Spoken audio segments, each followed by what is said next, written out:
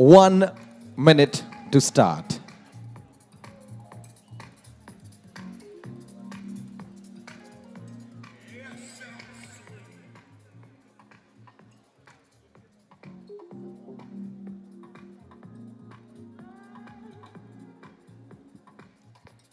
$45.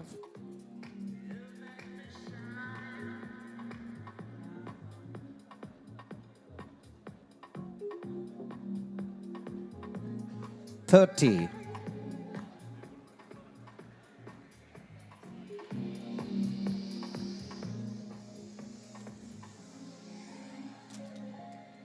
$20.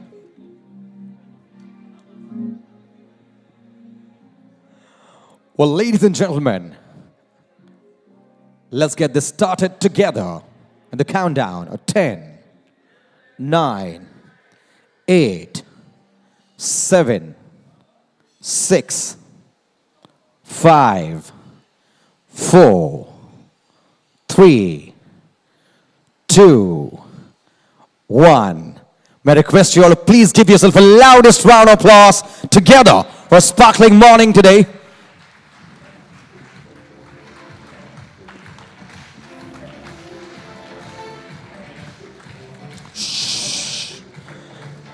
Okay, first thing first, if you're happy, please smile. That's good smile. When somebody laughs, it makes things good, right? So just for me, could you all please laugh and smile once?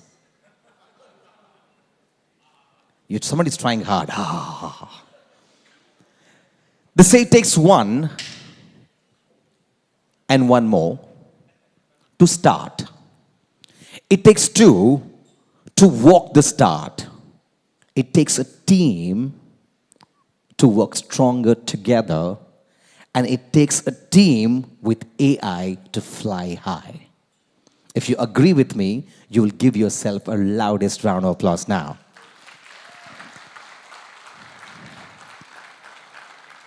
You know, being here is much more than just being here. It's not about you, it's about one, being one, and then things just surrender to you. How? Innovation, creativity, and moreover, team efforts stronger together, and the boundless potential of AI and team intelligence. So, ladies and gentlemen, together, I welcome you to Effortless Mumbai 2025 now. My name is Midun Upadhyay, and together we are here to expand our thinking towards much more. Today, collaborate, network, understand with the partners, customers. Make sure you learn from today, because that's perhaps the only reason you're here today. But in order to go any step forward, we have to come together as one. Do you agree? You know, I always say in a show, it's just not the ones on stage that play a role. The ones in the audience play the vital role as well, right? So, shall we all come together as one? No, answer is yes. Okay. So, may I request you all to please volunteer and stand up wherever you are. Every one of you. If you could please join me and do that. Your phones are, of course, with you. If you can place that in your pockets or on chair for just about 30 seconds. And everyone please rise, because we're here for something absolutely amazing together as a team. And what you do is first, extend your arm this way. Both the hands. I can't do that. And then the person's hand, which is next to you, touching your hand, just grab onto the hand. Feel the warmth. Okay? If it's too hot, that means a lot of energy. If it's cold, pass on the energy. Right? Now, what I love to see is the gentleman's hand is quite empty. Sir, yes, you have to extend. Yes, that's how you... Is it okay for you to keep that book and phone for 1 minute on this table? No, you cannot do that. Okay. Everybody connect, such that we're connected from this corner to the last corner for the purpose we're here for, is to make sure we are effortless together in Mumbai. And if you're ready, when I say 1, 2, 3, go, I want you to rise your hands up and give me the loudest yay in 3, in 2, 1. Are you ready? No, it is never yay. It's yay with the punch and power. Are you ready? 3, 2, 1, yay! Take a deep breath. Shake the hand, shake the hand, shake the hand, shake the hand. 3, 2, 1. Are you ready? That's it. And now give a loudest round of applause to yourself. Look at the energy now. Now I request you all please be seated. Welcome to DevRev Effortless Mumbai 2025. And now to who we are, what we do. Shall we now see what it takes to be who we are? Here it comes.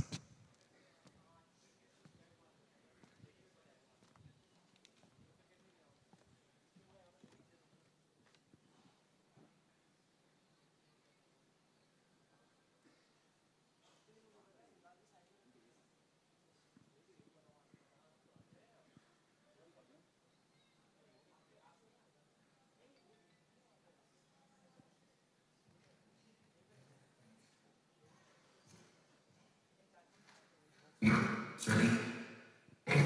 Cloud native and AI native systems. Effortless.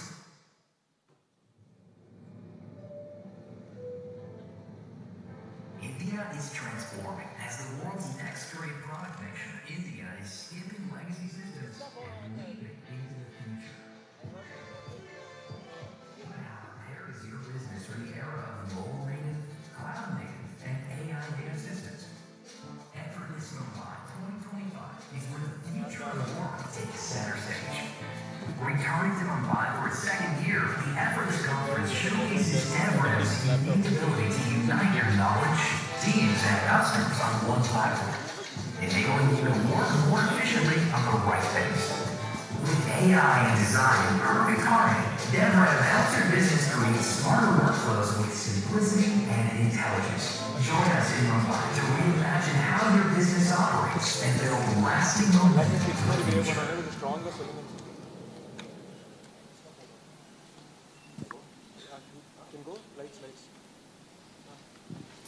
All right, to what you saw, India, Mumbai, Feb 27. Can we have a round of applause, everybody, together. And now to the most important. In order to begin, you know, it's a beautiful ritual, the culture that we stand together with in India. And we begin things with lamp lighting, and it's now time to do so. However, with a slight innovation. That is, will come to you. But for now, may I please request folks to accompany me on stage onto the other side for lamp lighting. Please join me in welcoming with a round of applause Sanjeev Krishan, Dheeraj Pandey, Molly Holland, Dr. Srivatsa Krishna, Manoj Agarwal, Manish Jawar, Akanksha Deswal, Munish Blagan, and Mahalakshmi on stage right now with the loudest round of applause, please. Loudest round of applause. Charge them up together. Loudest round of applause.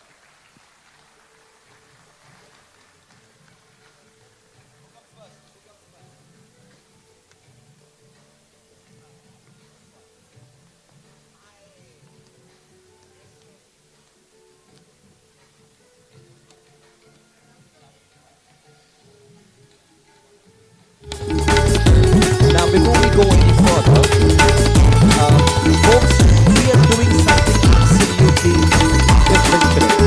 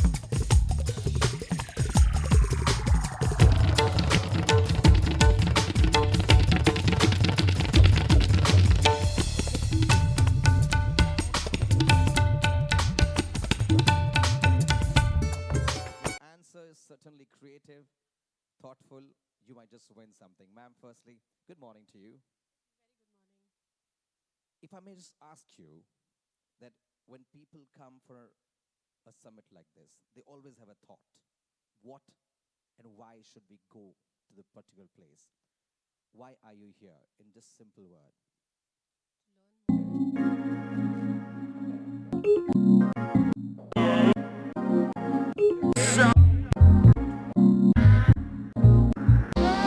learn more. That's 90% of you. So purpose, ma'am, you just answered everybody's question in one go.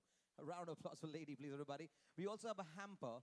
Can we have the first hamper to the lady? Ma'am, you know, the reason we ask this question is in order to advance, to make things better, it's important to understand your perspective. And it's always people's perspective that matters. So we have a hamper for you, and you're the first one to win a hamper this morning. Can we have a round of applause for lady, please? Thank you so very much. I think we're set to begin. Okay, we're going to some more time. Okay, I have another question. Yes, sir. Question? I don't know. I thought you were going to ask me a question now. You're going to ask me a question? Oh, wonderful. I don't give you a guarantee I have the answer. Is it okay? I'll ask a question. Okay, let me try asking you a question. Can I have a hamper ready? One more hamper ready, please. The question is going to be a tough one. What is your name? Sachin. Right answer. Can we have a round of applause? Sachin, everybody, please. Can we have the hamper, please? See, it only takes a moment to spark something, and there we go, a bag and a hamper to you. Do you want to ask me something? No, right? But I have to ask you something very important, right? Today, we're living in a world of socials. I'm sure you're going to go on LinkedIn or Instagram or your preferred social media, and you will definitely put a post. If you're not doing so, please do so. Because learning has to be given to the world. Knowledge has to be shared. Just one request. While you do so, please add a beautiful caption and hashtag that caption with Effortless Mumbai 2025, hashtag DevRev at DevRev. Could you please do that for me? Yes or no? All right. So with that, I think we're set to begin something very special. Are we ready? Only a heads up. We're ready? Yes, we're ready to go. So generally, something starts with a lot of talking, but today we thought let's not start only with talking. We also want to give you a spark of what is new, what is creative, and what definitely brings an impression. So ladies and folks, and gents and folks, this is absolutely a start to a cracker. This is beginning of creativity now. Clap.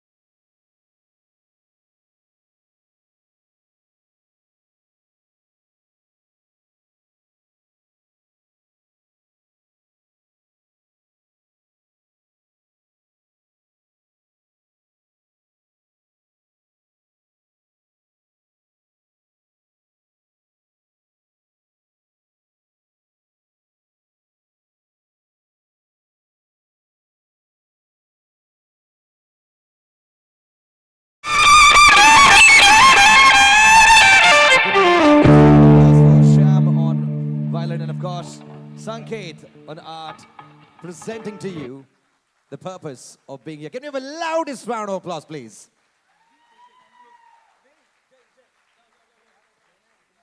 With such creative mornings, you know a lot of good is going to come your way, right? And now, to the welcome. I met this gentleman about 10 days back. The only thing he told me, Mithun, just have fun on stage and bring the essence of who we are. And while he said that, I could see the gratitude, the love, and more than that, the happiness he had within his heart to say that. And I thought, why not to start the day with a welcome note from him? So ladies and gents and folks, please join me in welcoming with the loudest round of applause, Head of Sales India and leaders.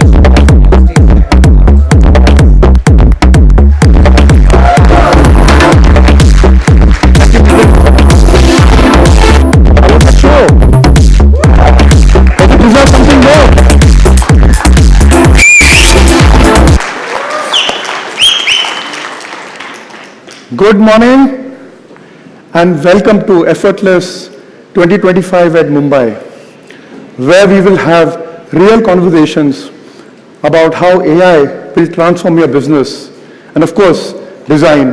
Do you like our stage? Is it good? Fantastic. So today, we will talk about conversational AI, how machines can enhance customer experience, client engagements. Top enterprises will share their AI journey and what it took to make them successful. We have breakout sessions for techies and non-techies. Affectionately, we call them devs and revs. How together they will learn to enhance products, to serve customers better using AI. And of course, we have a session by a DevRev University DevRev View, which is my favorite, in terms of enhancing AI knowledge, not just among companies, but among young Indians to be able to take advantage of the AI wave. I have been a year at DevRev. This is my second Effortless. The first one, I was just 2 weeks into the company. So a lot of the stuff I said was just learned in that last 2 weeks. But if I think about it, 1 year in a 4-year-old company is a significant amount of time. And look at the changes that I have seen and we have seen in AI. As a company, we have grown to over 500 DevRevlers, as we call ourselves, working out of 8 locations around the world, including Bangalore, Chennai, and of course, Mumbai. Half of our workforce is in India. We have invested in our teams, whether it is go-to-market, which includes salespeople, includes engineers, delivery teams, and of course, applied AI to help customers adopt AI across their businesses. We are partnering with the top consulting firms, GSIs, cloud leaders, and boutique companies to engage with customers the way they would like it. And all our efforts have been rewarded very well by our customers. In the last 1 year, we have the top financial institutions, banks, insurance companies, fintechs, NBFCs using DevRev. Not just those, large enterprises, rapidly growing mid-sized businesses, and small businesses, and of course, startups. All of them have started using DevRev. Some of them are going to be present here today. Let's have them talk to you. Some of our partners are present here today. Let's engage with them. Now let's look at the world of AI. If I look at the announcements that have been made in the past few months in terms of the commitments companies are making, countries are making, in investing in AI infrastructure, it's mind-boggling. And frankly, it's difficult to keep track. If you see Meta, Grok, Amazon, Google, Apple, the Stargate project, Alibaba, India, the budget has provisions under the Deep Tech Fund, India AI, and of course, large Indian conglomerates. The numbers are huge. If you look back of the envelope calculation, they are over $1 trillion of investment in just AI infrastructure. Now, of course, a lot of it is froth. Some of it is froth. And DeepSeek has shown us that AI can be done in a much cheaper way than what was initially envisaged. But I think it's not new. We saw prices of different technologies falling over time, but eventually the numbers were large. What does this $1 trillion mean?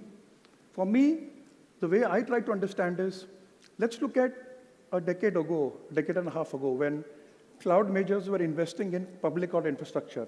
They were spending hundreds of billions of dollars and continue to do so. But what came out to me is the value that companies and people created over that infrastructure. Whether it is large companies getting more nimble, new companies being formed, and new lines of businesses, industry came up over the cloud. I expect the same to happen over this multi-trillion-dollar investment which is happening in AI infrastructure. I expect our customers, companies to have a 20x investment and productivity over this AI infrastructure that is being created. And that's where DevRev plays a role. And I think that is our opportunity in the AI world. That is the opportunity for India to leapfrog traditional SaaS, limited AI infrastructure, which is in pockets, and of course, enterprise applications, directly into the AI native business application world. And we are here to help you do that. So thanks a lot again for braving the Mumbai traffic. We are over 500 of us in our room. And apologies to those who couldn't make it or we couldn't accommodate them. I hope you enjoy our live stream and enjoy the experience that you get there. With that, let me call on stage board member of Adobe, founder and CEO of Nutanix, co-founder and CEO of DevRev, who doesn't need an introduction, Mr. Dheeraj Pandey.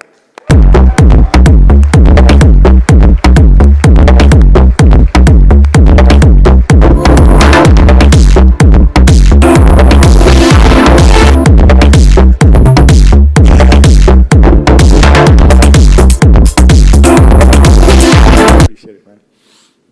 Thank you.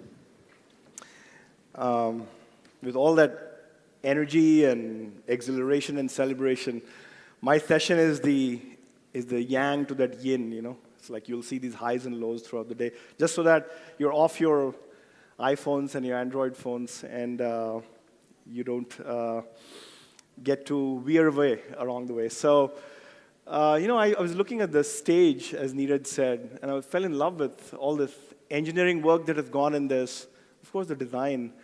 For all the folks, especially in design and brand, just let's do a round of applause for them. How about that? Thank you. Thank you to everybody who has really done this.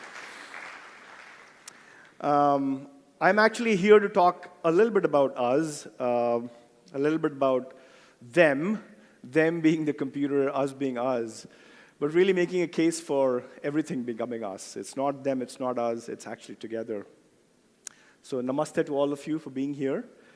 And we have assembled an amazing line of speakers. You'll hear from visionaries, industry leaders, and disruptors, people who are disrupting themselves, but also the industry. And we're here to take you on a journey, and we learn a lot about ourselves. We learn a lot about the word team. You've heard the word team from Mithun as well. And also folks who we're shaping the future of business and technology. There's so much that AI is and AI is not. In fact, people ask this question, so what can AI do for me?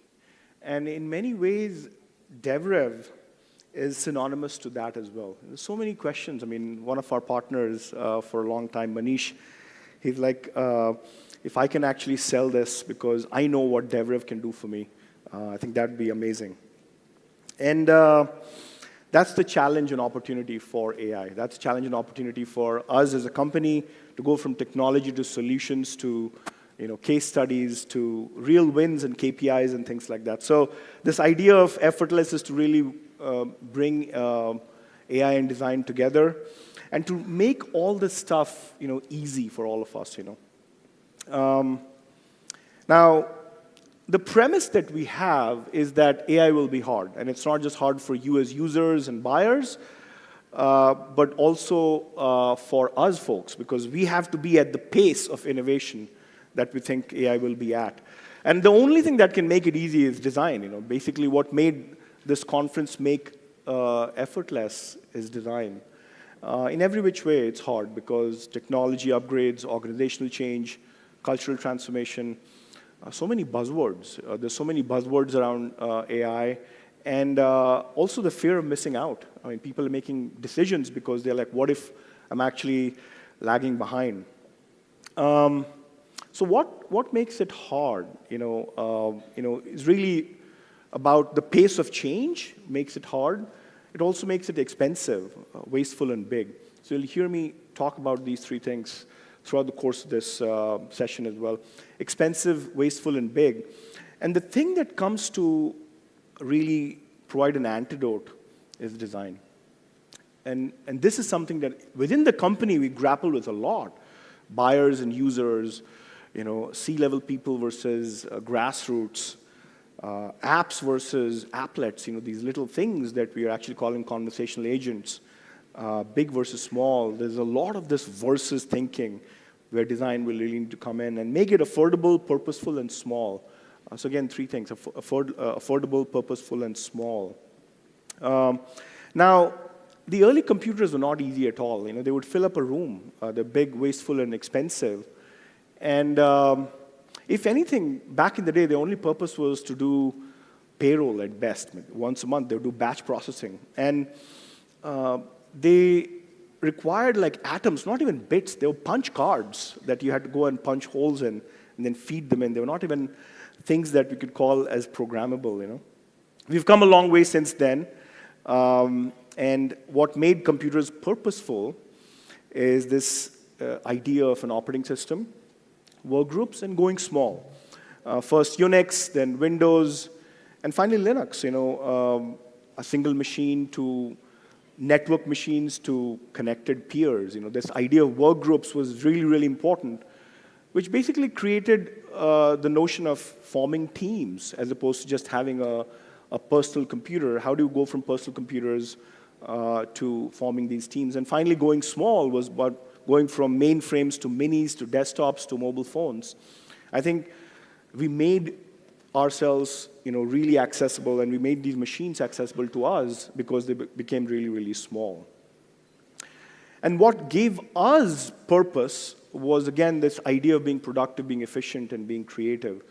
And early computers were not easy to use. If anything, we plowed through a lot of this technology change because as creators, we craved to be more creative. I mean, employers wanted to be more efficient, and everyone wanted to be more productive. So we plowed through a lot of this computers for the early days, the large computers, the behemoths that we had. We plowed through all of them because we wanted to be productive, efficient, and creative. And that is the essence that AI needs to really embrace. It's this computer mindset. There were 200 car companies about 100 years ago. And then came the assembly line. There was an operating system that highlighted collaboration and smaller modular work. So we need an operating system to really bring the computer mindset to AI. We need to harness the power of teams, these work groups, which is not just humans versus agents, it's humans and agents, the fact that agents are part of the team. And we need to make AI small, pervasive, multilingual, multimodal, conversational surfaces. So we need to bring the power of affordable, purposeful, and small to really make AI useful. And these are the three things that we think about a lot. What does it mean to really build an operating system culture? Basically using, doing more with less hardware, really bringing everybody together as a team, and finally making things small. And that's what we'll want to apply to your teams as well. What does it mean to be more productive? What does it mean to be more efficient? And what does it mean to be more creative? Enterprise AI can actually make us more productive because we can search better. Enterprise AI can make us more efficient because we can support better.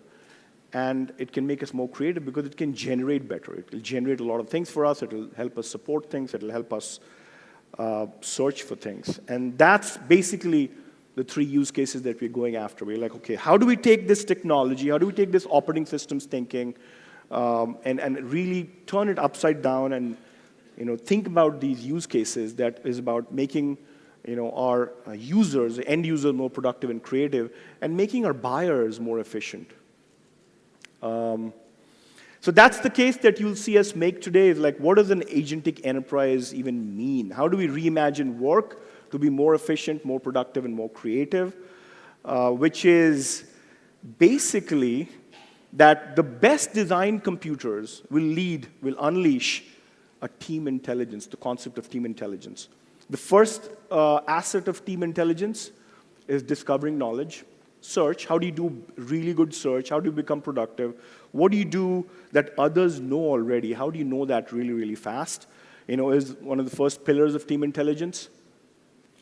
The second one is a very profound concept. We've believed in this forever. When we were running Nutanix, and many of the Nutanix customers are here as well, we made them part of our team. We were real-time. We were hyper-personalized. We were accurate in many of the ways. Now, this is hard. How do you really make a customer not be somebody on the outside, but being on the inside, is a piece of this team definition that we've really come up with after a lot of thinking. Like, what does it mean to make the customer be a part of our team? And last but not the least, how do we really think beyond departments? Because customer support, customer success, they're in the same team as product management, engineering, and design. At some level, the more siloed we created, the more we thought we were becoming more productive. But we really created one of the biggest enemies of team intelligence, which is departments.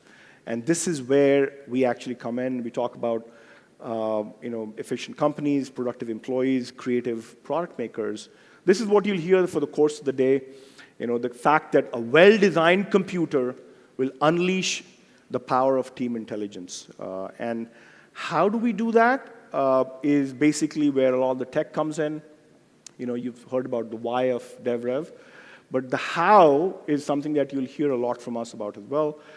Because just like it was in the last two big revolutions, mobile and cloud, it was really the fact that everything was actually fragmented and siloed.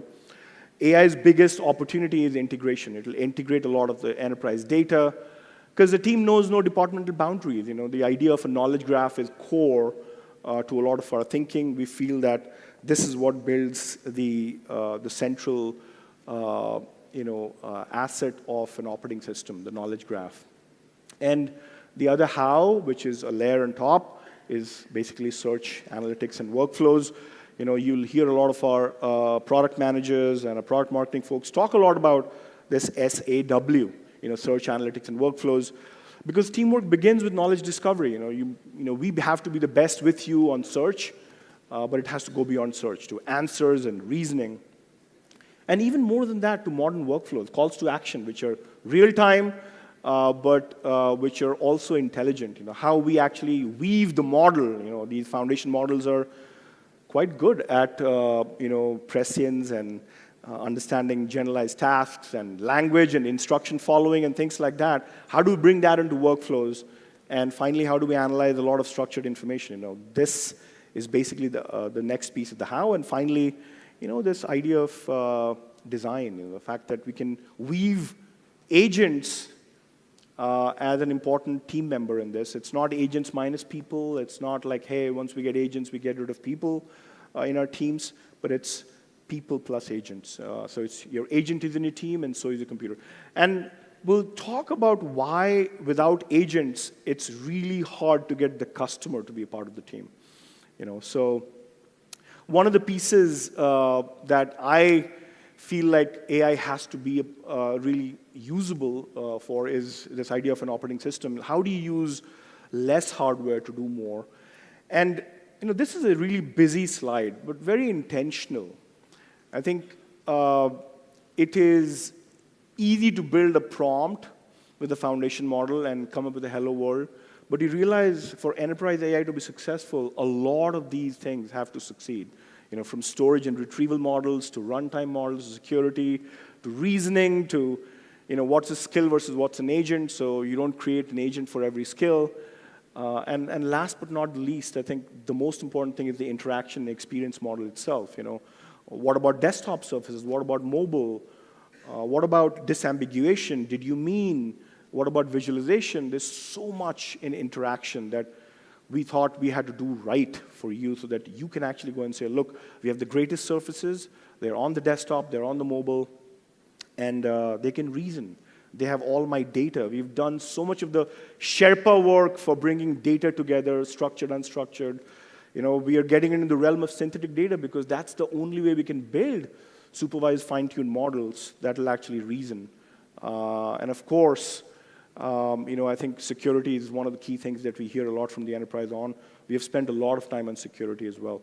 So there's a ton here about operating systems that we thought that we could actually do for you. That will make it easy for you to really go build the best search experience, the best analytics experience, the best workflow experience. And therefore, the easiest way to build agents is on top of this kind of an infrastructure.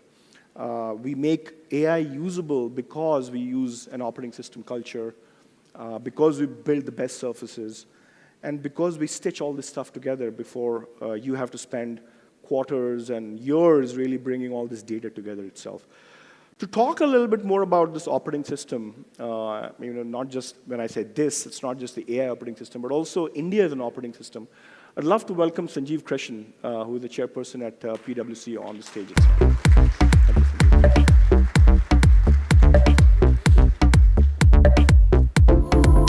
Are you putting it here, sir? We're putting it right here. Thank you.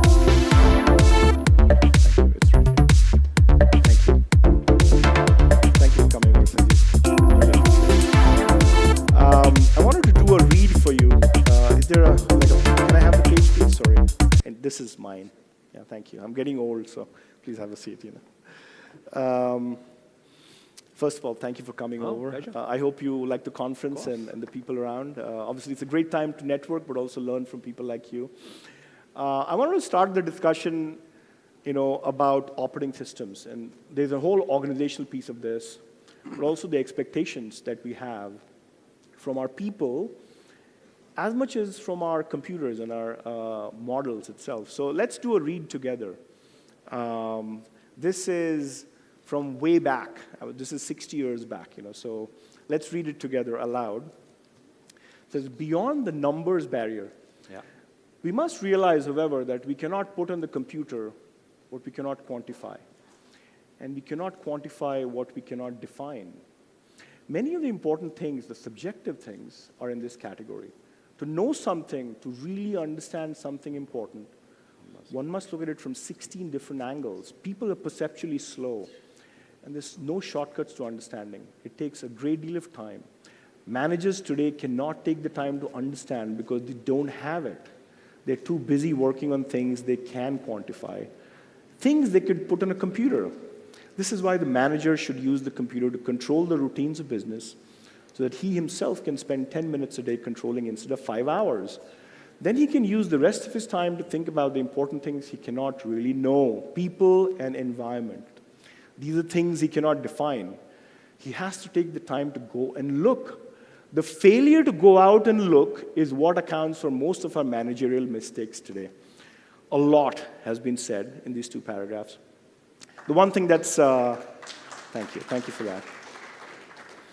The one thing that's unfair from 1967 is the fact that the author, mine is Peter Drucker, we all know Peter Drucker, he is looking at the manager as a he. A lot has changed ever since. And we'll talk about the other big thing that we think has changed as well. But let's keep reading, Our greatest managerial failure rate comes in the step from middle to top management. Most middle managers are doing essentially the same things they did on their entrance jobs, controlling operations and fighting fires. In contrast, the top manager's primary function is to think. The criteria for success at the top level bear little resemblance to the criteria for promotion from middle management. The new top manager typically has been promoted on the basis of his ability to adapt successfully. But suddenly he is so far away from the firing line that he doesn't know what to adapt to. So he fails. He may be an able man, but nothing in his work experiences prepare him to think. Yeah. He hasn't the foggiest notion how one goes about making entrepreneurial or policy decisions. That's why the failure rate at the senior management level is so high. In my experience, 2 out of 3 men promoted to top management don't make it. They stay middle management. They aren't necessarily fired. Instead, they get put on the executive committee with a bigger office, a bigger title, a bigger salary, and a higher nuisance value because they have had no exposure to thinking. This is the situation we're going to eliminate, Peter Drucker. Now, one of my favorite sort of 4 paragraphs that I go back to all the time as I build organizations and companies. What's your take on where management has come since 1967 to where we are? Do you think we still have these challenges today as we had 60 years ago? Well, I think first thing first, thank you for having me. As you were talking about everything AI and tech, I felt like, Mohammed Siraj facing Shoaib Akhtar. So I'd much rather be talking tariffs, but you've got me talking tech. But hopefully this helps as a starting point to ease me in. So Dheeraj, I mean, everything that you read out and we read out together, I mean, stays true today. Honestly speaking, so let me give you an anecdote. 2 days back, I was speaking to a large headhunting firm on a particular matter. And we were sharing experiences about hiring and stuff like that. And what they told me was that for a particular position that they were looking at, very senior position in an organization, there was a huge ask from them to get somebody internal for that job because they felt that it was an organization which has a lot of history and so on and so forth. But as they were scanning the market, they felt that people from outside were better equipped to do it. And the one big difference and the one big reason that they were saying it was that people who had grown in the organization for many, many years, vintage people, were very prudish and wanted to do things in a particular way. They were not opening their minds to how the world has evolved and changed today. And I think in a way, very similar to what Peter just said. I mean, I think that's possibly the problem that many of us have, possibly when we are growing up in our organizations, if we live that long in an organization these days, many people don't these days, that we become, in some ways, hostages to either our own success or our ways of doing things. And we are so set in our minds, we're so tunnel vision that we don't look left and right. And I think that's one of the biggest challenges, that if we need to continue to scale ourselves, we will have to adapt change.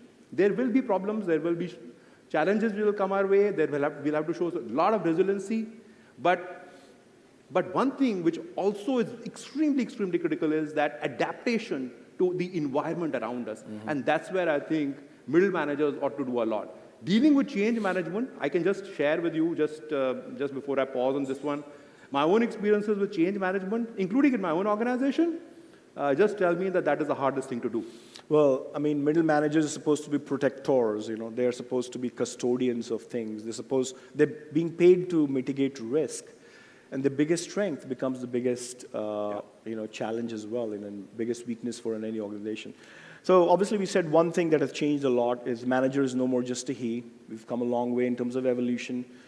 We expect a lot of managers to be she as well. And the other thing that we really were expecting computers to be back in the day were to be adjunct, was to be quantifiers. They were actually just supposed to do spreadsheets and as he said, put the computer what we cannot quantify. I think what we're expecting computers to do now is to be subjective thinkers. If anything, we've been doing a lot of research on supervised fine-tuning, and one of the things that comes up is that the best models now, just like the best managers, the best top managers, the best models now are supposed to think.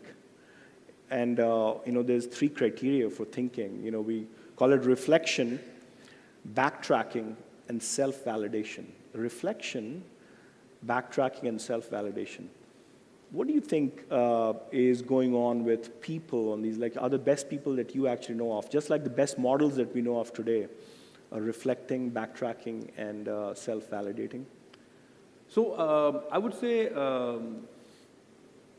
reflecting, certainly yes. But to be fair to them, change is coming to them so fast and quick these days. And you're just trying to keep pace at times. At times, I feel that many of them do not have the time to actually say as to to just, as you said, reflect and figure out how things could have been, how things could have been different, right? I'm always on a rat race. I want to do better than the other. Honestly speaking, in my time, growing up in the organization was easier than possibly it is today because there was less competition. So there isn't any time to pause because I'm always in the rat race. I need to be ahead of you, which means that there isn't enough time for me to pause and reflect. And somewhere I also feel that these days we don't take criticism too well. I mean, anybody that you are, maybe managers don't even have hard conversations with people, right? And I think that creates a bit of a paradox because people are not willing to have hard conversations, and people who do hard conversations, people are not willing to take feedback. So where is the time to pause and reflect? But certainly I do still believe, in spite of that, that the younger generation in particular today, the younger generation are far more adept to pausing, reflecting, giving up things which may seem very attractive, very remunerative, and saying that, okay, they will take a different line. Well, it's very interesting you said that, by the way, because the grandfather of a lot of GPT is, 3.5, 4.0 models, and now the younger ones that are coming out, the O1, O3s, and even DeepSeek R1 and Quen 2.5, and many of these new models, they're just better at these things. In fact, the reasoning traces, I've been doing a lot of reading on reasoning traces, like what do they really mean by reasoning? So in the thinking phase, we are inserting these keywords like wait, and all of a sudden, it's able to come up with better reasons, or or but, or let me consider another way. Have I tried it this way? So we're doing a lot of anthropomorphic things in reasoning of AI models, which looks like will be equally true for best managers too. I would say so. Again, let me give an anecdote. So I was talking to a CEO 3 years back when the second wave of COVID had just gone away. And the reason why what you said is so important is that, I do believe that as much as artificial intelligence and anything else becomes important, the emotive component or the emotional intelligence will also be very, very critical and will always stay relevant. So just to complete that story, he told me that Sanjeev, I lost 10 people for COVID because of COVID. So I mean, we just exchanged notes as to how they dealt with COVID and so on and so forth.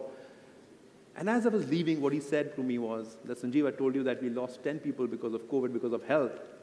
But do you know that I lost 13 people because mentally they could not deal with what came their way during COVID.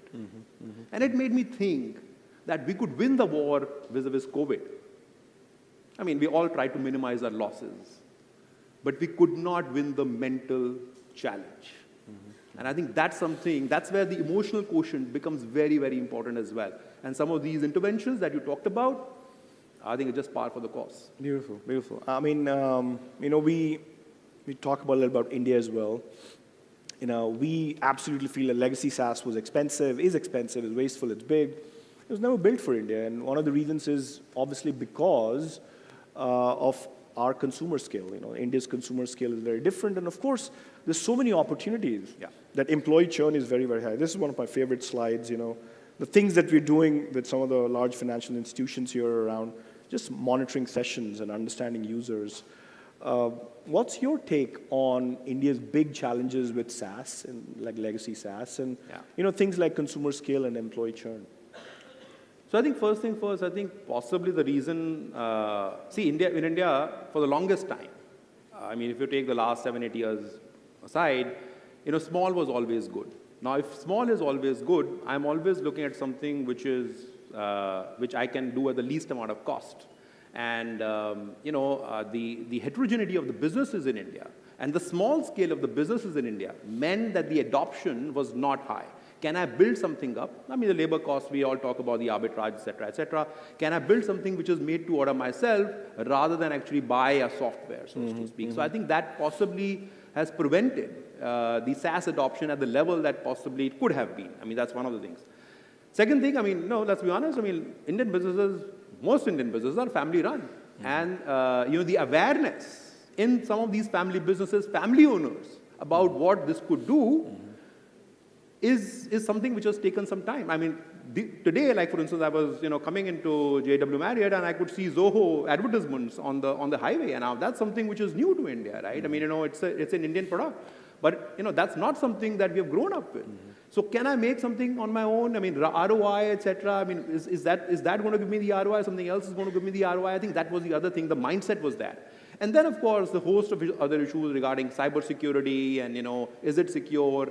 Again, the change at the top level that, okay, what is it will I lose control? I think many of those things have possibly prevented SaaS from being as penetrated in India as possibly in the past.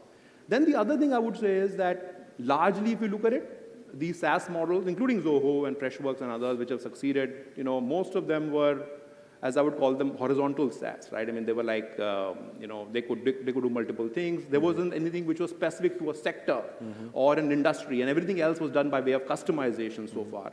Now, I think we are getting to a stage where there is a little bit more of vertical SaaS which is coming in, and that's actually, you can see that in the amount of investments which are going in what we call vertical SaaS companies and horizontal SaaS companies. I think horizontal SaaS companies have got some 75% of capital investment as opposed to vertical SaaS. So I think that's a difference.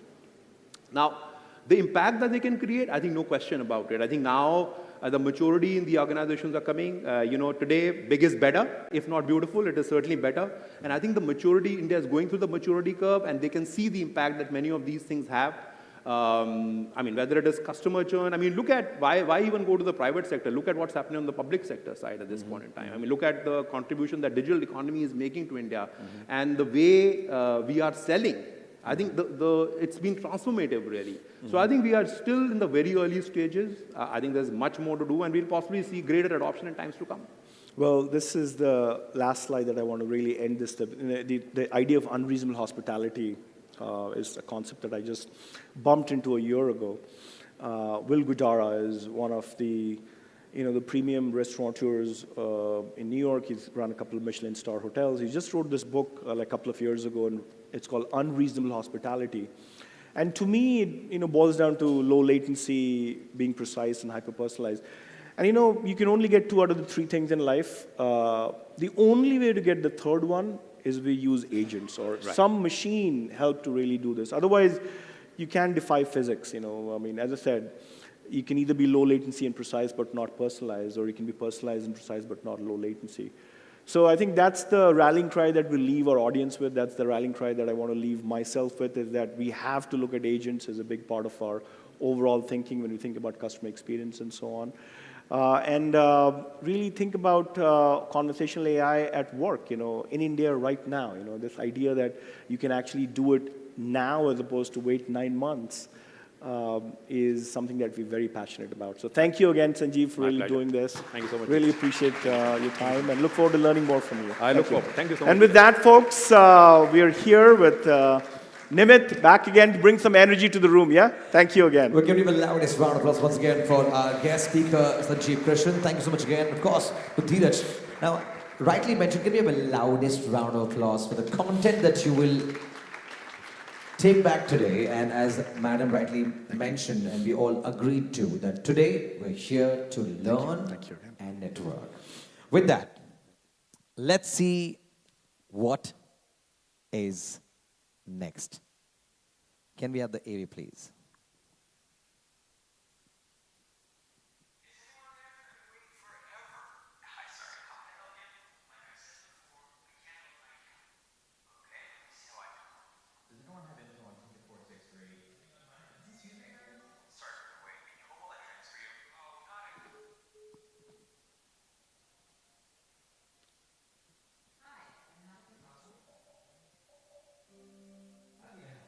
Your two steps to be takes yourself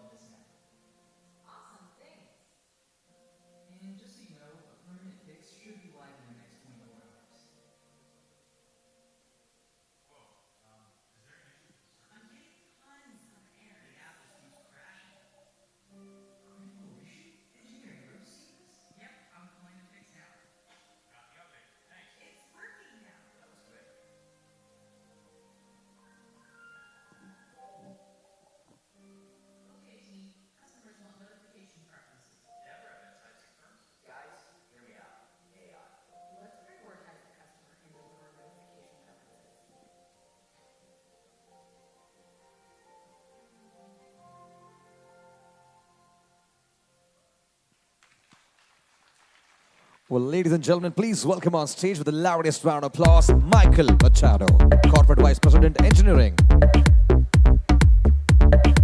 Good morning, Mumbai. Almost afternoon. Hang in there. I promise we have an exciting session ahead. You know, technology's changed a lot over the last few decades. From a novelty to a tool to now an indispensable way for which we get work done. That's what we mean when we talk about actionable intelligence. Actionable intelligence is the way at which information comes to us. That we use data rather than be inundated by it. And that the insights that we glean from it are how we make decisions that move the needle across our organization and not within the silos that we all feel today. I'm inspired by all of you, right? This is a huge audience. It's an exciting day ahead of us. And I want to talk for a minute just about where inspiration comes from. And I think it comes from a lot of the ways that we experience life, experience design, experience media. I personally was inspired a lot by the first sci-fi movie I ever saw. It's called The Flight of the Navigator. Kind of dates me a little bit, probably for some in the crowd, but you know, as a little kid, I was the youngest of 4 brothers, and I used to watch The Flight of the Navigator probably 100 times. My brothers hated it. They'd beat me up. They'd say, like, let's put on something else. And I was like, no, I love this. I kind of looked like the kid. I kind of had this idea that I could control a spaceship with my mind. And it inspired me, right? It inspired me on what technology could be, or what the future could look like. And even on my 17-hour trip over here from San Francisco, I flew Air India. Kudos to Air India. I love the flight. And you know, they've got this great feature. They don't have internet for the entire 17 hours. And so you have this opportunity, right? You have this opportunity to think. And I scribble in my notebook most of the time. But I also download some shows. And I downloaded the season 2 of Star Trek.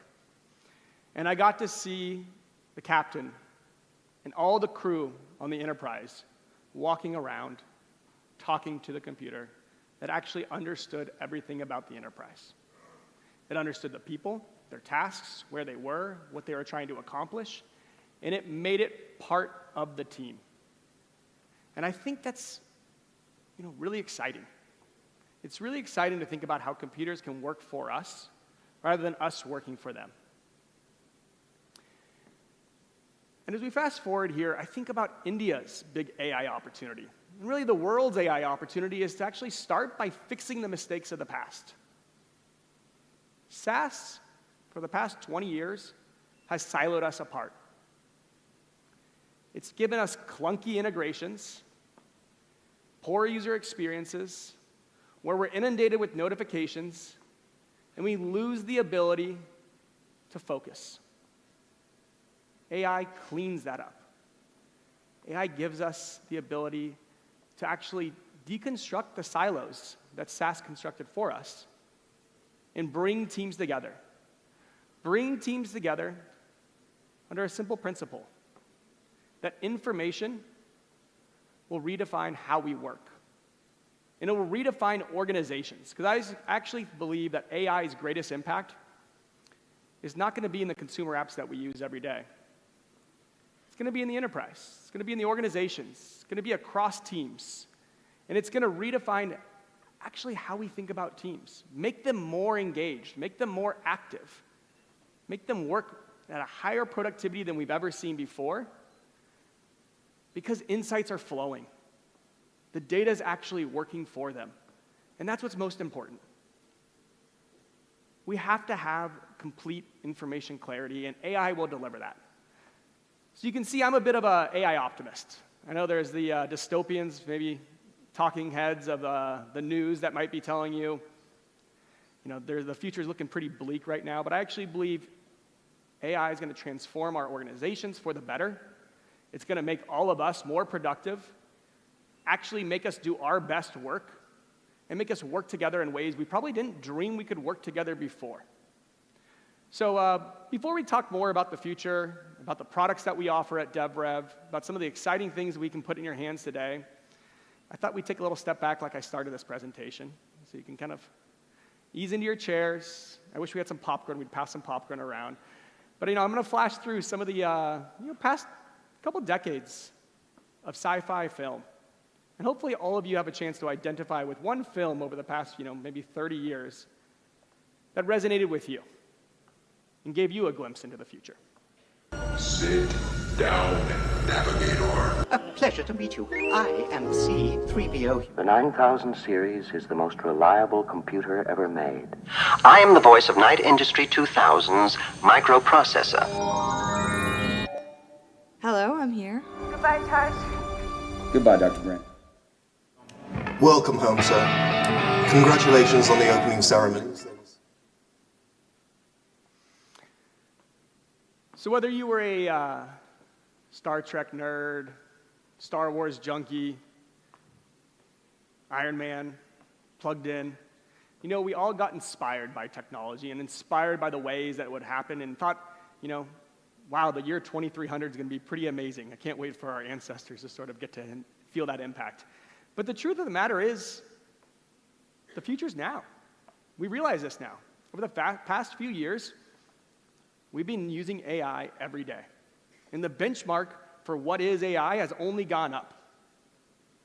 In fact, I used AI to write the first intro to this entire presentation. So, it's our co-pilot along with us all the places we go. But as I mentioned, if AI is going to make the biggest impact on the enterprise, how do we actually get there? Because most of the time, we're using AI within our organizations in a silo, in a single-player format, separated from our organizations, and actually taking some pretty big risks, right? We're taking risks because the models themselves, well, they hallucinate. So as they bring data to us, they bring insights to us, how can we trust it? How can we know that it's going to be secure and compliant and that an engineer is not going to upload, this hasn't happened, their entire code base into an LLM and actually seen that information leak across other people and other organizations and actually be the training for future models? And what about the data layer itself? How do we get our information that's siloed off to be connected? To be connected to the tools we use on a daily basis and to make our workflows feel effortless as we get work done. Well, that's where it all starts for us, right? That's where we help you bring AI into your organization. And we do that really in two proprietary ways. We call it airdrop and knowledge graph. An airdrop is actually a connective tissue. It doesn't ask you to come adopt DevRev all at once. It actually starts by saying, where does your data lie? Where do your people lie? Where are you getting your work done today? Let us connect to those systems. Let's bidirectionally sync with those systems so we can understand what information is flowing every second.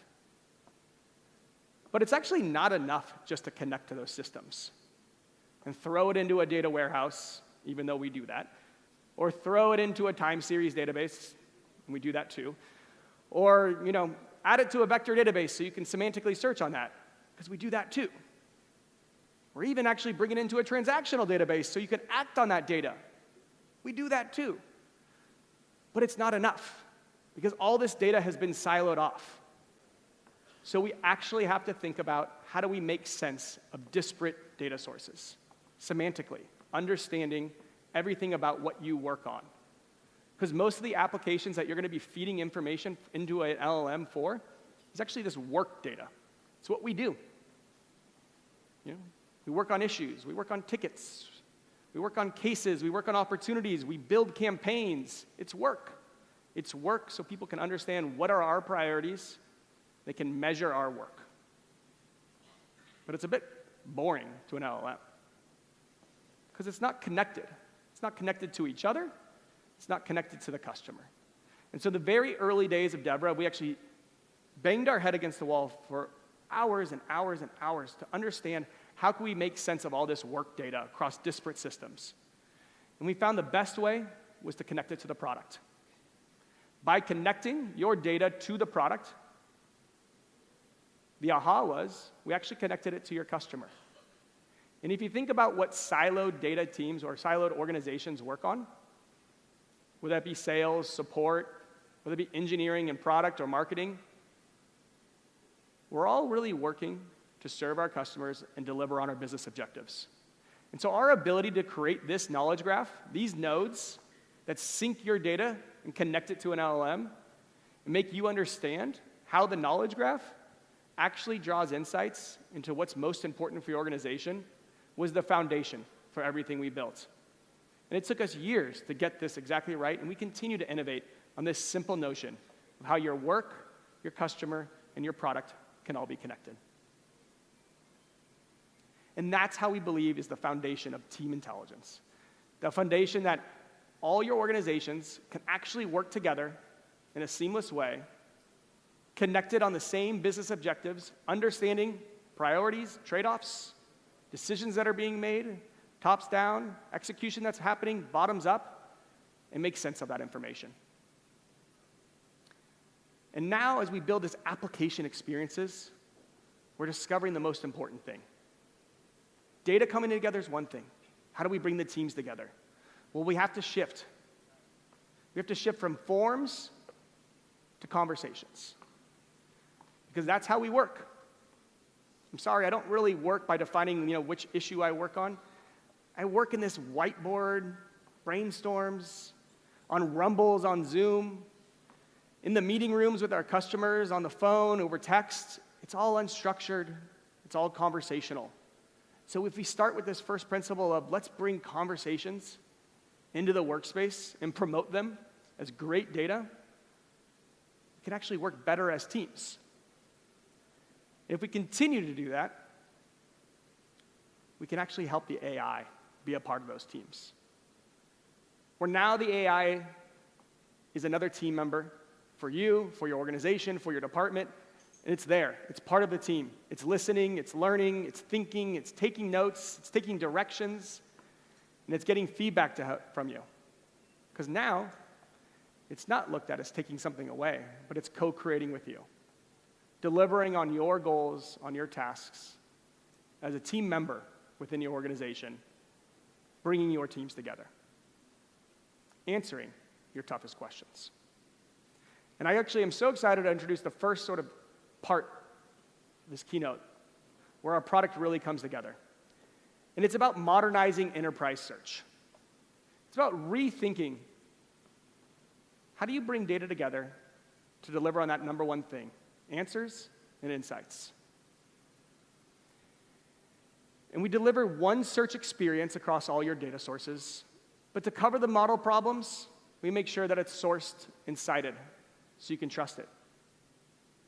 And with our enterprise search offering, we don't just give you links, we give you answers. Across multiple data sources, we understand how they're related, and we actually answer your toughest questions. And we know you've invested a lot in your old systems, so we actually ensure that everything we do isn't just about bringing data over, it's about bringing your people over, it's about bringing your permissions over. So you know when you get started with DevRev, you have nothing to worry about from a security and compliance perspective. But we thought that wasn't enough. We actually found ways to layer on top of it new ways to give access to data to people who need it at the right time, so all those read licenses that you waste on Salesforce and other enterprise SaaS applications can go away. And everybody now can securely access the information they need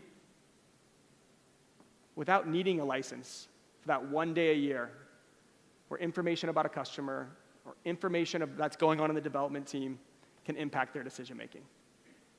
So all this has come together to actually deliver what I'm most excited about, which is not making you log into a computer anytime you want an answer, but actually building that right in to our mobile application. And the idea here is that we never know when we need information, whether we're with a customer or at home. How can we make the best social experience for our users? And so when you open the mobile app, if you don't mind, can we switch over to the device? See, DevRev's built a brand new mobile experience. It's conversational, like I said. The moment I log in, the agent isn't waiting for me, it's proactively talking to me. It's giving me information about what it's doing while I was sleeping, while I was focused. And the first thing I'll read here is not 100 notifications, but 3. Some information that it's pushing to me, as well as more information about what's going on in my day, my week, my month. But let's jump into our inbox. And if you would have noticed at the very beginning when I opened up my homepage, it said it deflected something from Kevin. Kevin and I work together. He's on the CS team. He's great. I love Kevin. But like a lot of people, sometimes people just ask me questions. And it's no sweat, Michael has a question, or Kevin has a question, he's going to ask me. Even though I'm in focus mode, even though I'm thinking about something really hard, even though I'm doing what Dheeraj was just talking about, which is spending more time thinking and less time trying to fight fires, I hear the ping, ping, ping coming from Slack. So I stop what I'm doing usually. But with DevRev's collaboration experience, with team intelligence built in, you can see the search agent's already there, answering the questions for Kevin, telling him the information he needs to know because it's in our knowledge base, it's publicly available to him, he just needs quick access to information. And so instead of distracting me, our agent answers the question. And with that, Kevin gives me a thumbs up and a thanks. I didn't do anything. And I can go about staying in my focus mode. And it's not just in these DMs and these group messaging, but we actually bring it to the record experience of DevRev too. In India, I asked a simple question that maybe the AI agent can't answer on its own, but actually wanted to talk to me about a customer. And this was a multi-threaded experience. You get a little internet lag, but as it loads, give it one more chance. There we go. You'll see Ahmed and him were talking, then I get looped in, and all this information comes at me very fast. But the moment I open this up, the search agent's here to summarize the conversation for me, to understand that there's records and entities that it's being mentioned across this record that might enrich my decision-making process, and gives me everything I need to know to offer this customer, in this instance, early access to a beta product. So with a simple yes and approval, I go about my day. That's how we want to bring team intelligence to work.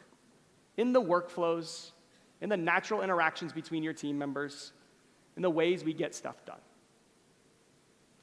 But if I go back to the home screen, I'll highlight one final thing. It's not just about collaboration. At the very beginning, I talked about how do insights get pushed to you? How do you get complete clarity in decision making? And how do I flag things when you need to be aware? And you'll see, I care a lot about conversational search. It's an important product area of mine. It's an area that we're investing in greatly, and it's telling me about an increase in usage. If I actually jump in to what normally would look like a search experience, I can actually start to have a conversation with an agent, a one-on-one conversation. And it knows the context about the recent spike, and with a tap, I can engage with the agent. I can ask it to tell me more information about this spike, and it's going to bring in information from all the sessions that it's been monitoring and everything it knows about these sessions, right? Not just the customers, but also which devices they were on, where their errors, where the funnel analysis. In this particular use case, it talks to me about a particular customer that's seen a big jump.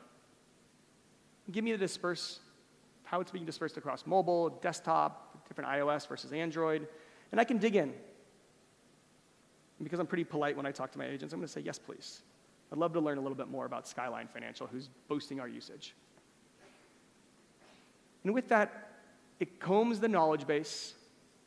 It understands information coming from Salesforce. It understands information coming from the opportunity itself. It's covering unstructured data like Slack and Docs that are bringing in little threads and account plans to give me everything I need to understand that this is a normal situation. It's a big boost, but it's a POC phase.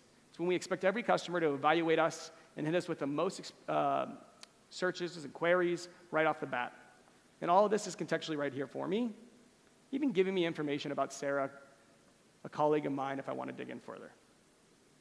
So that's just one way we wanted to showcase how we want to bring AI and technology, the idea that we can bring this to everyone, anywhere they are. And now I'm going to actually invite up Ahmed Bashir, our head of engineering, who's going to talk a little bit more about the way AI is transforming our desktop experience, our browser experience, and impacting different teams within an organization to ensure AI pervasively impacts your entire organization. So Ahmed, where are you? Thank you, man. Thanks, Michael. Conversational search, a truly modern enterprise search experience, a new way to discover, even on the go. And as Michael mentioned, actionable intelligence connects back to your workflows, so you can leverage applications that connect back to you and work for you and your teams in customer support, product development, project management, customer experience, which binds the entire company. Now let's go deeper into these use cases, starting with the PM space. What happens when AI prioritizes work, summarizes feedback, monitors alignment, optimizes execution? You see, the future PM can now have the skills of a specialist at cloud scale. So you can draft a product strategy document in 20 minutes, collect customer feedback trends in seconds, draft a prototype, create a roadmap, deliver an update to leadership. You see, in short, the future PM can have more time to spend with the customer. Because the system is up to date, it keeps teams informed. What else? In short, they learn faster because the system is connected to their business strategy. And it keeps them apprised because it pushes insights to them. What else? Well, we think that this is the new AI-powered product team. And we call it Conversational PM, and we'd love to tell you more about it. So to help me with a demo, I'm going to ask my colleague Priyanka Paul to join me on stage. Yeah.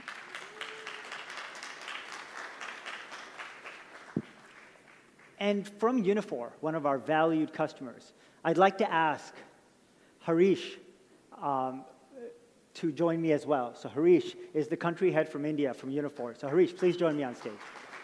Yeah.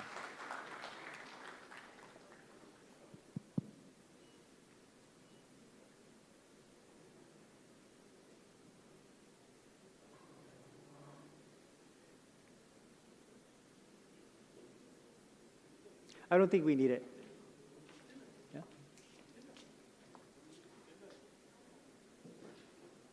Well, Harish, it's a pleasure to have you join us on stage today. Thank you so much for joining us. Thank you so much. Absolutely. Let's get him a microphone. So I guess what we'd like to do is maybe start by having you just say a few words about your role. So it's on? Yeah. Yep. Yeah, tell us a little bit about yourself. Sorry. Just a little bit about yourself. Okay.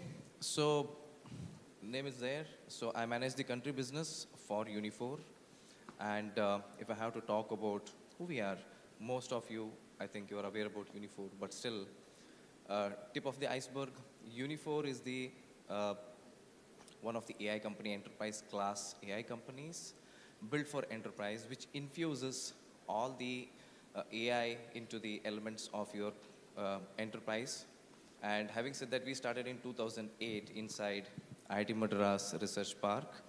And we are into conversational AI, supporting maximum of contact center business, starting with voice, video, and text that comes with the platform for the customers. Fantastic. So what I'd like to do is maybe turn our attention to Priyanka, who's going to walk us through some exciting demo. Yep. And we could watch it together, make some observations, and maybe I'd hear more from you. So Priyanka, take it away. Thanks, Amit. So for this, let's say I'm a product lead at a hypothetical company, not DevRev, and I actually have a problem at hand. So what I'm going to do, Ahmed, is here I see a simple conversational interface, and I'm going to just type in my problem in natural language.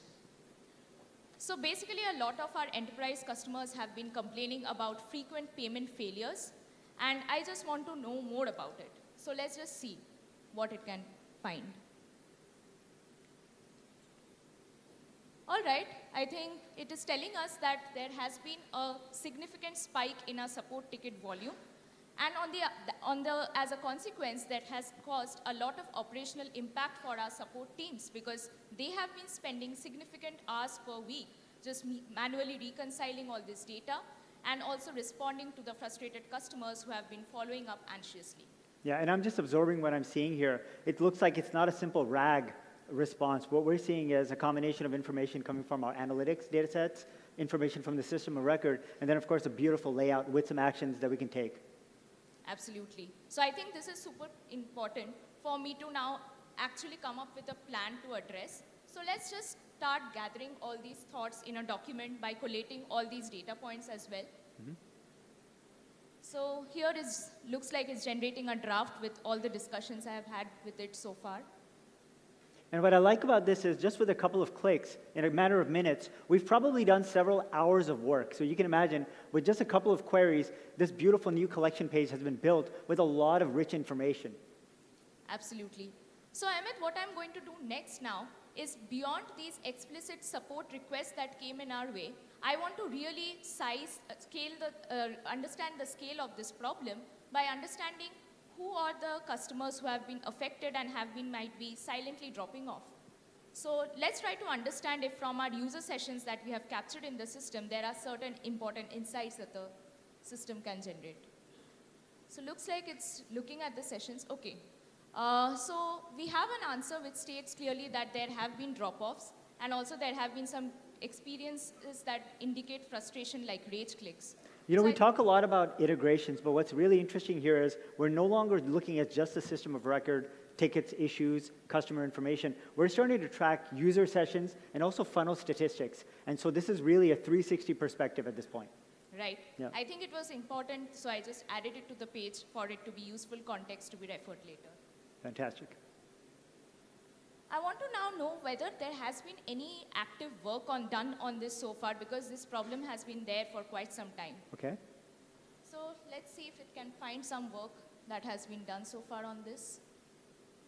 All right. I think typically we have seen it happening very often that there has been a problem, but teams haven't really prioritized and come up with a game plan to address it holistically. So most of the items I see here are lying in the backlog, not even prioritized. So I think we definitely need to set up a meeting with the tech leads who can come up with a game plan right now. Yeah, and Priyanka, my attention is drawn to that cursor where it says set up meeting, and it not only is giving you that action, but it's actually telling you which specific people could be useful for you to have in that conversation. That's where that combination of product, people, and work is really being exemplified. So this is really valuable. Right. So let's set up this meeting. So fast forward, we had this meeting, we had a lot of important, useful discussions that were done, and the teams really came up with a game plan to just break this initiative down into the actual work. So I wondered if I can access the meeting session, the summary, and just see what we had discussed, what were the action items that came out of it. So I can see here that it has summarized it beautifully, and I can now highlight the proposal that was discussed and turn it into exact work items for the teams on their roadmap that they can start working on it right away. And Priyanka, what I want to do is maybe just pull in Harish on this because Harish, now you've seen a lot of automations coming up in the last, let's say, 6 to 9 months where meetings can start to get transcribed and you start to get a lot more automation around that. But this is where the combination of that technology plus the integration with DevRev and the beautiful design really comes to play because she was able to bring that information into this page, but then also have a single-click experience to bring that into this view with a series of enhancements that were created. So there's just a tremendous amount of design and AI that went into that experience that I wanted to highlight. See what you think about that. Okay, see, if I have to go back, right? Yeah.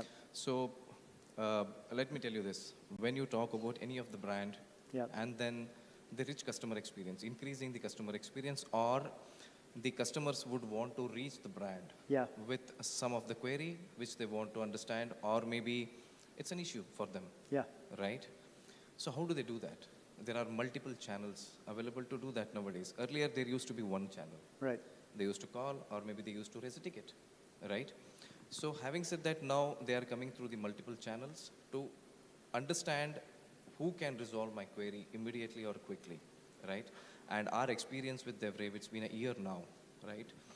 So with the support app, etc., and we are using this for incident management as well as for you talk about agentic workflows, right? Yeah. And then ticketing systems, which is flawless, let me tell you that. I'm not an end user, Yeah. but being the manager for the country, I keep talking to my delivery team, support team, and product team. Yep. So let me tell you that you as an organization, DevRev, you're creating or building a culture for the support. It's not a product, I right? appreciate that. Right? Yeah. Yeah. So not only that, so when you integrate with multiple channels, what I have, right, giving me in the unified view, wherein collaborating internally between engineering team, product team, and the support team, and work together and bring it to the solution for the customer, right? This is what absolutely she was also showing. And Ask AI is one of the wonderful search, I must say that. Awesome. Team is extensively using that. They're happy, and we are also looking forward for enterprise app. Thank you so much. Well, I appreciate that. Thank you. Yeah. So, I mean, from here, where do we want to go, Priyanka?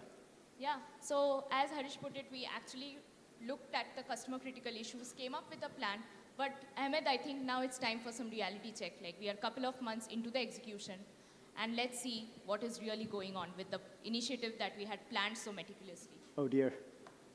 So look, I think this is where AI starts to go from summarization to categorization and to really starting to point out specifically what may have been going wrong. So I think this is a pretty particularly useful experience. What I really like about it is the human in the loop aspect of it, where next best action is being laid out. We're not necessarily just taking that action, but we're actually giving the customer or the user the opportunity to select.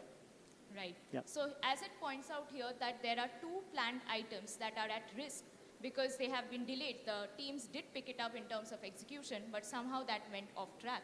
So now let's try to understand why that happened. Okay. So let me just ask and see if it can help me with that. Yeah. All right, we have an answer. It's telling that on these 2 specific items, the teams who are working, their focus is now on something else, which in my opinion doesn't look as mission critical as these 2 items. And it is pointing out that there hasn't been any significant coding activity that has been detected from our GitHub integration in the last 1 month.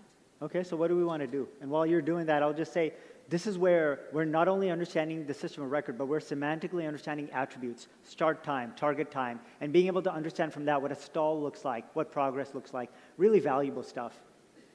I think at this point we have to make a trade-off and Yeah. understand what is the consequences of that trade-off. Like, what if we deprioritize the current work that the teams are busy with? Let's see what is the impact that the system is telling us about. Okay. All right, it's clearly indicating that there were 2 tier 1 prospects who had requested for the feature that the teams got busy with. But as we know that we have limited resources and we need to shift focus back to the original planned items that were mission critical for making our customer experience better. So let's just schedule a review with the team to make this trade-off and go ahead with it. Thanks a lot. So this is really great because when we talk about bringing CIOs, CPOs, CCOs together, this is exactly what we're talking about. By connecting the dots, you're able to do that. Thank you so much. Right, so in the last couple of minutes, we planned an initiative, stepped in at the right time to de-risk it, and it was done effortlessly by just talking in natural language. I love it. Thank you so much, Priyanka. And thank you, Harish. Thank for you so joining much. us. Best wishes to DevRev. Yeah. A big hand for Priyanka and Harish, please. So that's conversational PM. What we're doing here is we're activating DevRev's knowledge graph, and we're bringing the product roadmap and the customer feedback together. Behind the scenes, you've got feedback being clustered, summarized. You've got roadmap planning, progress tracking, priorities. You've got resource allocation. You've got all those pieces. For all the engineering and product leaders in this room, raise your hand if this seems interesting. This is exactly what we're looking for. And what I would say is, when you're talking about conversational work management, it's exactly how it sounds. You're able to manage your work the same way that you actually do work. And that's really, really useful because at that point, it's effortless to track projects. It's effortless to keep teams involved. And also to actually understand the full product lifecycle. When I talk about the complete product lifecycle, I'm talking about the relationship from ideation all the way to revenue. And the best part about it is it's that same intuitive conversational interface that we're using. So the team discussions go straight into the system of record, which is beautiful. And in short, what we're really doing here, as Dheeraj had mentioned, is we're bringing that computer mindset to this problem. And what that allows us to do is to give time back to your teams. So in essence, for us, this is what modern team intelligence looks like. Now I want to shift gears real quick and talk about CX. As Dheeraj also said, India's consumer scale and employee churn makes a strong case for AI. So what do we want? Well, we want faster resolution. We want proactive problem solving. We want a bias for data-driven priorities between sales, marketing, and product teams. We want hyper-personalized experiences. But how do we get there? Well, you're going to need software that allows you to fine-tune FAQs so you can get efficient question answering done. You need to build intelligent automations. You need to be able to unify customer data. You need to be able to pretty much create a seamless, self-service, omni-channel surface, which can be hyper-personalized. And in our opinion, that is what the modern AI-enhanced CX team is. So let's talk about that a little bit. So we're going to want to talk about this with a demo. And for this demo, I'm going to ask Paul Daniel, my friend Paul, to join me. Paul, thank you. And we're also going to ask Munish from ICICI Bank to join us as well. So thank you, Munish.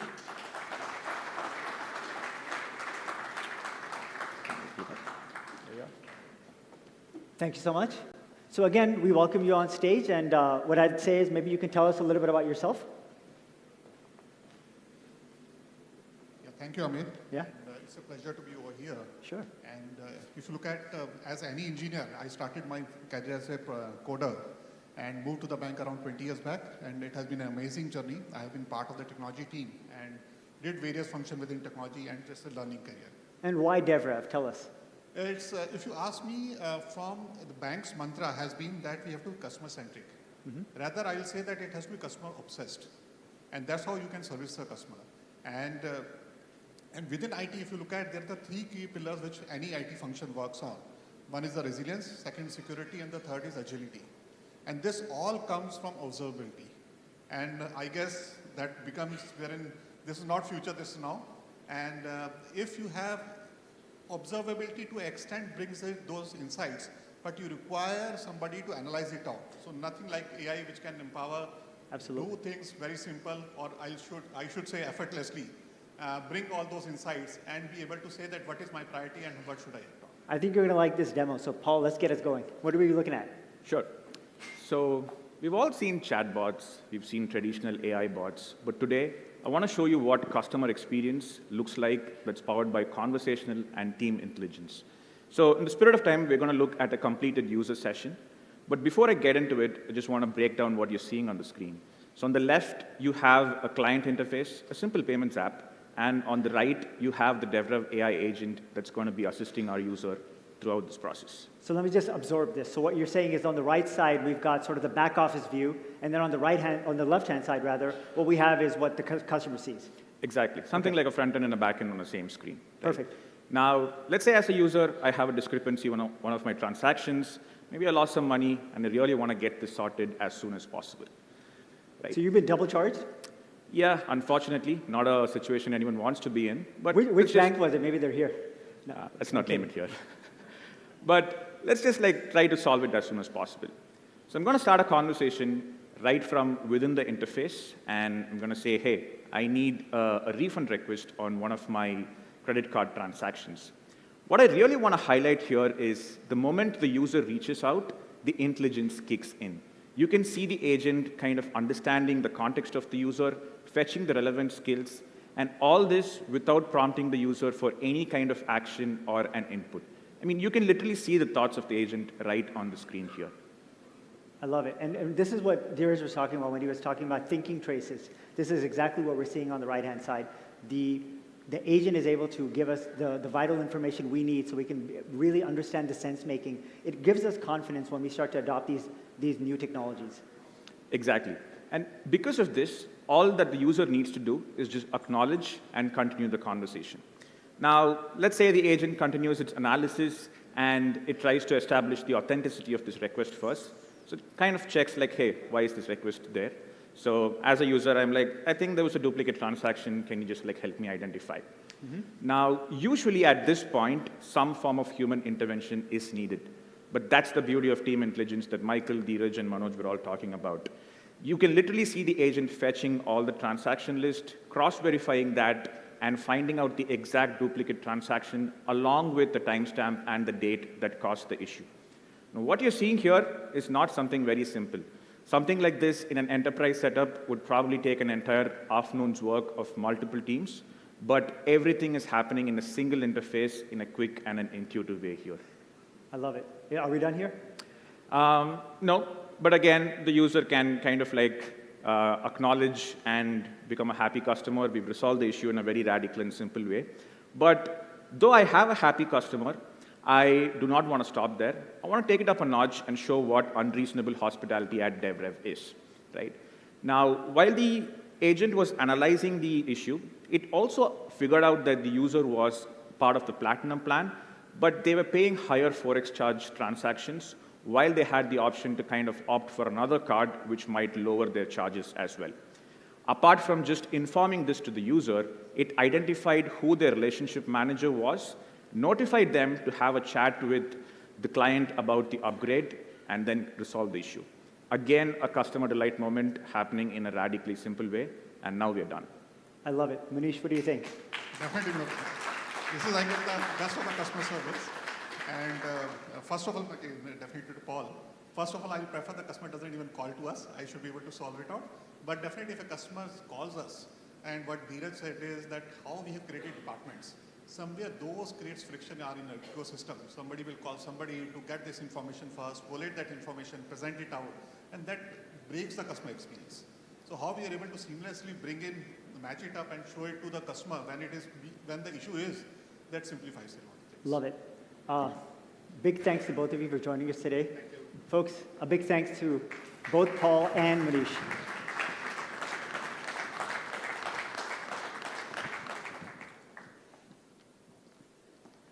So there you have it.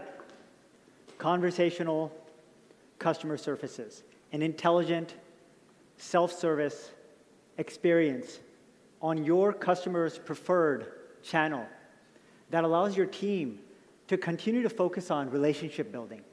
It's that same intuitive conversational interface using natural language.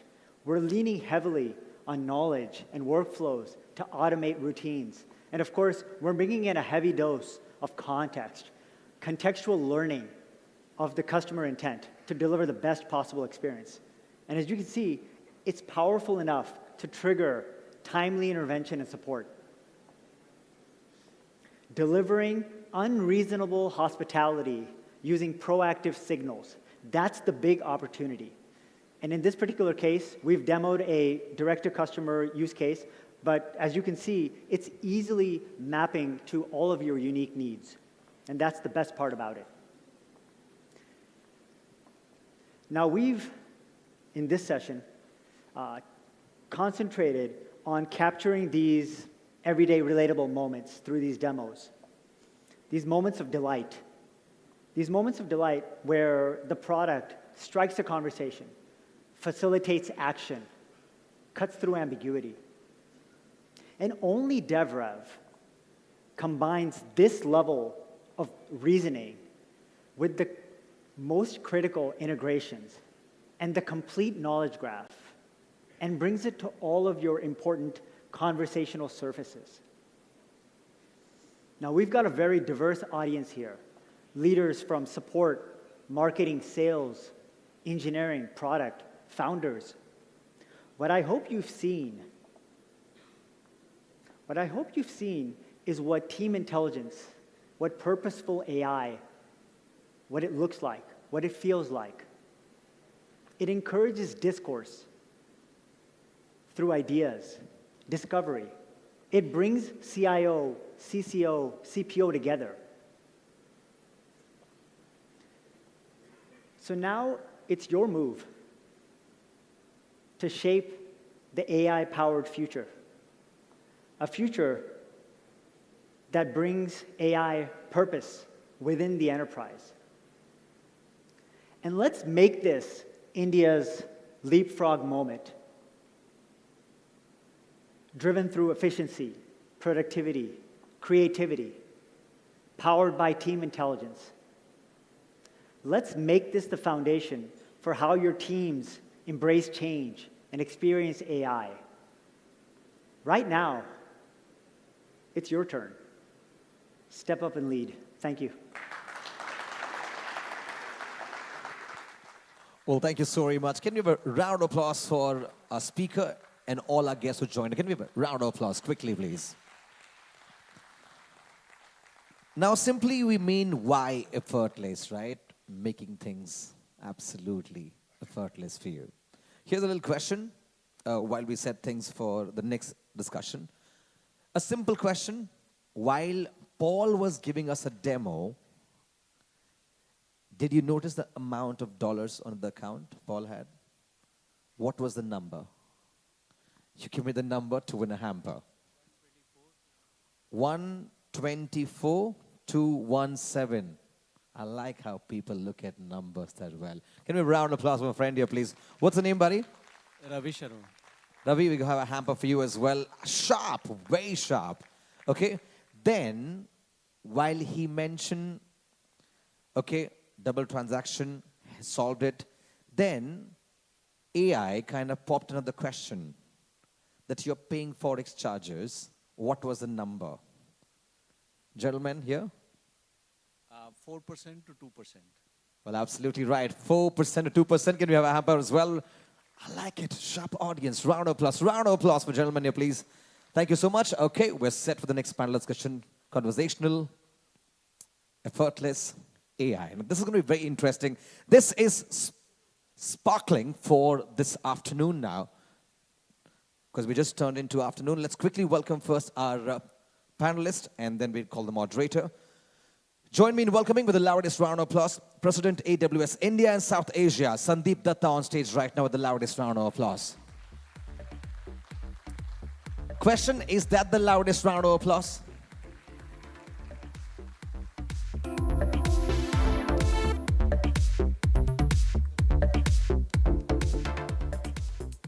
Well, joining him, happy to welcome on stage right now with the loudest round of applause, Chief Integration Officer at Air India and former CEO of Vistara, Vinod Kannan, on stage right now with the loudest round of applause, please.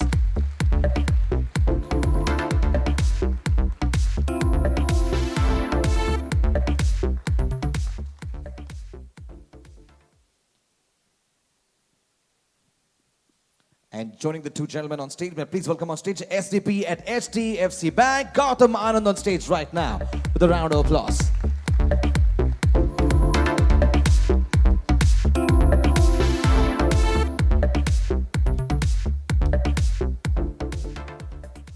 Now, when you have these great leaders on stage giving you so much more of knowledge, we need somebody who can actually pinch them for the right question and what is truly important here to learn and share.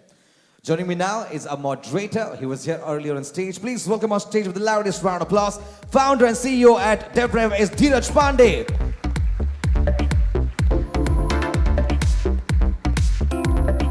And now may I request you all to please get your hands together once again for all our panelists and a moderator for a truly conversational AI for customer experience. And now, over to our moderator, Dheeraj. Thank you.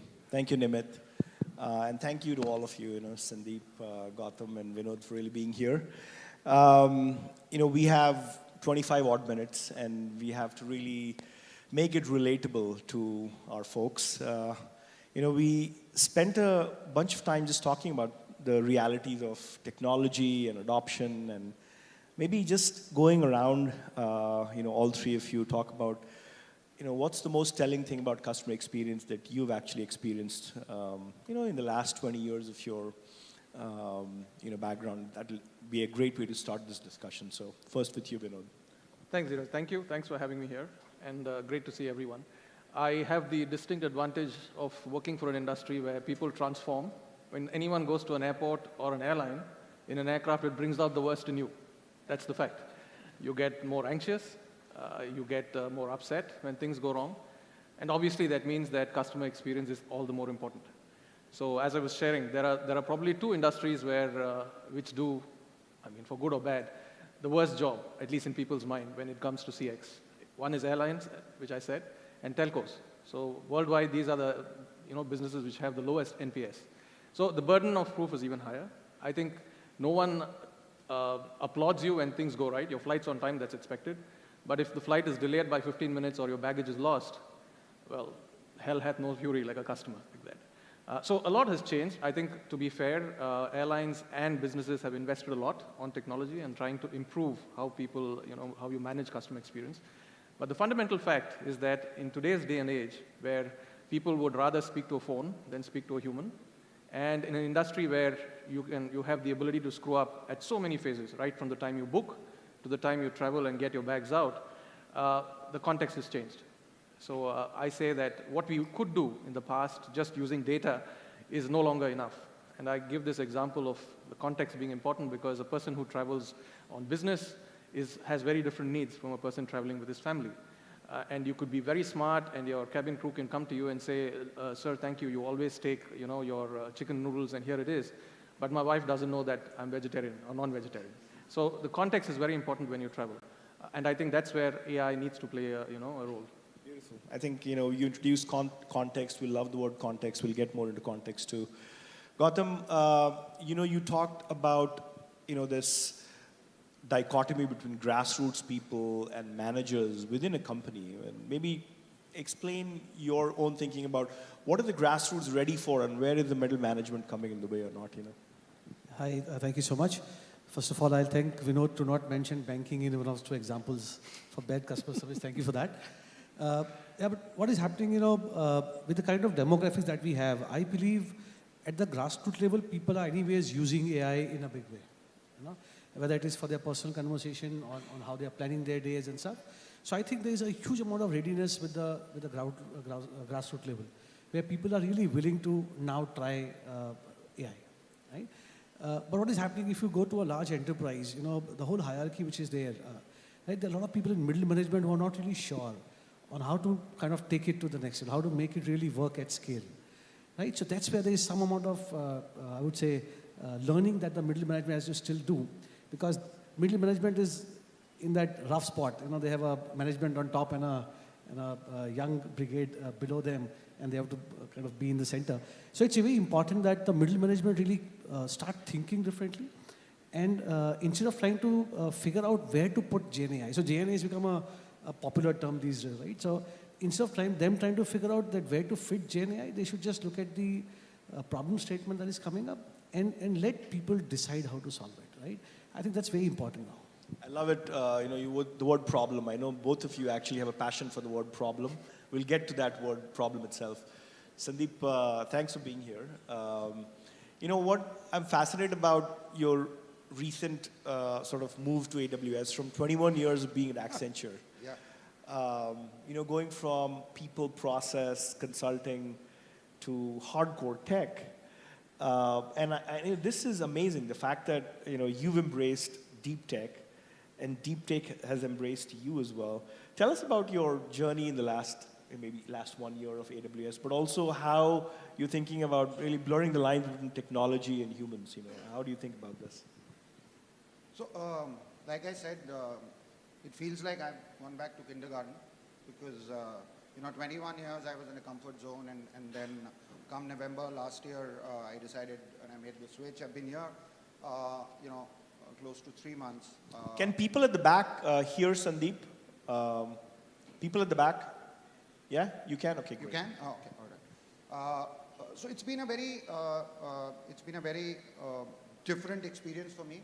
But I think one of the things that really has caught my eye is like I was sharing with you, the depth, the expanse, the pace at which India is innovating. And I think as Indians, we should all feel very, very proud of it. There is, if you just, I was with someone and we were talking, there is no reason why this next wave of AI or Gen AI will not be led from India. In fact, our own view is that the use cases will be created here and they'll actually be used somewhere else. I also have a small anecdote to share just on customer or consumer experience. Along with Accenture, we at AWS launched the largest customer data platform for subsidiary monitoring, LPG subsidiary monitoring.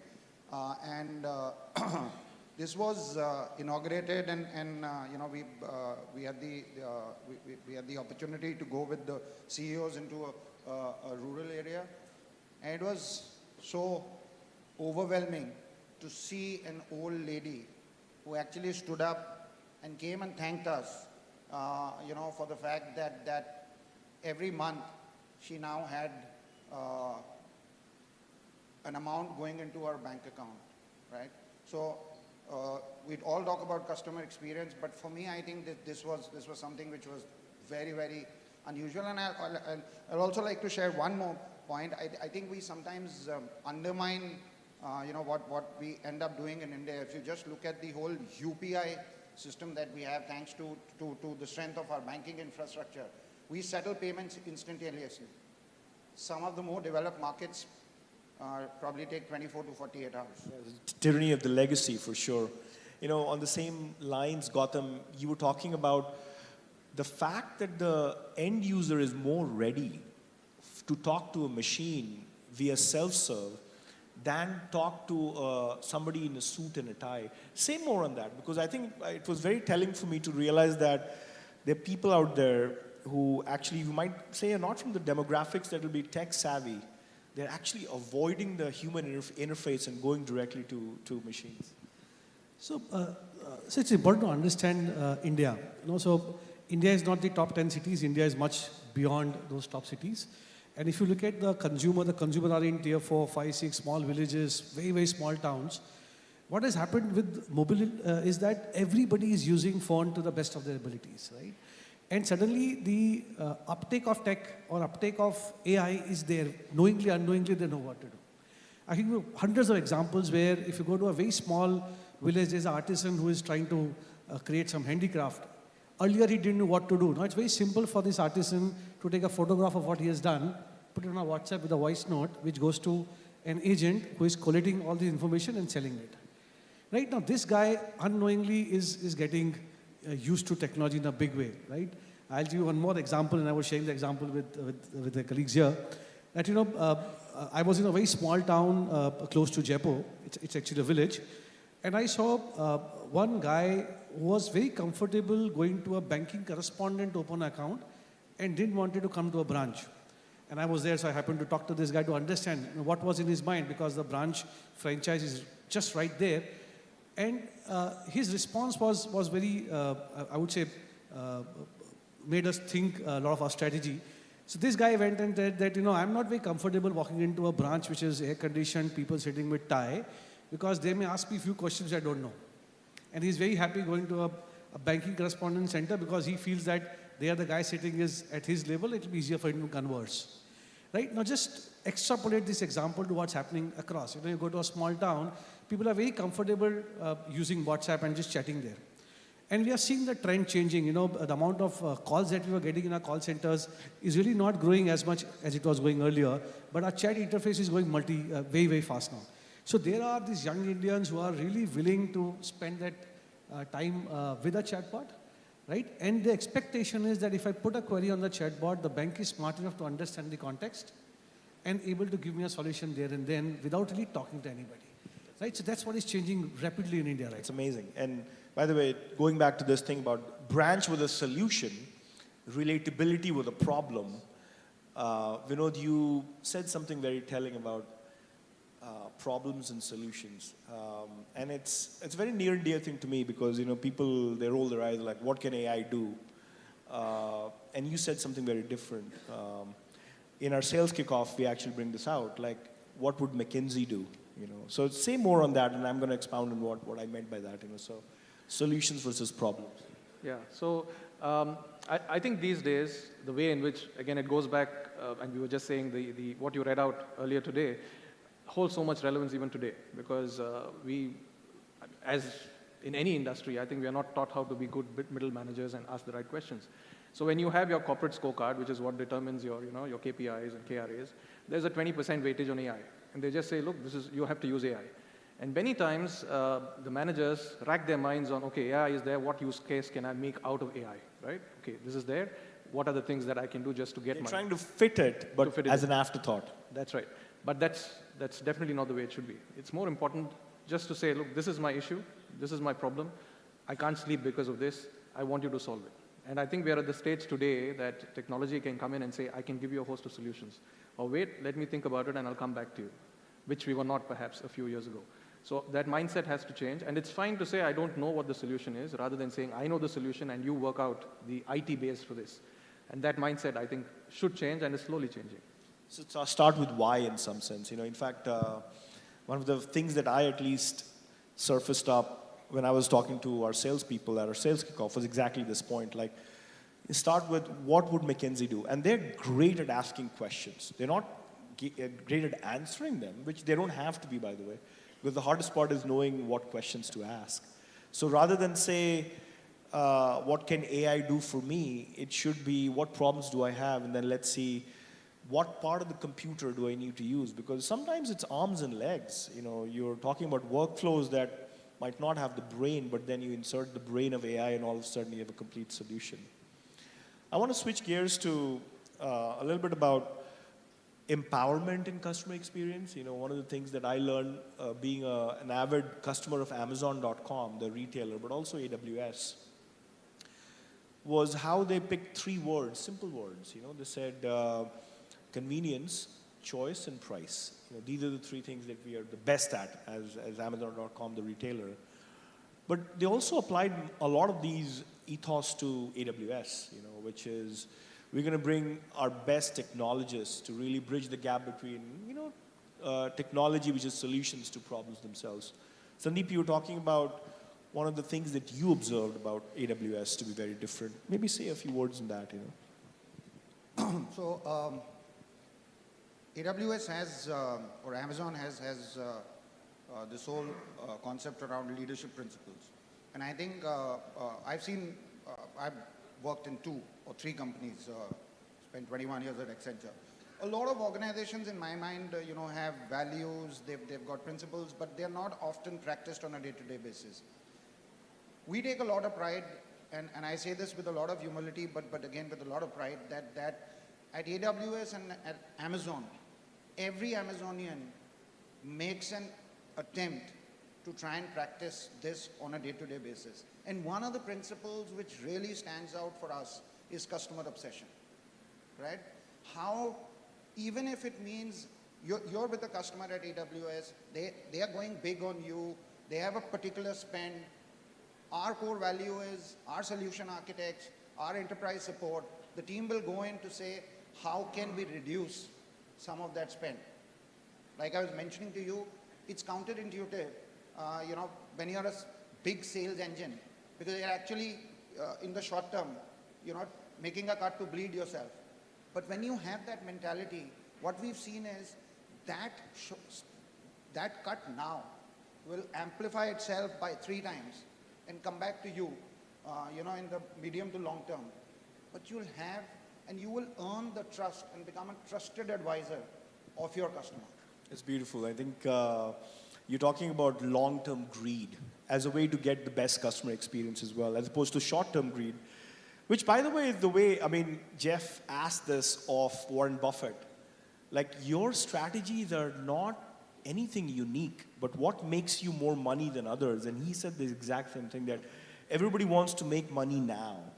And I want to make money over time. One of the biggest fans of Warren Buffett is sitting right here, is my chief investment officer and our board member, Amit Kumar. I learn a lot about long-term greed for him as well. But it looks like that's one of the key things that Amazon really has cared for. Absolutely. And if you look at, the retail arm or that business, for all the time that we've known, it was not making money. But if you talk about customer experience, and innovation, I think it's unparalleled. In fact, I was with the CEO of Bajaj Finance, Rajiv Jain, and they are using digital in a very big way as an NBFC to see how they can create business adjacencies. And you know what he told me? He said, I have no qualms. I have told my team, the Amazon app is the best, just go and copy it. Beautiful. Now, when you go in, what more do you want? Yep. A CEO coming in and telling you this. Beautiful, beautiful. Maybe the one last thing I want to really go across the team talk about what will be a miss. So maybe we'll start with you, Gautam, in terms of thinking about unreasonable hospitality. And I look at these 3 pillars: and low latency, precise, and hyper-personalized. And most often you'll get 2 out of the 3 things in life, unless we bring the machine and ask for help, to ask a friend for help. So what will be a miss for you in the next 3 to 5 years? Munish talked about it from ICICI. He said, I'm not customer-centric, I'm customer-obsessed.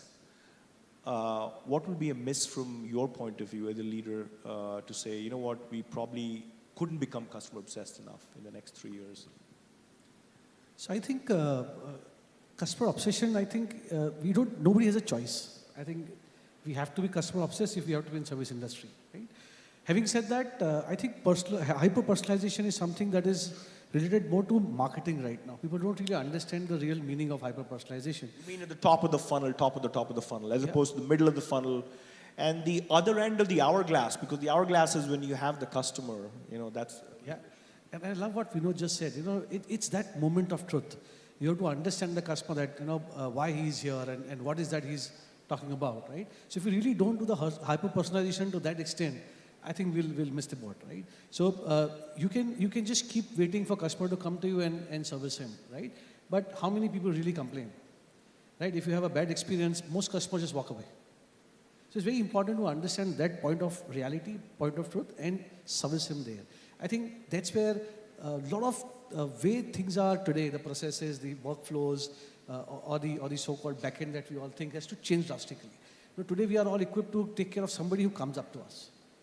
Right? So that has to change. So in my mind, hyper-personalization in terms of resolution of query, hyper-personalization in terms of giving the right offer at the right time, hyper-personalization in terms of both internal and external customers getting the best kind of experience, very, very important. Because if you don't have that culture of giving the right experience internally, that will not kind of reciprocate outside. So it's important to look at it in a holistic way, and that's what will take us in future. I think what you're saying is in the world of AI, we say, model without context is actually a meaningless model as well. Vinod, over to you. Is your Singapore thing actually public? The fact that you're okay, so, and you're doing sales and marketing there. That's right. Which is something that Sandeep, you said you don't do enough of. So maybe we can talk. He doesn't need to, perhaps. He doesn't need to. No, he'll talk about that too, maybe as a last repartee here. But what do you think could be a miss? You're going to go back and do a lot of sales and marketing, which is not exactly customer success, customer experience, or are they? I mean, do you think are they related? So, as a hospitality business or as an airline, ultimately it still goes back to the customer. The reason, and looking at my future role, the reason why people take Singapore Airlines is not just because they're a good airline, it's because they have your back when the shit hits the fan. There are not many airlines that really take care of you when something happens which is totally amiss. Just to give you an example, there's all these ash clouds that come up once in a while. We have examples of my team who actually took the passengers out for a city tour because there was time to kill. So those kind of things can't be done. I mean, I know I might not be popular, but that's not an AI thing. It's still humans who have to decide. But yes, the implementation and how it is done, that's where the technology and the intelligence comes in. And last but not the least, I always say that the last line of defense is always the person there. And as much as you can build your models and extremely contextual models, you still need somebody, and I think there's always this question on, does it mean that all your customer-facing roles are gone when you have a robot? It's never going to go away, because there's always going to be a problem that AI has to learn from and cannot solve. And you need that person on the front to make that decision. Yeah, absolutely, absolutely. In fact, being a customer of Amazon.com, the one thing I really liked about their customer service is that if I have to return something, they have empowered their call center people to make those decisions, which is context. They've given the context to the call. So there's no manager escalation. There's no touch to a manager. Like, let me talk to my manager and so on, which I just love about Amazon.com itself. So last word, Sandeep, what do you think will be miss from your personal point of view and also from Amazon and AWS, but also, at the industry at large? See, we all know that and Gen AI is here to disrupt, and for us, the cloud first moment is over. It's now Gen AI first. And all decisions that are now going to be made are going to be made keeping Gen AI in mind. Some of our customers understand the context of Gen AI, some don't. But I think one thing which is very clear is that in the years, months, and quarters to come by, a lot of industry context is going to be demanded by our customers. So, like I was saying, if you go to the CEO of an oil and gas company, he or she doesn't care about whether it's data, AI, ML, what solution you're putting. His problem is, I've got a refinery shutdown. That refinery shutdown happens once in a year, lasts a month. I spend 6,000 crores. Come in, help me, reduce it by half a day, save me 200 crores. You can be a part of the party that shares the spoils. Now, what was being mentioned, I think it's incumbent on us to see what solution, we can fit. But start with the problem first. Start with the problem, and I think we'll miss or we'll do a big disservice to ourselves as a country if we cannot take hold of these use cases and export them outside rather than doing the other way around. Yeah. In fact, you had one example of the tear loss. Maybe you want to talk about the problem again. Which one? The JK paper. The JK paper, yeah. So again, another CEO who's effectively saying that when you look at paper or when you look at glass, when it gets manufactured, it comes down, as a big sheet of paper, and then they cut. It's called trim loss optimization. Trim loss optimization today is a core problem that the paper industry is struggling with. And if we can solve it, we're actually making a meaningful impact in that industry. An airline industry may have, by the way, a different problem, right? But I'd also like to highlight that we should also take great pride in the fact that if you look at an app like DigiYatra, it is using AI. It may not be AI, Gen AI, but it's using AI at scale. In real time for millions of passengers. Exactly. Yeah, absolutely. Love it. No. In fact, just to summarize the miss piece of it, my takeaway from this panel is it'll be a miss for us technologists if we didn't start problem first. If we did problem first thinking, then where did the brain come in? Where did the lungs and the liver and the heart and everything else comes in, and the arms and the legs come in? Because the computer has many parts. The brain is just one part of it, which is AI, but there's a lot of other parts that are equally important. And we'll have to work the whole body if we have to really start problem first. And I think just to end this, I'll say that if we have to take tens of millions of our customers into our team and look at them as team members, we'll have to respect the agent. And in this case, the agent is not just the AI agent, but also the human agent. So thank you all for really coming here. Really appreciated the last 25 minutes. Thank you. Thank you so much. And looking forward. Thank you so much. Well, thank you so very much. Can we have a loudest round of applause for Sandeep Datta, Vinod Kannan, Gautam Anand, and of course our moderator, Kiresh Pandey. Can I request you to please come together for a photo? That's our souvenir from the day, having this great leaders stand. Okay. And may I request you to please give a loudest round of applause once again for all our panelists and the moderator. Thank you so much again. Great insightful session. Thank you. Thank you. Thank you. Okay. Thank you again. And on to the next one very quickly. Now here we have two guest speakers and they'll go in conversation with a team. So let me first introduce our speakers. Please welcome on stage with the loudest round of applause, CTO at 361, Santoshi Kittur on stage right now with the loudest round of applause, please.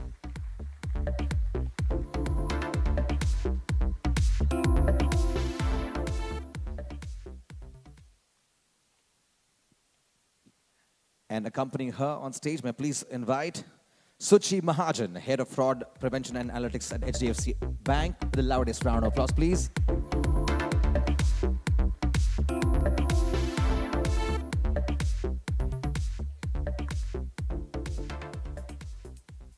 And in conversation, may I please welcome the stars of DevRev. Please welcome Ahmed Bashir, CVP of Engineering at DevRev, and of course, Anshu Avinash, Director of AI Engineering at DevRev. The loudest round of applause.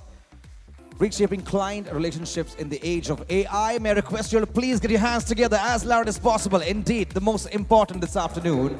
And after which, I have some good news. So stick with us. For now, Ahmed and Anshu, over to the two of you. Well, thank you so much for all of you joining us today. And I'll get straight into it. Obviously, both of you sit sort of squarely at that intersection between technology and business. We've been talking for the last couple of hours about how excited everybody is about AI. So maybe we start right there and we say, what's got you excited, Santoshi, about AI at this moment in time?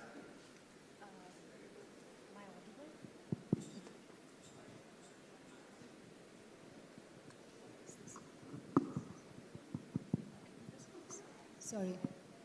So what was very exciting for me, Ahmed, was looking at how we transform the relationship. In wealth management, the biggest thing is about relationship. Where we come from at 361, we're India's largest wealth advisor. We go across all spectrum of wealth advisory, right from advisory, distribution, we're a fund house, we're also India's largest alternates player. So the relationship is most important. And I think while technology evolves, two things never change. While everything changes, two things never change. One is trust, which is absolutely pivotal in our business. And two is experience. And when I say experience, I'm talking about, there's something a beautiful phrase I heard, that your last best experience will be your least expected next experience. It's not mine, but I'll say that again. Your last best experience will be your least expected next experience. And these two things never change. Technology comes, technology goes, we have new capabilities, and I think what's important to make these two work is effortless. So for me, what was really interesting was effortless by design. And I think that's what you guys are about, and that's why I'm here.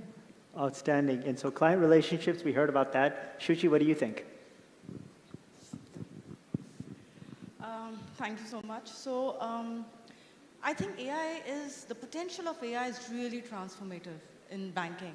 And if we just go back like 2 decades, right? What was banking about? Banking was service, relationship with no technology. Now, then we had technology coming in, which changed the rules of the game. Now with AI, it's becoming a game changer. And the basics that customers want in banking is service, relationship. They want their financial needs met. They want their money to grow, the right advice at the right time. And of course, they want their money safe, right? Now, these are the basic principles. Now, if you look at this, where does AI come into the picture? AI comes into the picture across all of these. So analytics and decision making is the first most important aspect, which again cuts across all of that. Now, it's not that most of us did not have analytics, but they were not AI driven. They were not ML driven, right? Yep. So which meant they were more false positive. We were not able to go to the right customer at the right time, have the right contextual nudges, look at demog, look at customer transactional behavior, look at behavioral biometrics, and give the right insights to the customer on what they should invest in, where they should be. Similarly, in fraud prevention, they want their money safe, right? Now, it's very important that with all of these parameters, you are able to identify the right nudges, you're able to identify anomalies, predict and depict what could be a potential fraudulent transaction, and either decline or alert the customer at the right time. So this entire gamut of AI can really cut across all of these in terms of experience, in terms of increasing business, increasing customers' money, and keeping their money safe. So I think it's very interesting times. Outstanding. And Anshu, I mean, we've heard people talk about decision-making and explainability and trust and privacy. It seems to me that the most recent generation of models are better than ever in terms of sensibility, decision-making, and really sort of reasoning through problems. What do you see here? I mean, can you tell us a little bit about the progress you're seeing? Yeah. Like when we started, like with just basic ChatGPT, like it was like answering basic questions, and it was like useful for people to get just like start using it, and like, but it was not something, the model was not something which people can program on. So then the models introduced like structured output. You can actually get a JSON output which people can write APIs on and do more complex things. Then model also output like they added this thing called tool calling. So it's not just that like you are taking a text in and text out. It can also predict that like what functions it should be calling. So as an example, like what's the temperature today? Like the ChatGPT couldn't answer it, but if you give it a tool call, like make an API call to the weather, and when this question comes, it says, I don't know the answer, but this is what you should call. So the models evolve to not just giving answers, but also predicting what tool it should be calling. So structured output tool calling was the next evolution of the model. And then like the recent things which you see with the models is more around reasoning. It's like it's solving maths problem, it's writing code, it's like reasoning about what is that like it should do next and so on. So like in past couple of years we have seen it all, and right now the year is like the reasoning. People are focused a lot on reasoning and so on, and like how do we combine all of these and then make apps on top of it is what exciting. Outstanding. You brought up coding. I mean, I've seen it ourselves in our line of work. We've gone from, sort of the yesteryear strategies of waterfall to sort of what we thought was the present day strategy of agile. And now we are sort of squarely in the AI phase of development. So it's very exciting. Let's talk about competitive advantage, because obviously everybody here on this panel is looking to understand how they can not just leverage AI to stay afloat, but actually get ahead. So how do you think about getting ahead with AI in a world where foundational models exist and everybody has access and everybody's experimenting? How do you think about really leveraging them to create an advantage for yourselves? So I think competitive advantage, specifically in the context of wealth management, is being able to provide access to products, markets.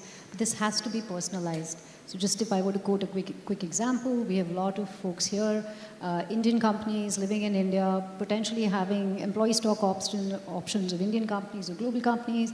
You want to invest overseas. Now, there is no single window for you to make a decision on your portfolio in rupees and dollars, right? This is a very simple example of personalization. So one of the things that's a huge advantage would be being able to personalize, customize, being able to offer this advice in a multimodal fashion, being able to create essentially a digital twin. I think this has come up a lot in the previous conversations as well, where we talked about how do I bring technology, or I as the enterprise, bring technology to the user versus the user having to seek it.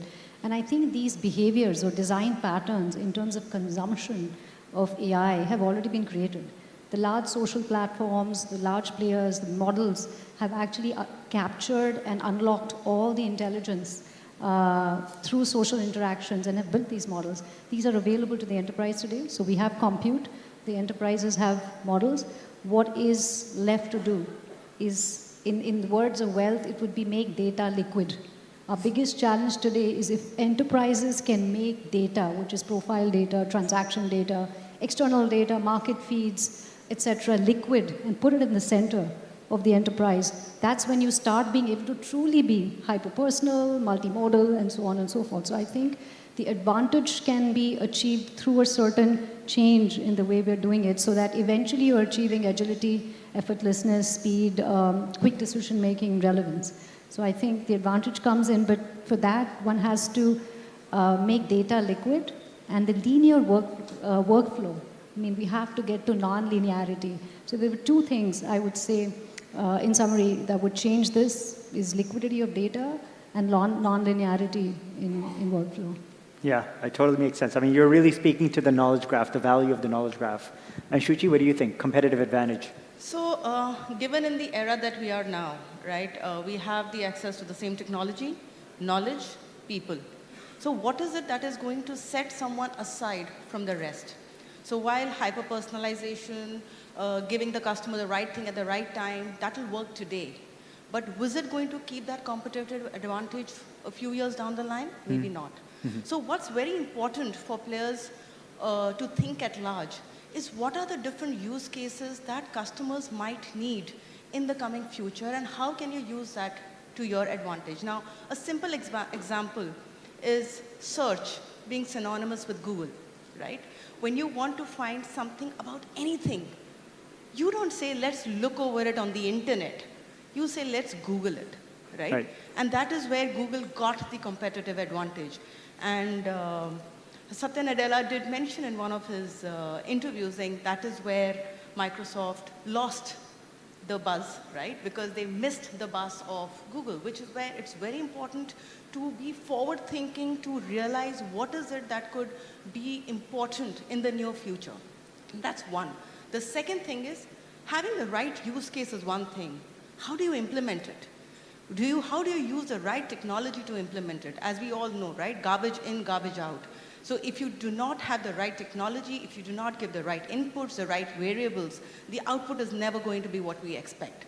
So it's very important to kind of marry the two together and ensure that you get the right output. Third, how do you ensure frictionless journeys? There's a very thin line between customer convenience and security. And I said, these are the two very, very important pillars that customers want. They want to grow their money and keep it safe. Non-negotiable. They want great service. Non-negotiable. So how do you ensure that you have the most frictionless journeys and at the same time, no compromise on security? You'll have players who will do security. You will have players who will do custom convenience. The people who are able to strike the right balance are the ones who are going to outshine. And lastly, the collaboration with humans and regulatory framework. How do you let human skills get upgraded? How do you control the biases that come with AI? How do you control and ensure that the regulatory guardrails are in place? How do you control that the information which is PII sensitive is not leaked? Because that also becomes very, very important.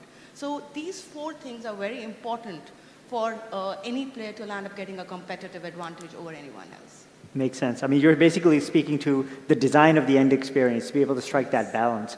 Anshu, I think a couple of things that came up that maybe you and I can talk about, which is context is key. So we're talking about, internally namespaces, embeddings. We're talking about re-ranking filters, things of that nature. How do you think about sort of how we highlight context as we differentiate experiences? Yeah, that's the most important thing, as Santoshi pointed out, that the data is the differentiator, right? Like, let's say, the Claude 3.7 model launched pretty recently. Now everyone in the world has access to it, right? Like through various things. So how exactly, as DevRev, we are using that? Like in DevRev, we have the data of our all of the folks through the knowledge graph, and that in any company. The data can be huge, it can be in terabytes. So how do you find the right data, reduce that, given a query, how do you reduce that terabytes of data to few kilobytes and pass that to the LLM? That's the key. That's the most important thing. And that's where the entire pipeline comes, the search pipeline, which we talk about, that how you are embedding the entire data, you are syntactically indexing the entire data. Then, based on the query, you are fetching the right data and then doing a re-ranking, and that's where you personalize the results as well. You have the user context, who exactly is the user asking the query, and then figuring out what would be the most important data for this user, and then finally giving the answer to the user. So you have syntactic search, semantic search, re-ranking, all of that part of extracting, converting that terabytes of data into kilobytes in a matter of few milliseconds. Well, what do you think about fine-tuning? Because that's an advantage as well, right? If we can train or fine-tune a model to become an expert in a specific space, an application or a specific use case, that could be very interesting as well. Yeah, so I will mention that there is a crawl, walk, run of everything. So the crawl is that you get the prompt right. And without the prompt, getting the prompt right, we tried this at DevRev as well. Getting the prompt right itself, and then getting your data set right, where are you evaluating the prompt, and then coming up with some synthetic data against where you are evaluating. That's the first step. And then when you reach that limit, and then you see that, okay, we have an evaluation data set, we have these benchmarks, we have iterated on the prompts, and so on. And like right now, let's say I'm using a model which is like Claude 3.7. It's quite huge. It's like hosted in AWS or somewhere and so on. Now, how can I like take that the bigger model and like come up with a very small model, like let's say a 7 billion model and so on, distill the bigger model and solve my particular use case very fast. So like you get the use case right first, get your evaluations right first, and then use those evaluations, use the synthetic data set to have a model which is much smaller, can run very fast and so on, and and host it in your data set. Yeah, I mean, so Anshu brought up, fine-tuning and distillation, things that he's experimenting with. Maybe I can hear from both of you about how you're experimenting with these technologies, maybe starting with you, Shochi. So while AI is the buzzword, I think a lot of us are doing a lot of experimentations, right? And most of our experimentations are around keeping customer at the center, like we just discussed in the previous panel, like customer-centric, customer obsession. It is that we don't have a choice. Right. So, and all our use cases and experiments are working around that, from looking at AI-related conversational banking, AI-related chatbots, how do you get frictionless journeys, as I was talking about, how do you use AI to have risk-based models, how do you do additional factor of authentication depending on those, and these days the biggest buzzword is mules, right, in banking. So everybody wanting to talk about mules, everybody's kind of experimenting with various partners, doing various POCs, and trying to understand what can work, what cannot, and cybersecurity. So cutting across, how do you kind of use AI to give the right insights to the customer depending on their behavior, their demog, their behavior biometrics in terms of what to buy, what to invest, where to go. Plus at the same time trying to ensure that their money is safe. So if you see an anomaly in the customer's behavior, or if you kind of see that this customer always used to type at this speed with this kind of a swipe, and that, and this is the pattern. Now suddenly you see an anomaly and you see pauses. You can immediately send a trigger, ask the customer, because scams are the thing these days, right? Sure. And you ask the customer, is someone threatening you? Are you in some kind of fear? And stop those transactions. Right. Those kind of things. And of course, as I said, experimentation is the heart of all of that, and that is where you kind of realize what is working for you, what is not working, you keep tweaking it, and what starts to work, you kind of scale it up. So these are the various things where we are kind of experimenting to take it forward. Sounds exciting. Santoshi, what does experimentation look like? Yeah, I want to quote a few very specific examples, and speaking to what Anshu as well as you were talking about specificity. When we look at large language models as they are, they tend to hallucinate in a specific context. And that is why we need to be able to run those on enterprise data, putting that liquid data in the middle. And I just want to take one example. Last year we acquired ET Money. ET Money is retail, is completely a retail wealth management advisory application. So they are mass affluent. There is no relationship manager. It's completely digital, whereas we've traditionally been ultra high net worth, over 50 crores investable assets under management. So it's a very different world. And when we acquired ET Money, I started looking for SEBI guidelines. And I was looking for how SEBI treats cloud service providers different from private DCs and public DCs. And I found a lot of hallucination in the large language models. So this was an excellent example of how we do exactly what he's talking about. Bring the models which have already been built, train them for very specific enterprise use cases. And that's when we started building our first specifically training that model for our use case. I think the second one is products. All fund houses, wealth firms run their own products intelligence. It's called the house view on what you should be buying, what you should be investing in. And typically we get calls from clients saying, I'm a tax resident in the UK, but I'm an Indian passport holder. Can you give me options from what I can invest? They're already invested in rupees. Now they want dollars. This is when conversation on our wiki, what we call our products wiki, that's super specific. You have to specifically train a model. And I think the last example I want to talk about that we experimented with, which was really fun, is we wanted to run some attrition analytics. And we thought, we knew the way we want to run it, but we said, let's ask Claude, let's ask ChatGPT, and let's ask R1 and O1 as well while we are at it. Yeah. And it was really fun because we learned that while R1 and O1 have critical reasoning, so they're great at the math, they don't have the contextual depth of language, the meaning of the word attrition risk score, as understood by Claude or ChatGPT, is very different as understood by R1 and O1. And I think these experiments have helped us better start tuning in. Firstly, we've understood how much of data we have to put in the middle.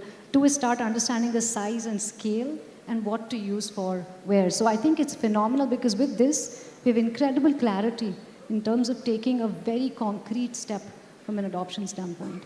Makes a lot of sense.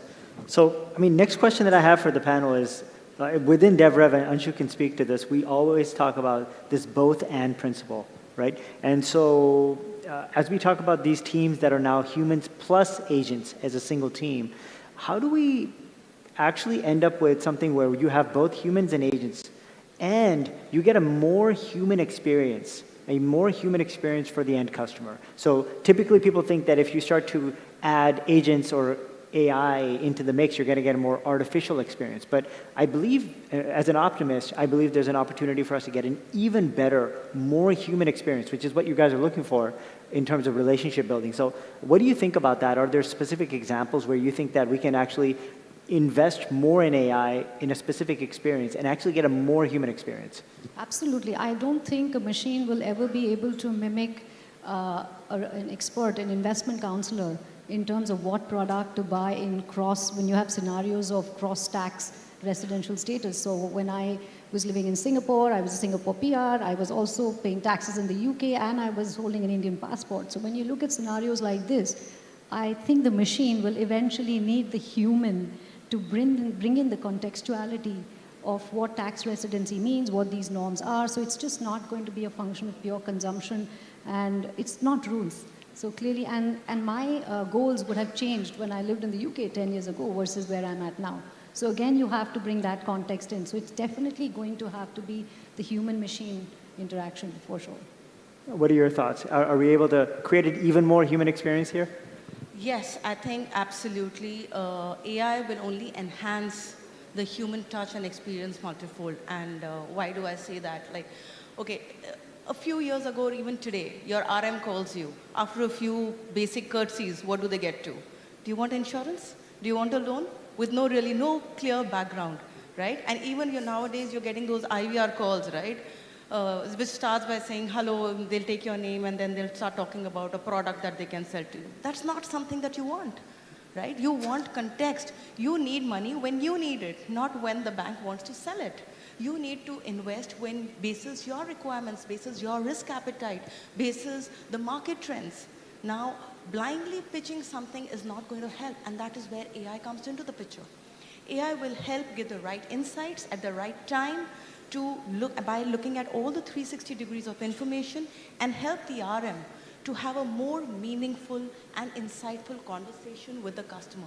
Not just a meaningful, insightful conversation, but even before the customer knows that she needs it. And that is where it's going to be a deal breaker. Because I may not really think that it's the right time to invest, but I have some funds. But looking at the entire 360-degree view of my behavior, risk appetite, market trends, AI might be able to generate certain investment opportunities, which my RM can tell me, and that will be a pure customer delight. That is one aspect. The second aspect was on the frauds, which I just kind of spoke about, how AI can help trigger an alert to the RM so that the RM can ask the customer if he or she is really doing the transaction, right? Also, what happens in rule-based models is it's black and white and doesn't cover the grays, right? You will just say that if a transaction is more than 50,000, decline. Sorry, 99% of the transactions are genuine. You can't just decline it. So you're actually inconveniencing 100 genuine transaction customers to catch one fraud. Similarly, you will probably have 20 suspect mule accounts, which you will inconvenience those customers to find maybe one actual mule account. Now, this is where AI comes into the picture. It will improve the efficiency, it will reduce the false positives so that the number of genuine customers you inconvenience goes down drastically. And it only helps the relationship, the human relationship with the customer improve.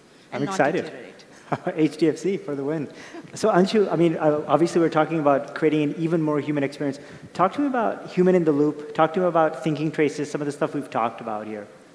Yeah, so like the main thing how we will solve is the design and the UX of it. Like we saw it in the demos, which like we showed that the AI won't get it right all the time. Like you have to have, like show what's happening behind the scene, what skills it is calling. And what inputs are going to those skills, like what exactly is it searching for, what API it's calling, and then also like sometimes show the plan.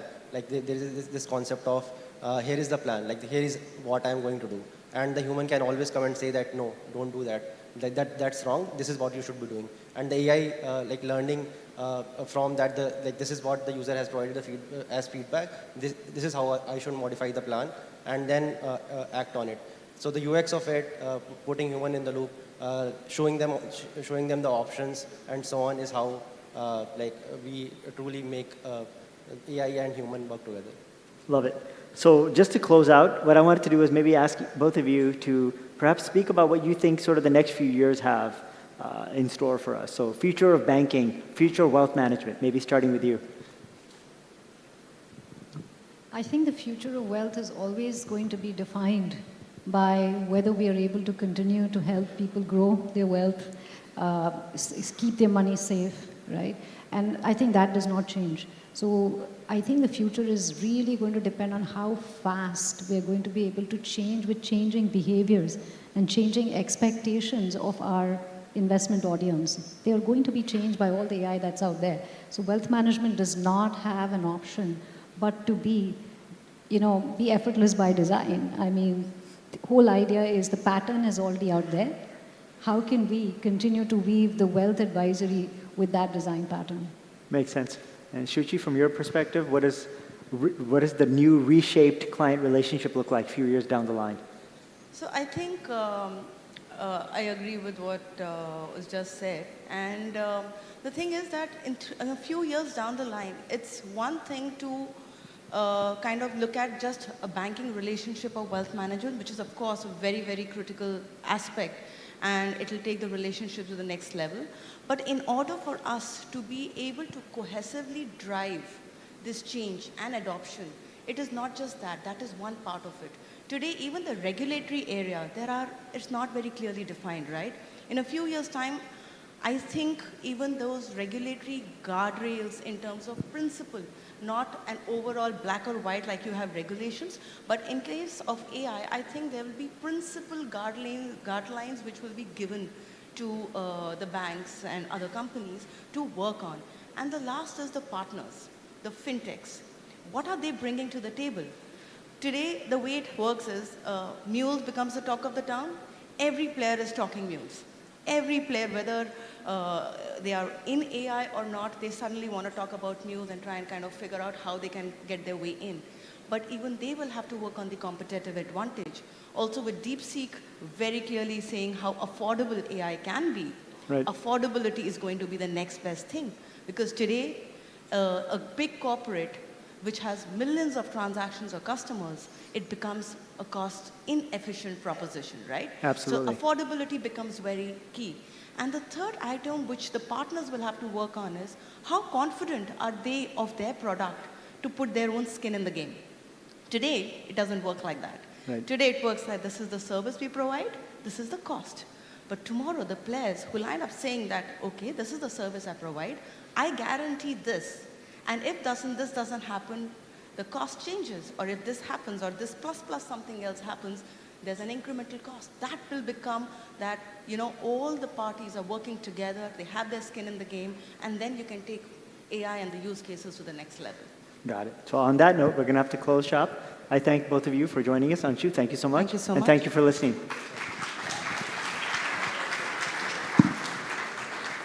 We'll give a round of applause for our speakers and, of course, our moderators. A round of applause. Thank you so much again. Can we have a photo together as moment that clicks from this event?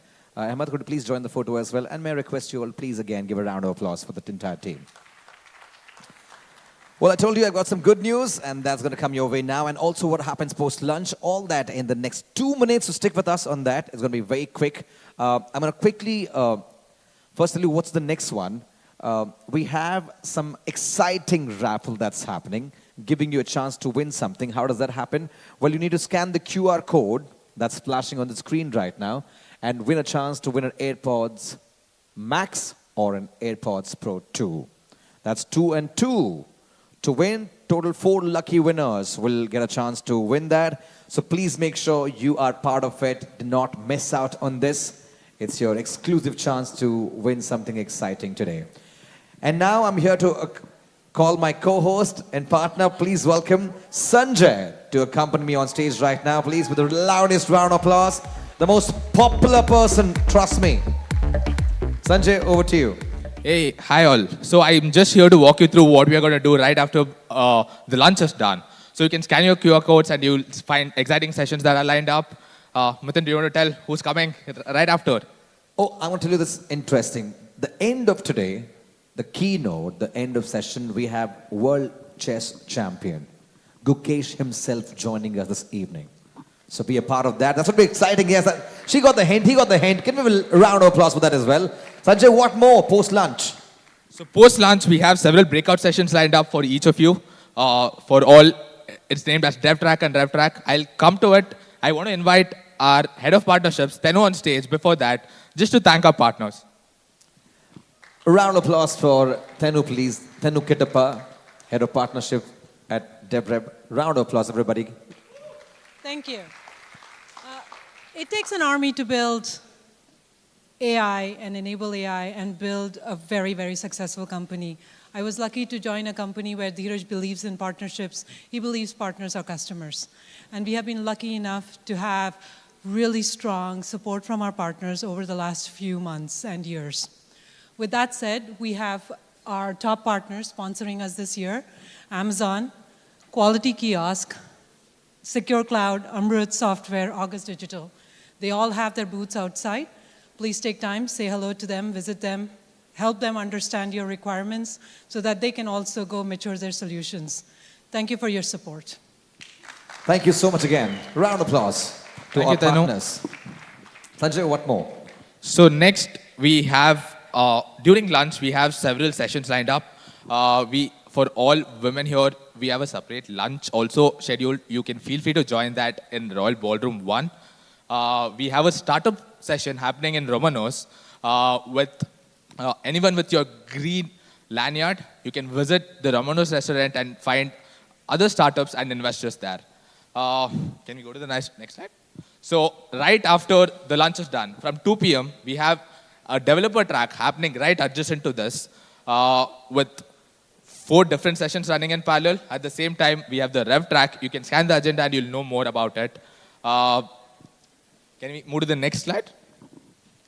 And for anyone who wants to know about our DevRev architecture, we have a special session lined up in Royal Ballroom 1 again at 2:30 p.m. for a 1-hour-long session to know the complete architecture of DevRev. With that,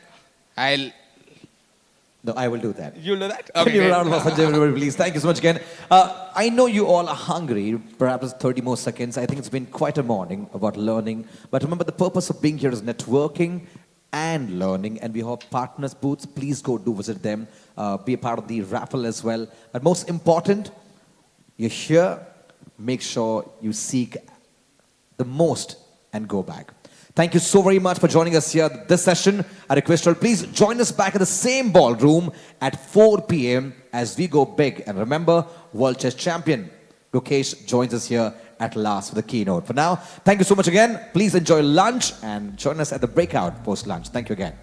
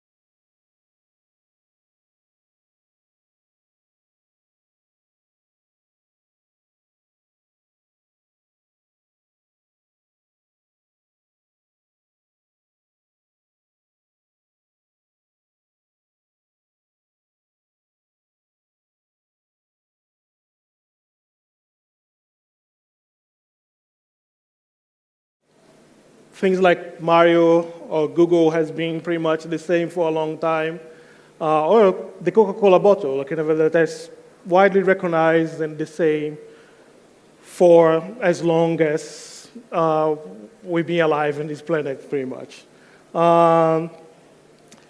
Usually timeless design, it's crafted with intention. That's one of the things that's the most important, what you think about. Design is about intention at the end. It's really imagining what you want, and trying to achieve this through something that people can actually relate to.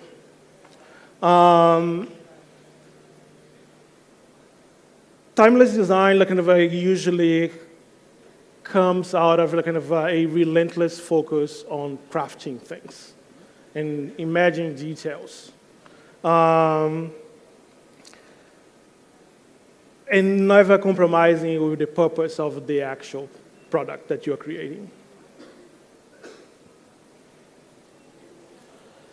I want to go through the principles now, that actually I think are really important.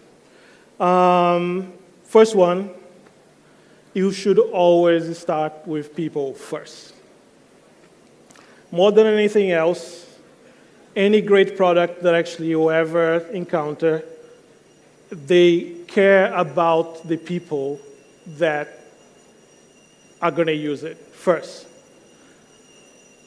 User-centered design, it's a kind of a buzzword, I think people talk about it, everybody understands somewhat the concept, but it's not that many people that actually practice this on a daily basis.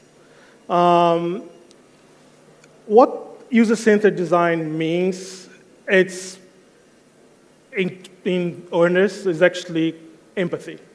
Understanding how someone else are experiencing things. And as a designer, my job, most people, I would say, that create products should have empathy to the people that's going to use them. Should be the thing that's top of mind. The products that actually really, the designers, the product people that create with empathy, usually create products that stand the test of time. Let's go through one product that actually is like that. The New York Times. From print to now, for over a long period of time, they always had the idea that the reader is the most important thing.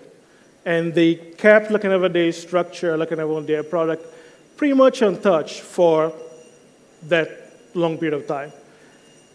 They evolve, of course, as everything should evolve, but they always had the actual how to deliver information as the primary to the reader as their primary goal for anything they would do. Another big principle and actually I would say one of the things that actually least valued nowadays, because we have too much information and too many things happen at the same time that change how you think about things, is consistency. In the world today, people keep changing and thinking about new things all the time and forget consistency. Most products that became classics, they change over time, but they kept specific characteristics the same for as long as the product exists. One example that there's among many is the Porsche 911. It's a design classic that actually everybody recognizes, a very aspirational product that has changed over time, has evolved, but kept a very specific characteristics and being extremely consistent over the years. It's always going to handle amazingly well. It's always going to give you thrills because it's really fast. It looks in a certain shape, evolve a little bit over time, but actually the shape is pretty much recognized. Mostly you can draw like kind of out of the top of your mind. And they keep doing the same thing, evolving, adding technology, but maintaining the product very consistent with the original purpose. The moment that you start changing everything, it's really hard to actually make a product classic.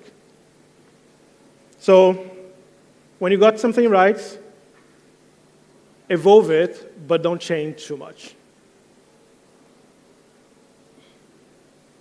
Simplicity is the other one, our third principle. For every designer, simplicity is the ultimate goal. Doing things simple is really hard. Most of the things are very complicated. And the job of a designer or a product leader is to actually make things simple. It's hide the complexity behind something that anyone can relate. So trying to achieve that is one of the most challenging things to do. Simplicity isn't just about removing complexity. It's about making complexity visible to the users. The complexity is going to be there. Like when you see the AeroPress, this is a highly engineered product. To make like something like that simple, like that actually anyone can use and get great coffee out of it, it's not that straightforward. Like there's so many engineering issues that you can find to actually make something like this work for anyone. So it's countless of hours. It looks simple, but there's a lot of technology and thinking and decisions to be made here. So the plan is always should be like hide the complexity. That's how things are not just simple by nature. Most things are very complicated. The job of making a good design product is to actually simplify the complexity and hide the complexity to the user.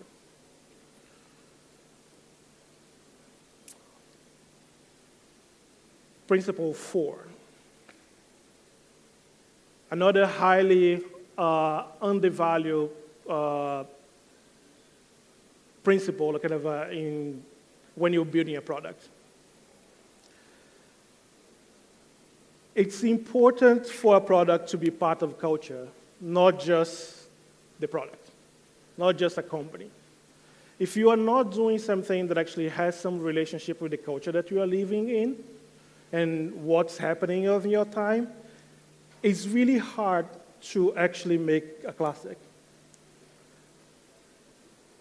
As I said, you'll have to keep evolving things over time, but actually a product needs to evolve to the culture also.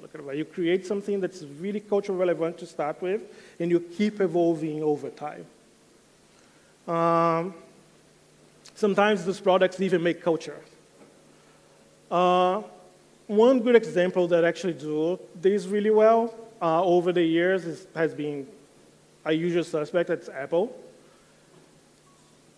They have changed and attached themselves to culture over the history of that company. From the 1984 advertising campaign they had it, that was about fighting IBM, the culture of mainframes and big computer and so on, to I'm a Mac on my PC campaign, to tap into Taylor Swift for music campaign, as well as everything nowadays is about taking selfies and being on social media. They tap deeply into that, both from a product development standpoint, as well as from how they actually talk about themselves. So in order to make a design classic, you have to be part of culture. You have to try to be seeing and inserting the culture that people are living right now.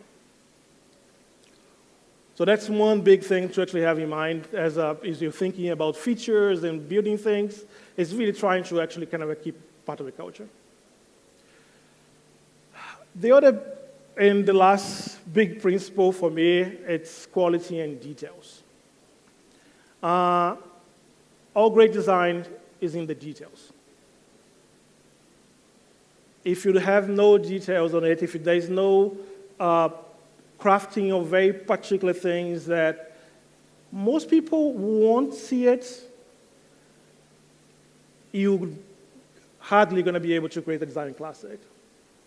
Because it's the feel of using a product that sometimes is really difficult to justify if you are only looking at a spreadsheet on a company.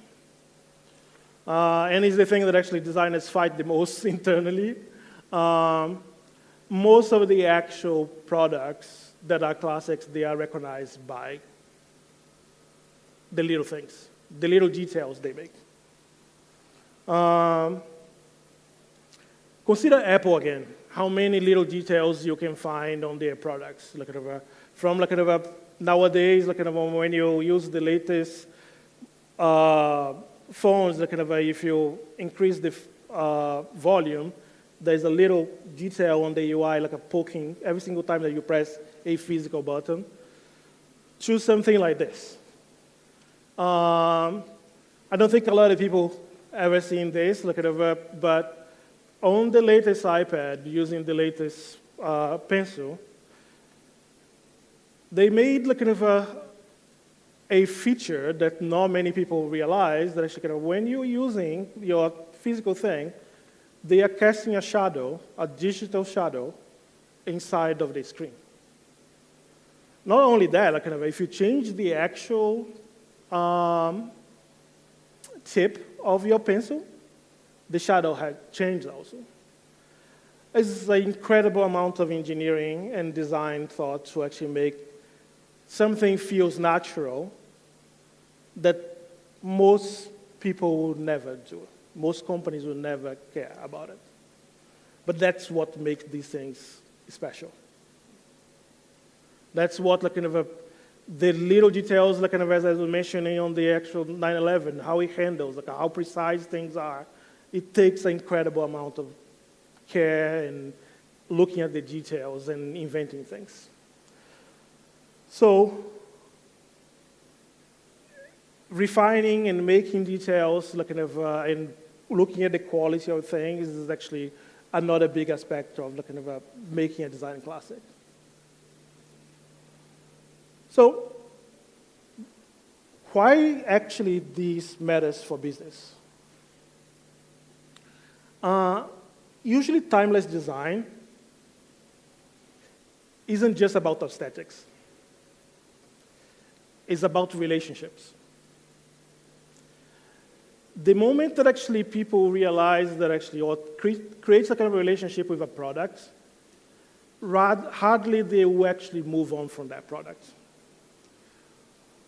It's good business.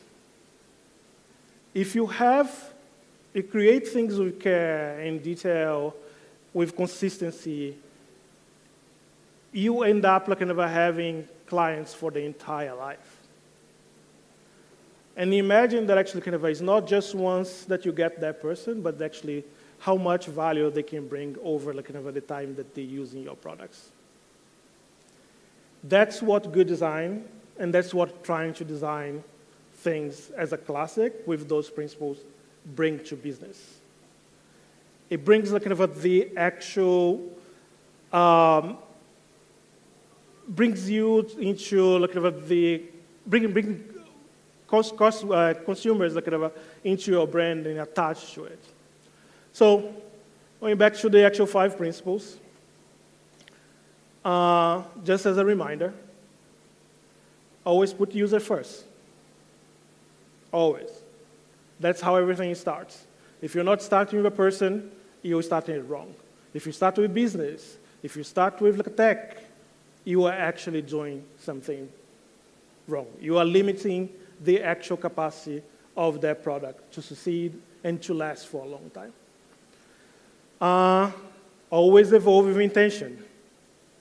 Consistent, it's very important. When you evolve in a product, try to actually keep things always with the original intention of the product. Don't let it move out. You can create new products, but if you actually got a product that people use, try to evolve always with the original intention that made those people use the product. Keep it simple. It's really easy to say, but it's really hard to achieve. Be culturally relevant. Designers are specialists in trying to actually be part of the culture. Everybody should be, you are living in this time, understand what's happening with people, bring into your products, and obsess over the details. As I show, look at you, it takes a lot of work. It's really hard sometimes. It's really hard to justify to business, but you justify by saying, like, at the moment that people realize that that's important, that they see it, the details, they're gonna be with the product forever, which is gonna generate lifetime value for what you did. And the last big one for me, consistency. If you change the product over time too much, you start losing what made people want it. A design classic has been pretty much the same the entire life, and they will be always the same because they are classic. So consistency, it's extremely important if you want to build classic products. That's what I have for you guys today. Hope like this is helpful. And thank you for coming.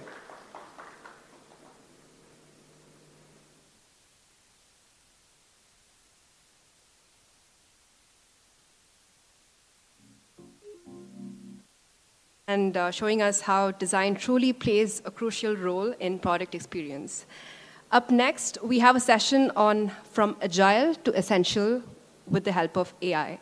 We'll have Siddhartha Garigapati, Associate Director, Technical Program Management at Razorpay, and Priyanka Pal, Product Manager at DevRev, deep dive into how AI is transforming agile methodologies and making them truly essential.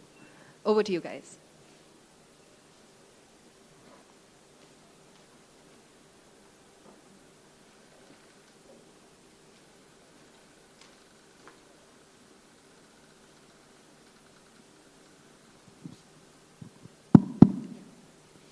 Good afternoon, folks. Can we have the slides, please?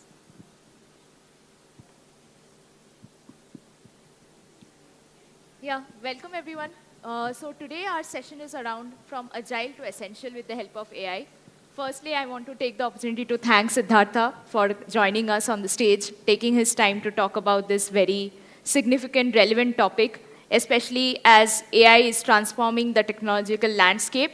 I think it is the right time for us to reimagine how product teams actually can operate. How can they move from endless sprint cycles and meetings to a really fluid, intelligent approach that can amplify their creativity and can help them reduce waste work and create maximum customer impact.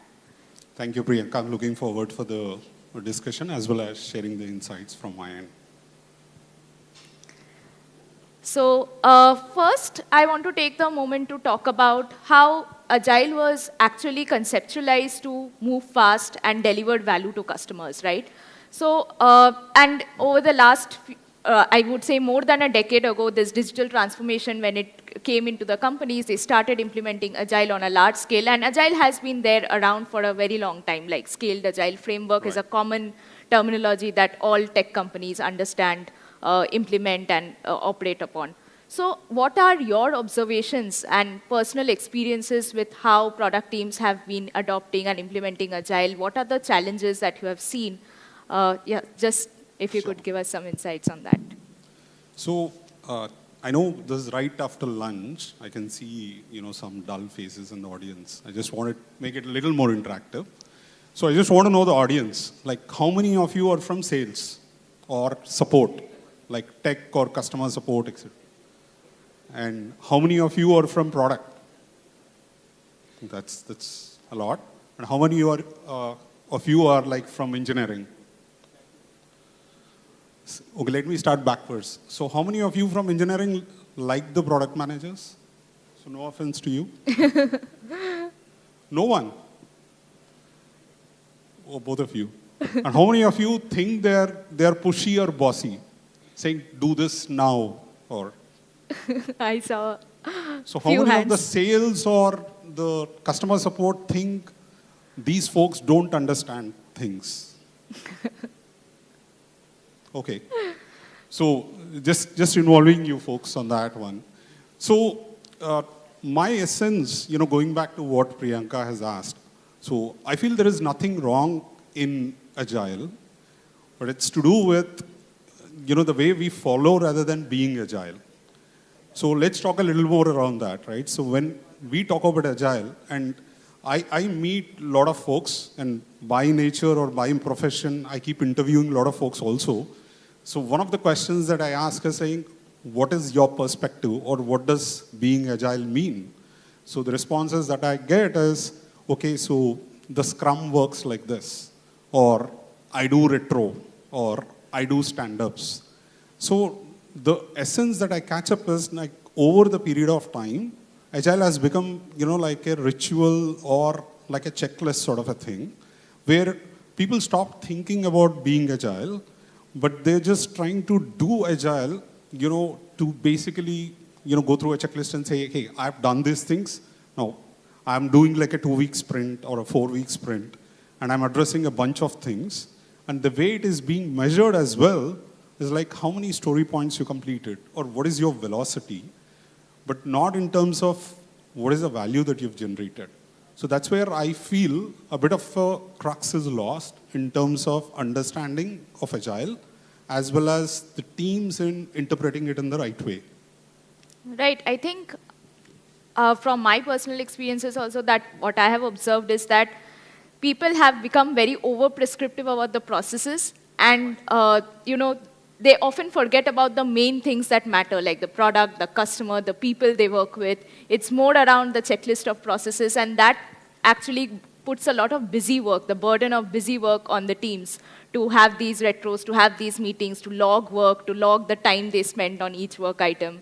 So I think that's a relevant point we're making. So in this, when their teams are implementing and using Agile day to day, have you seen the lack of context, valuable context not being there with everyone? For example, does everyone know about the customers that they're working towards, or is it just a sales and customer support teams that know about the customers?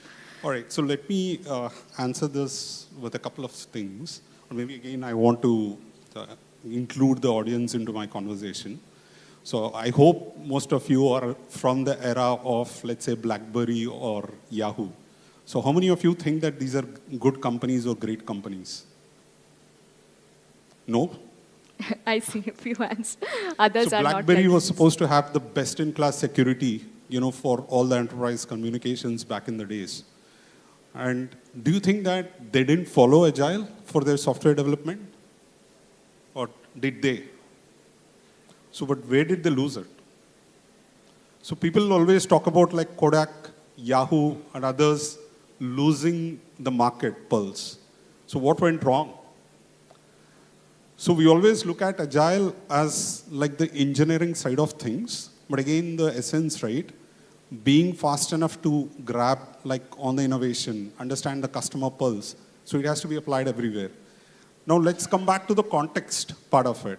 So what do the customer support teams talk? Let's look at their language, right? So somebody was talking about NPS, and somebody was talking about AHT, right? The average handling time.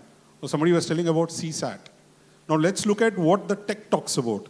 Saying, okay, my Kafka is down. Or, my LLM is not responding, it's out of the context. So how do you bridge this context?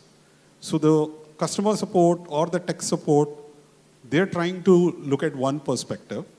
Your product is probably trying to look at the OKRs that they're driving in terms of driving, let's say, the transaction units or sales, etc. Your engineering is looking at maybe, how do I set up these alerts? Or how do I look at latency? Now look at the, the difference in the context, everybody. Now, are these folks wrong? They're all right in their own ways. right? But now how do you bridge all this information and the knowledge or the language itself, right? It's all siloed. So that's what happens on a regular day as well. And that's what we faced at Razorpay as well. So we get about 250,000 tickets, for our customer support or technical support in a month and across our products. And we have about 800 developers and we have about 150 product folks. Now, how do you bring all these folks into a common context, with respect to all the products, etc.? So day in and day out, this is a struggle that we also had. So we had done something with respect to like the tooling as well as, bridging the context and bridging the knowledge as well. So, but that's a real problem that we also have. And it's not that we have come out of it. We're still working on it. Yeah. Absolutely. I think the point that you're making around that all this information, one is bridging them. Then also, I think after bridging, the challenge remains that there is so much information to be consumed, knowledge that is coming from different departments, making sense of it, getting answers. What people usually do is just, ping people on Slack, and there are endless meetings and Slack pings that are coming, and that also is a huge cognitive overhead for the product teams and engineering teams because they're trying to do focused, deep work, but then there is too much of, expectation to reply instantly to people. What do you think, how the knowledge sharing is that also a challenge that comes up often? Yeah. So it is interesting that you brought in Slack. So again, how many of you use Slack? Or Teams? Maybe the rest? Okay. How many of you used Lotus same time in the past? Any of you from those areas? Which one do you like? So those of you who've used same time or something much more simpler. So a little bit of insights on that one. So an average engineer gets about 100 pings on Slack every day. And this is the data, by the way, and not something I make up. And I believe an average engineer spends about 64 seconds to respond to a message and loses about 23 minutes in the context switch. So now put together all this information, that's about 25 to 30% of the time losing in the conversations. Now, is this going to help the customer directly? Mostly no, because this is about, that anxiety, right? So we call it as like the Slack anxiety, and I believe there are new terms to it. About responding and giving the information to basically feed the people around us. And now, is this becoming knowledge for anyone? Because the Slack conversation doesn't go anywhere. Now, do we have problems in the general knowledge in terms of sharing this tribal knowledge across? Of course, yes, because whatever decisions that we are taking and whatever conversations we are making, this is not going anywhere documented, and it's not useful for me to repeat this decision in the future.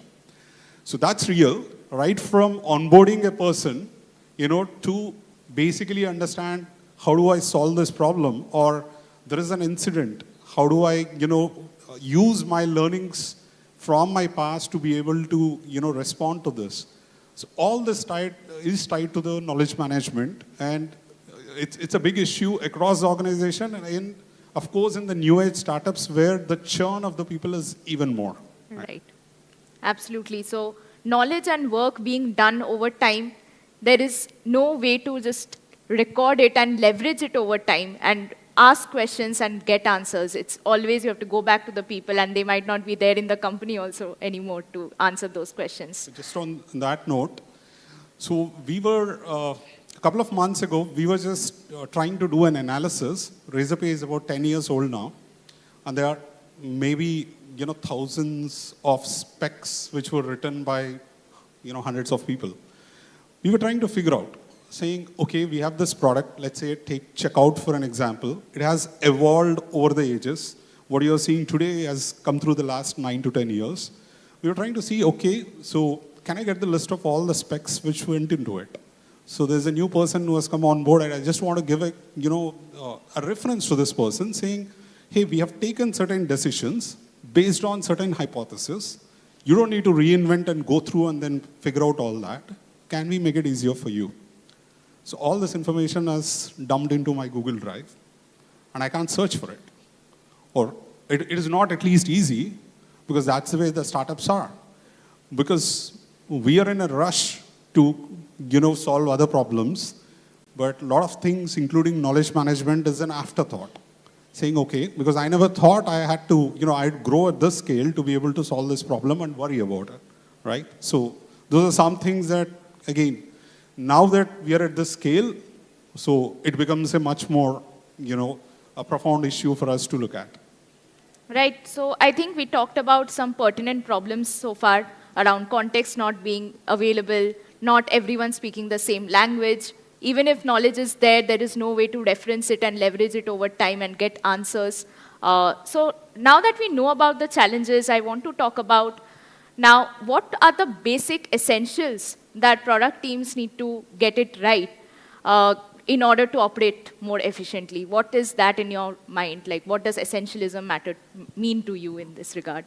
So I'll probably, take some things from what Attila just talked about it. I was just, listening to the session, and I feel that most of the points that, he's called out, it just is not to do with the design.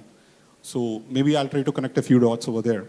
So what is essentialism, right? So in this world where data is not a problem, you have, huge amounts of data, whichever angle or whatever, type of data that you need. Now, the problem is, how do I derive meaningful insights?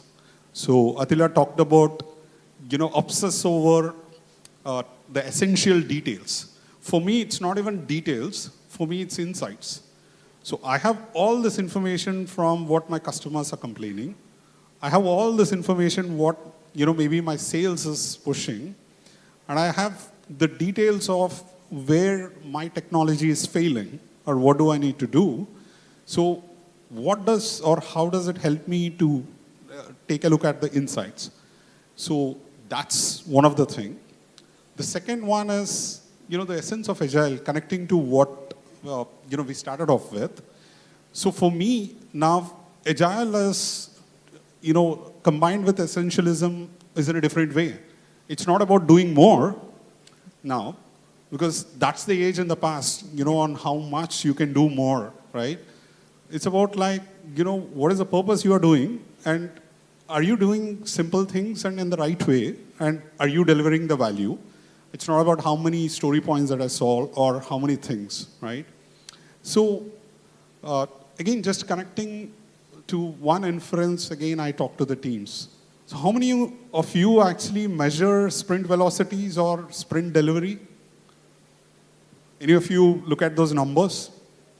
So one gentleman, another person. So what does 90% adherence mean to you? Is it good? Nodding? What does 100% mean to you? Great, excellent. So let's flip it back and then say, what was Agile about? So is it responding to change faster? So if you're planning something and you're actually meeting 100%, aren't you ignoring everything on the change side? So there should be a little bit of a sweet spot in looking at what are the right things to do and also have room, for it. For me, essential is, those couple of things, right? So one is, accessing the right insights, not worrying about it, and working as like a cross-functional, team, which actually comes together and analyzes that insights. And the third one, how can we actually look at all this information and then respond to the change faster? So for me, these are the three things that I would look at. Right, so you're talking about low latency to change, cross-functional collaboration, continuous cross-functional collaboration. Right. And also the teams not worrying about so much about the specific metrics, but actually measuring the impact and, making the trade-offs and at making the right the decisions faster. Decisions faster, right. So I think that's very important, and it's a nice way to look into how we are thinking at DevRev, thinking about essentialism, how customers like Razorpay are also thinking about essentialism with DevRev.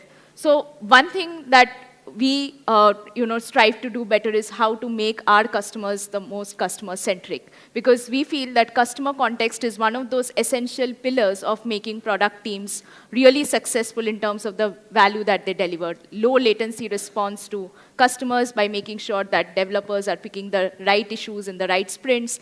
PMs are looking at all the right asks coming in from sales, support, customer success activities, and they're prioritizing it at the right time in their roadmaps. So how in Razorpay are you all thinking about this specific tenet of essentialism? Okay. So maybe I see some screen over there. So let's talk about prioritization right now. So 6 months ago, we were talking to a bunch of product managers, and we asked one question, saying, how do you prioritize your roadmaps? So you have a bunch of feedback coming in. You have a lot of information coming in. So do you have like all these Moscows and RICE and you name it, there are frameworks available, right? The MBA teaches you all the 2x2 matrices and everything. So I didn't get a straight answer. Now, we have a bunch of product managers and we have 800 engineers. So how do you build a culture where they look at, we talked about agile, we talked about essentialism, we talked about customer mindset. Now, how do you infuse this, all right? So everybody's priorities were different. And the product manager, like I said, was working, nothing wrong with that, but they were obsessed with their OKRs for that group. And the engineering was worried about their own stuff. So we tried to bring in a culture across the organization, and something we call it as sacred. And it just stands for security and compliance, because as a fintech organization, that's the foremost important thing. Now, initially when we started conversing, the product manager was saying that, hey, this doesn't mean so much to me. It doesn't meet my GMV goals or whatever, right?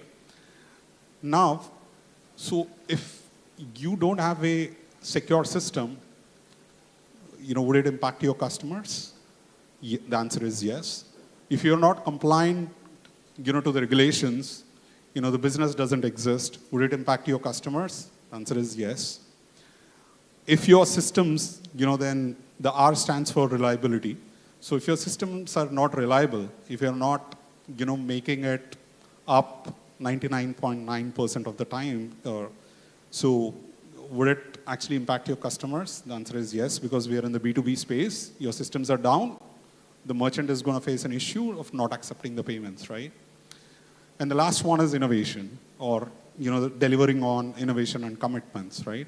So now, the reason why I talked about is now this is the culture we try to influence and do like the auto-prioritization of the work and help people say, think in that manner, saying, you don't need to put so much of a, overload or, cognitive overload and figure out saying, okay, these are the 3 people, asking me, or the person with the loudest voice, would get whatever, he or she wants, etc. That's not something that we want to build as a culture. But rather, I'm going to give an insight saying, your sprint is auto-prioritized or your tasks are auto-prioritized. Now, unless you really differ and you have a reason that I'm not aware, please just use it. Or if you, disagree with that, then let's have a conversation. So these are certain things that we try to do to help the, the developers or the product managers to move faster and rather worry about the, the creative things and important things rather than, spend time saying, what do I do next, right? So that's one of the space that I can, cover. Yeah, I think we discussed the sacred principle in the last couple of weeks, and I found it very interesting that how you are trying to operationalize it by making that data available to everyone so that they can make these quick decisions. They understand what is critical for the customers in terms of security compliance, and they actually make these quick decisions in their sprints, in their roadmaps, and it does not get neglected, right? So the next thing that we wanted to talk about is how we discussed the challenge around knowledge sharing, especially in product orgs as they scale in Razorpay's size. It is a challenge that there is so much documentation, there is knowledge around the customer feedbacks that have been coming in, then there is all the backlog, all the work that teams have done all the existing backlog. There is so much different types of information. Now, how do you tie it together? In DevRev, we always talk about our knowledge graph. So can you talk about how important it is to, in your operations in terms of tying this knowledge together? Yeah. Firstly, I will not say that we've solved this problem entirely, and this is one of the reasons why we were pretty keen on DevRev. Needless to say, Razorpay has complex systems, and a lot of them are interconnected. And when information flows down, so imagine a customer showing up at your door and then saying, okay, hey, my payments are not processing. They're not going to tell you saying, this service failed. Can you go and look at it? Or they might be exercising a wallet, which is powered by Razorpay, and somebody would actually say, hey, the money is not loading. And now, unless you have the entire ontology connected, and you're trying to figure out saying, hey, this is how my system is connected, and if this fails, probably these could be the different things that we need to look at. There's no way that you're going to attempt to solve this problem faster. So the two aspects that we were looking at is, what we talked about, the knowledge base in terms of the searchability and figuring out saying, do I have the information about the historic trends on what are the problems that we've actually, faced in the past, and can I learn something to do it faster? The second one is, okay, so if there is an issue, if I have an alert coming through, or if I have an incident at some space, can I understand the blast radius around it? So what all products or what all areas can it potentially impact? I'm not saying it can impact, but I would like to know, saying, okay, this is around the UPI service, which is actually acting slow. So if an UPI service is acting slow, so what could be the blast radius in terms of what features can I anticipate that the merchants are going to complain? And I'd be more prepared to handle it. Or can I actually do something to actually improve the, my auto scale, or do certain scaling things, or maybe divert the traffic to something else, or at least, put a downtime messaging saying, hey, we are experiencing some issues, and ahead of somebody complains. That's the thought process that we are currently driving. We are not fully there yet, but that's where we want to get to on a complete scenario.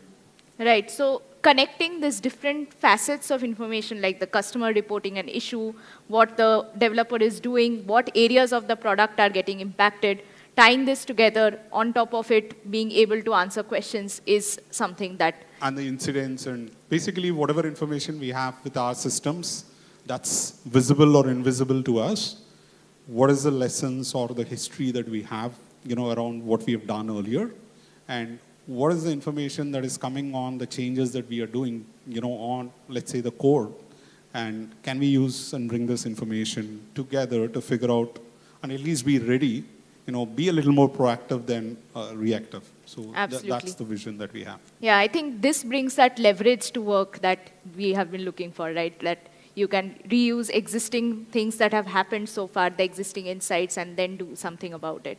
So the last part that we want to talk about, how we talked about how product and engineering teams are, overloaded with operational things, like they are not getting enough time to do deep work. How machine in today's day and age can be allies to automate the mundane from their day-to-day activities, and can also provide deeper and faster insights. So something along those lines also that you are trying to bring in through tooling or otherwise in the company as a change, that how can AI be a productivity booster? Firstly, I think there was a launch in the morning, so Priyanka has done it. I'm very excited to, basically I'm pretty much waiting for that feature to go live, which is the conversational PM. So I just want to take, a minute to talk about certain experience which we had last week. So we had the Razorpay event called FTX, and there was a panel which was talking about developer productivity or developer experience.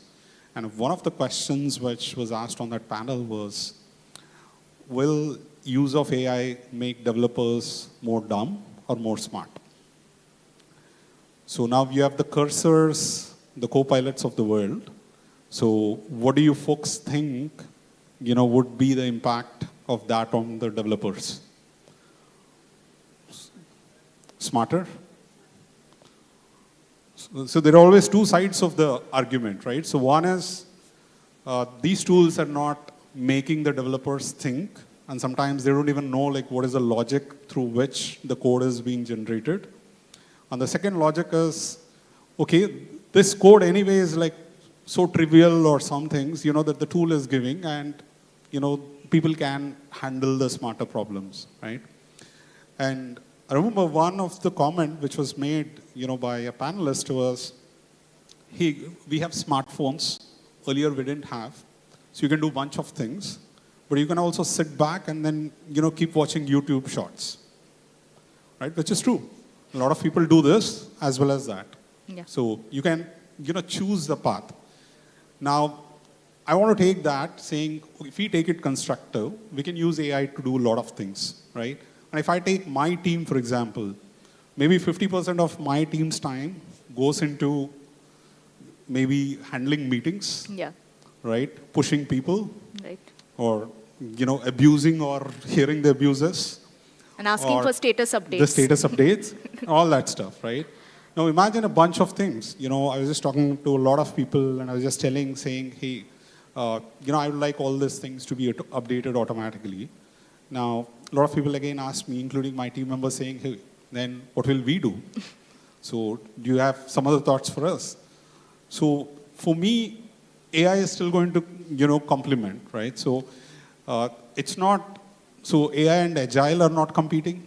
AI is expected to, or from my standpoint, enable us to be more agile, us to be more creative, and automate a lot of these things in terms of status updates, capturing the meeting notes, maybe suggesting this information, or imagine I have an incident which has come up, and the moment the agent or an engineer opens it, and then he or she has a bunch of information saying, hey, this is what has happened in the past.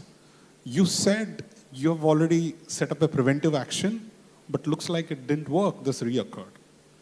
So that's the intelligence I expect AI to give me. So, and one data point I think I spoke, or this is one of the things I've actually talked about to the DevRev team. We are very diligent in our RCA process in Razorpay. We do RCAs for all the P0 and P1 issues. But when I go and look at statistically the data on how many actions coming out of RCAs has been closed in the system, it is 12%. Now, does that mean that those actions are not addressed? People didn't set up alerts, people didn't make the code fixes? The answer is no. All those things are being done. But people don't find time to go and update in this document and share it with the rest of them. Now, can AI help? The answer is yes. So the creative part of it, I think, will be still left for us to do it.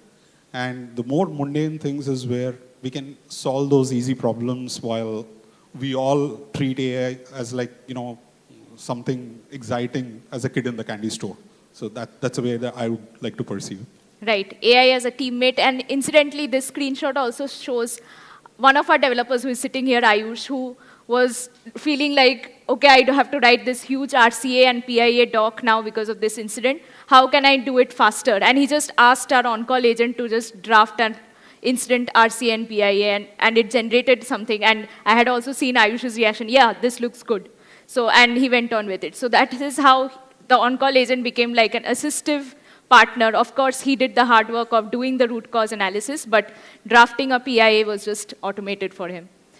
And the last, I'll talk about how Siddhartha had also talked about how all this knowledge becomes tribal knowledge, because people, it's not the Slack conversations, the meetings, these are not recorded anywhere so that you can leverage it later and ask questions on it. So this talks about how if everything is ingested into the system, then you could just ask questions, simple questions, and get your answers quickly without hampering someone else's productivity by pinging them on Slack. Yeah. Right?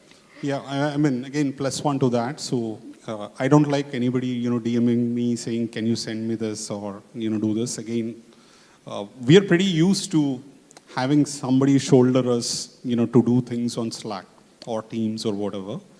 So I think it's time we all use insights and we all basically look at more productive tasks rather than, looking at just churning data and trying to, do a lot of this crunching, etc.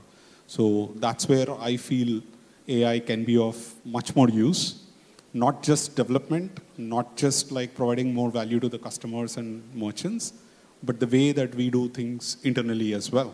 It could be trivial things like sending notes, or it could be complex things in terms of analyzing information and then give me a suggestion for me to act upon. So yeah, so those are the spaces I'd see.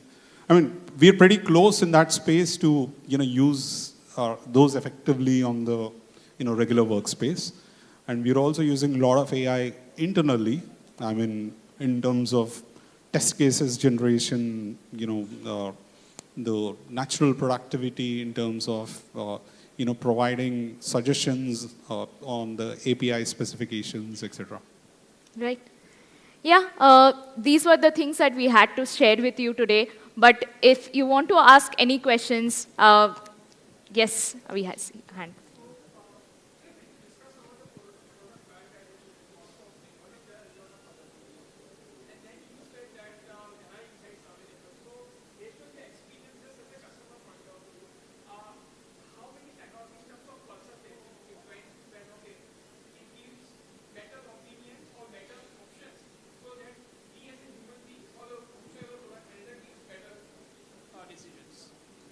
So if I understand, you're saying like, based on the information, whichever is available or insights being generated, so how much better this is or, compared to what was being done in the past, or is that what you're saying? Yes, yeah.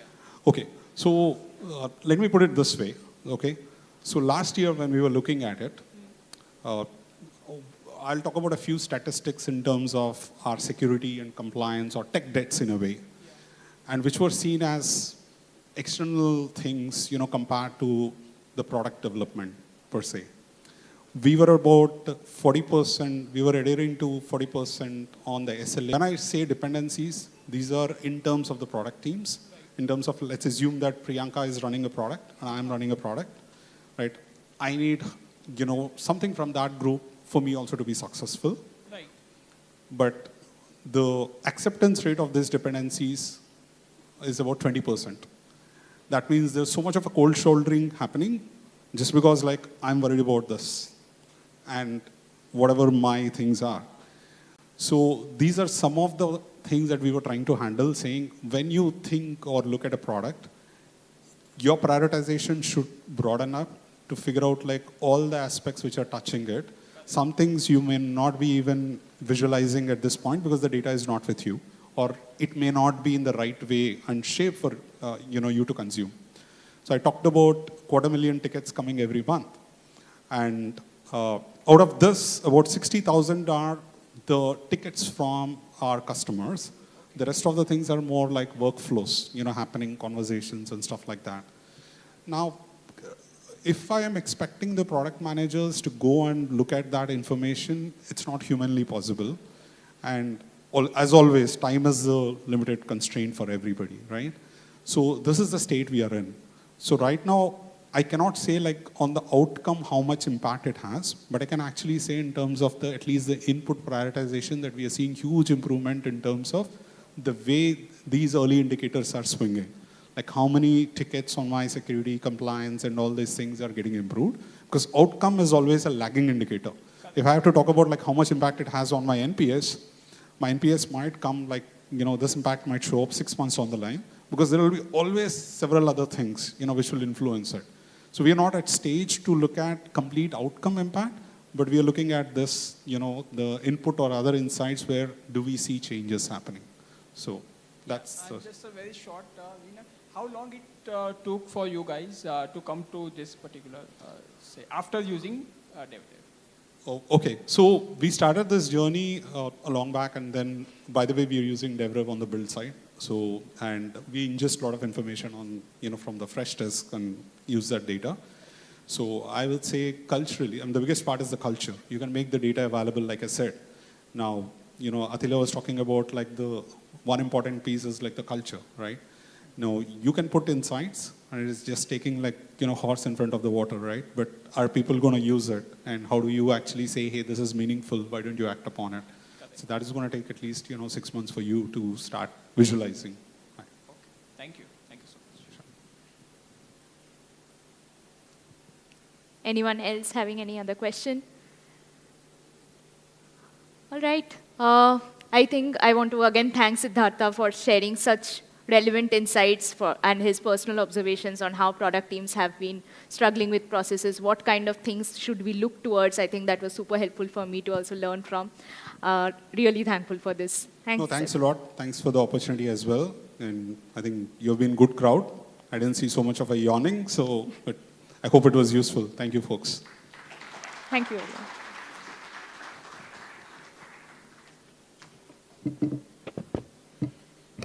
Thank you so much, Siddhartha and Priyanka, for that deep dive into the different tenets of essentialism. Now let's shift gears to the world of self-service, a game changer for scaling customer experience. The next session is titled Bootstrapping Self-Service, and I'd like to welcome Mukul Modani, Senior Product Manager from O9 Solutions, and Shashank Sharun, Product Manager at DevRev, onto the stage.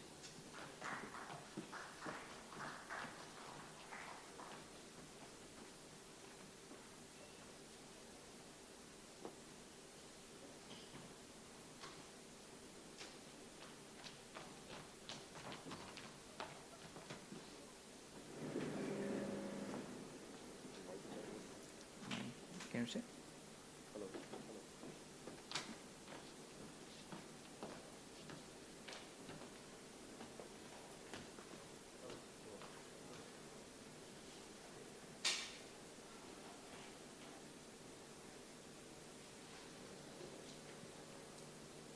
Hello. Hello. Can you check? Hello. Yep. Good. Yeah, good. Oh, thanks everyone for joining in, and thanks Mukul for sure. Sure. Yeah. So an exciting day till now. A lot about AI and everything. But before we go further, do you want to talk a little bit about yourself and also about O9 a little bit more? Yeah. So I am a senior product manager at O9 Solutions. Been with the company for around 3 years now, almost 3 years. So previously, I was a consultant with IBM in its Mumbai office, and a supply chain consultant, process, and implementations. Almost 10 years of consulting experience behind me. And I think you would have heard Sandeep in the morning. He also moved from Accenture to AWS, so the similar technological shift happened with me as well. And it was a conscious choice because technology is breaching all domains, right? I mean, there's nothing which is without technology right now. So yeah, and a little bit about O9 Solutions. So we are essentially, what we like to call ourselves is an enterprise decision-making platform. So what O9 Solutions does is that it basically, there are so many decisions that an organization has to make, that an enterprise has to make on the supply chain side, on revenue side, on sustainability now. That's become a big area of focus for everyone. So how do you help the managers and leadership make planning decisions around each of these areas? That is where O9 Solutions provides value. Yep. Thanks. So as O9 is a lot in B2B space and everything, so as we are witnessing firsthand the evaluation of customer support, and a lot of it we saw how AI is transforming this. What is few things that excites the most about customer service to you, especially in B2B scenarios like you are in? Yeah. So this is a little different for O9. I mean, traditionally, customer experience, customer success is thought of as an end user reaching out to the company and maybe with some issues. But for us, a big, I mean, we are primarily an enterprise software company. So our customers are, enterprises, right? They're not, there are individuals behind it, but I think a lot of the interaction that we do are with, enterprises collectively. So the kind of relationship that we have with our end users, who are essentially individuals, is a little different from traditionally how, let's say, in Siddharth's case, a Razorpay app user might have, right? So, but nonetheless, the customer experience is absolutely critical for O9. It's not just an area which we see as resolving the issues that users of our platforms might face, but also as a potential revenue generator, right? Because a large part of what we do is serve businesses, and businesses evolve. They're not static. So when we engage with enterprises, they have a certain business scenario that they're working with. 2 years, 3 years down the line, the business scenario changes a lot. And they're looking at O9 to serve those additional use cases. And hence for us, the customer experience or customer service is not just about resolving issues, but is also about continuously assessing their business context, business situations, complexities that they're facing, not just them, but the industry is facing, and then providing capabilities that address those issues.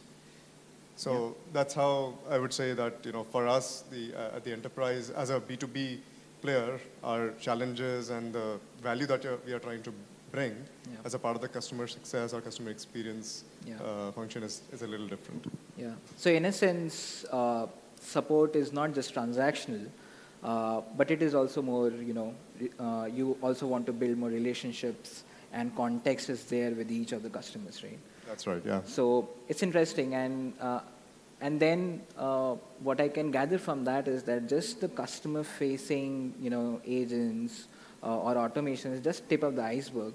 You need a lot of intelligence and efficiencies within the team also who are supporting them, so that they have all the context. And I think team intelligence is also one of the words that we were talking earlier in the morning. So do you want to touch upon a little bit more on that, how this team intelligence and efficiency really is very important, how it is important for delivering a very humane and relationship-based customer service? Yeah. So yeah, for us, again, because we are a people-driven company, because solving the kind of issues that we do, it's very difficult to put them as steps in the software, right? The kind of problems that we are solving, it's actually a lot people-driven. So you need industry expertise, you need a lot of functional domain expertise. But with that complexity, what happens is that there are a lot of dependencies on certain people, right? And obviously the realities of any enterprise is that people keep on moving, right? They keep on shifting roles, they keep on shifting companies. And hence, as an organization, what you would want to do or what you would like to do is to retain all the knowledge that a certain individual has brought and has developed, right? That is where the team intelligence becomes very crucial. The other reason why team intelligence becomes very crucial is because we have a lot of divisions, departments, and silos. We have, just to give you a broad overview of our organizational structure, we have pre-sales, we have implementation services, and then we have product management, we have a platform team. Now, a lot of knowledge resides within those silos, but any customer issue requires an enterprise to actually bring all of that knowledge together and then resolve the issue. So not just responding, but you have to first analyze or assess what that issue is, what is the context behind the issues that our customers raise. Sometimes, I mean, if certain individuals are not available, then it becomes extremely difficult to respond very quickly to that, right? So there's a huge dependency on certain individuals being available, and which is where there is an absolute need to have that silos broken, to have those silos broken, and to gather that team intelligence where you bring understanding from the product, from the pre-sales, and from the past interactions, and then deliver the customer experience that the customer requires. Yeah. So kind of the team intelligence from different departments at one place, so it becomes very assistive for you to understand the context for the customer. Yeah. And now specifically looking at O9, what are some of the approaches that you guys are taking internally within your organization in terms of infusing AI agents in your operations? Yeah, so I mean, what I like to, or as an organization, what we like to refer to it is a hierarchy of knowledge.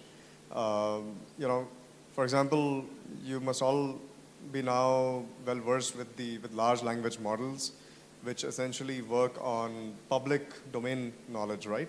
So, but it's not just that. To solve the kind of problems that we face with our customers, especially because they are business decisions, you need to also be aware of the knowledge of the industry, then the knowledge of their department, the knowledge of specific roles. So that's what we like to call the hierarchy of knowledge. Through LLMs, for example, what they're good at is taking that public domain knowledge and convert them into conversational responses.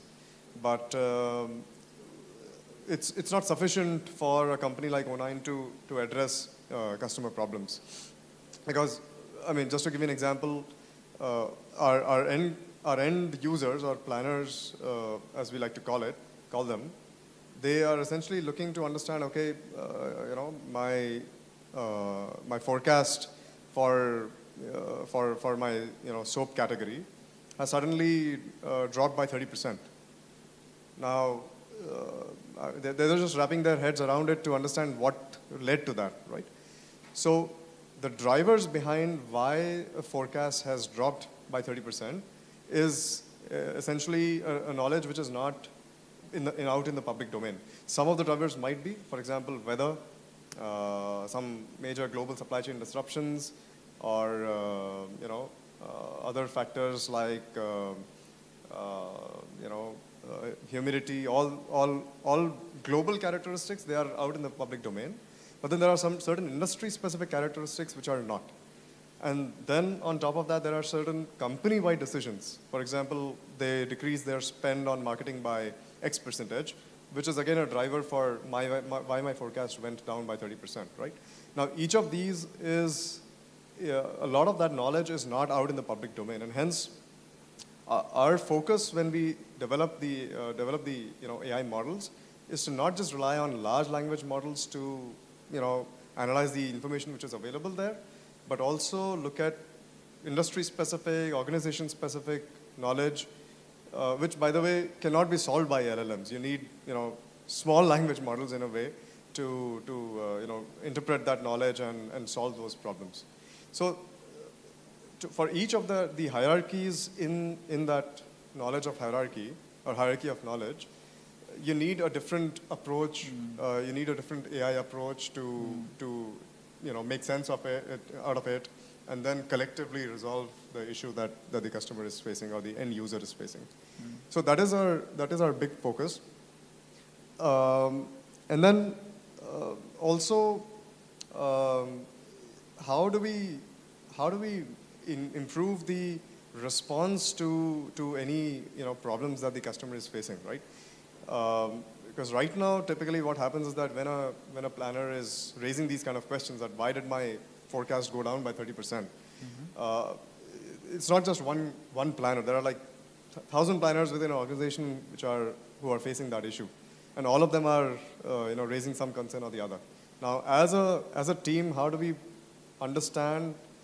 Because when an issue gets raised, there's a certain individual who's looking at each of those issues, but each of the team members don't have the context of all the tickets that are being raised, right?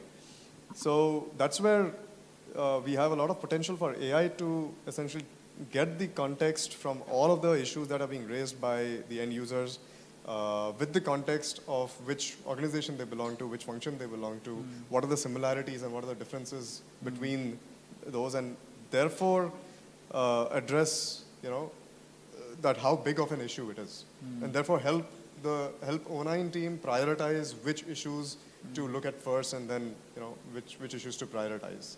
So right now the impact, understanding of the impact of an issue is not easy because everyone is looking at their individual tasks and not, we don't, collectively we don't have that awareness. Yeah, right? And especially in B2B cases when a customer issue comes, understanding the relative priorities for this customer and that customer is really difficult and has a lot of nuance. Yeah. Any challenges that you may have faced while you talked about small language models and different architecting different types of AI strategies for different types of use cases. Any examples that you would want to take and any challenges that you may have faced while implementing those? Yeah, I think a large part of it is change management, because I think in the morning also we discussed that just like any other technological advancement, even AI has a lot of change management related issues. I mean, it will, right? So a key thing that we are trying to, or we will have to ensure is that set the right expectations of what AI can do, and also address the question that what is the task that is then cut out for our human resources, right? And that becomes very critical because that is how as we discussed in our previous discussion as well, that there are both perpetrators as well as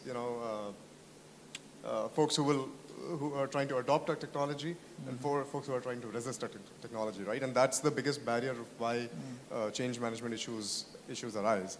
So I think a key part of it is to set realistic expectations and also address the fact that what is the scope of, let's say, AI agents, and what is the scope of human resources. So for me, I think that is addressing that factor is will help in removing that major hurdle in adoption of AI. Correct. That's a major challenge, right? Correct. So it's interesting that you talked about where human lies and where AI agents lies, and I think human in the loop is something that can also bring a lot of trust while I'm deploying AI in any of the operations. Yeah, absolutely. So I think on that, at this point in time, at least, and since AI is evolving, rapidly, but at this point in time, the way that I like to differentiate between what human agents or human resources are capable of doing versus what AI agents are capable of doing. AI agents, as they're more apt for doing repetitive activities. I think that's the first step, automating the repetitive activities. That's what AI agents are good at. But also contextual, as we just discussed, contextual, actions and awareness, right? That is what AI is capable of. On the other hand, human agents or human resources are more adept at handling emotional, gathering emotional intelligence, because that's one area where, as of now, AI agents are not, maybe still evolving. So wherever there is sentiment involved, wherever there is a requirement of an emotional awareness, I think that is where that is the area that I see more and more, especially on the customer experience side, where the human resources will have to play a larger role going forward. Got it. Makes sense. And I think all of us in the industries, in this industry, are really early in terms of deploying AI for either customer support, customer facing, or internal operations to serve them. There's, of course, a lot of potentials. There's a lot of hype also, in this space. From your perspective, and what is something that you're looking forward and excited about? How AI will transform specifically in customer service in the next few months or years? Yeah, I think that as of now, there is a lot of value leakage that happens on the customer experience or the customer success side. What I mean by that is, our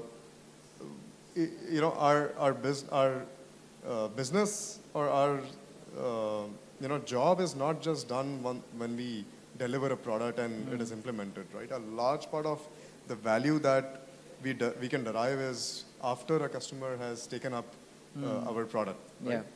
And they have gone through the implementation cycle and they have started to use it.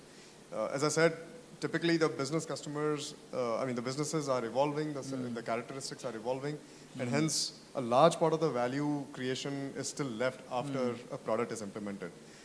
And what I'm most excited about from AI and how AI can help is the ability for AI to arrest that value leakage that currently happens after the product has been adopted by the customer.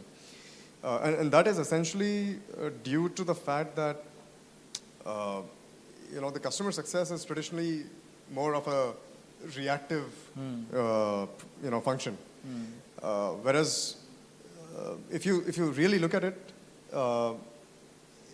based on how your product is actually being used, the user interactions that are happening on the platform, every click that a user is making on your product, every decision that your product is being used for, each of those gives you invaluable insights as to what capabilities they are using, what are the business problems that they are facing, and therefore get that feedback back into the product that those are the areas which are very important, or which are left unattended, and that becomes almost like an input for your product roadmap, right? So 4 months out, 6 months out, what are the capabilities that you would like to introduce in your product?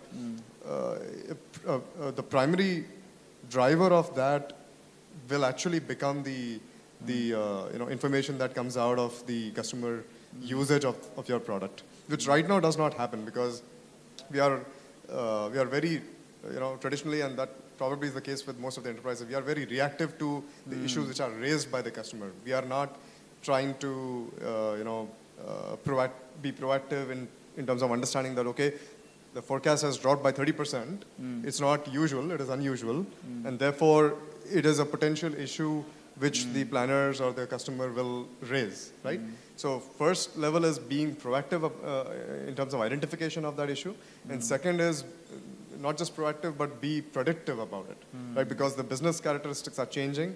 There are events which are happening, there are weather that is changing, and hence be predictive about the issues that the end users might raise, right? So and that is the area where we think that a lot of the value leakage is happening, which AI has a good potential to resolve. Got it. So from reactive to proactive to predictive. Yeah, that's right. Yeah. Cool. Thanks, Mukul, for joining us. Sure. Thank you for having me. Thanks.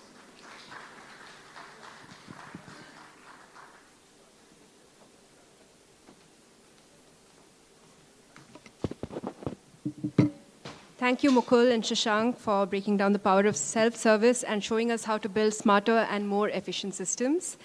To wrap up our breakout sessions, now we'll have an insightful discussion on leveraging AI for productivity and customer experience. Let's welcome Ankur Saigal, co-founder and CEO Bamboo Box, and Abhilash, VP and Head of Technology and Digital Natives at Quality Kiosk, one of DevRev's partners as well, onto the stage to take it over.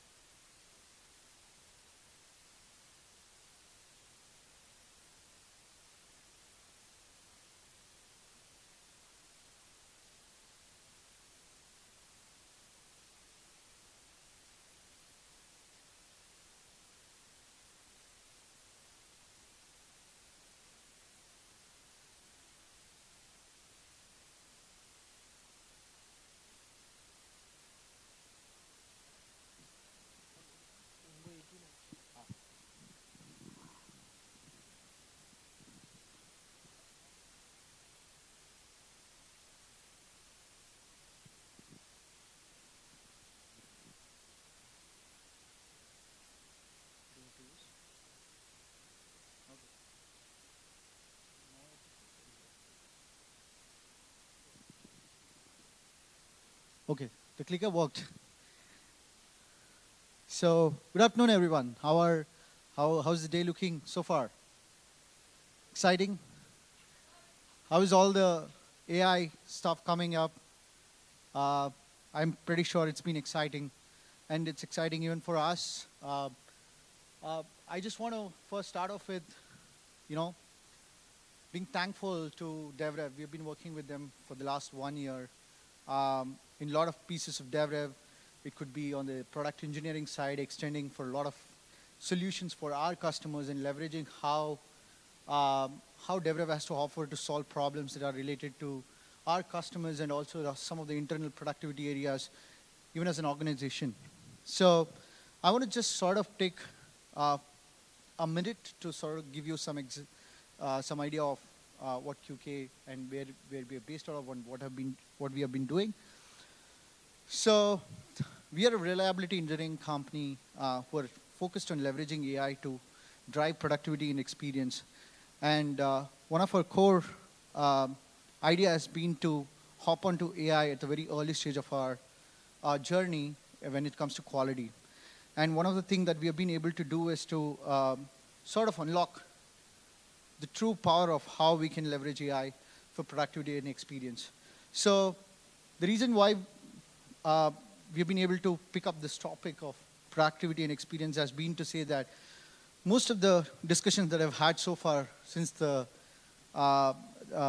morning has been to talk about, hey, there is a lot of fragmented pieces of the engineering lifecycle, the customer lifecycle, the customer support. I'm pretty sure you've heard also from DevRev on how they're solving the customer support, the engineering, and also what's going to happen in the post-production side of things. I'm going to use a different language because I'm going to pick up a small piece of what's happening as part of the entire life cycle for every organization.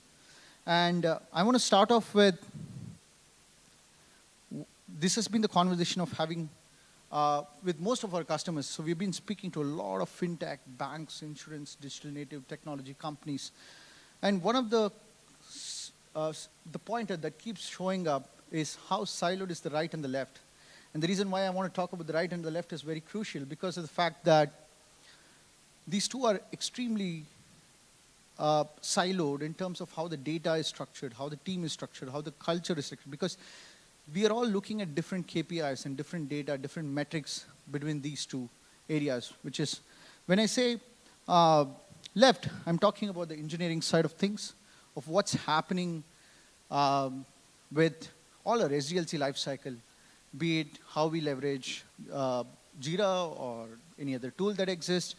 But in the recent past, there has definitely been some adoption on AI, because, for example, people started using Cursor, right? It's a very simple tool to improve your productivity on how you write code, but that's just a small piece of what's happening. But then there are a lot of different places where it could be CI/CD, it could be some other areas on the SDLC lifecycle has been there, but it's still a fragment.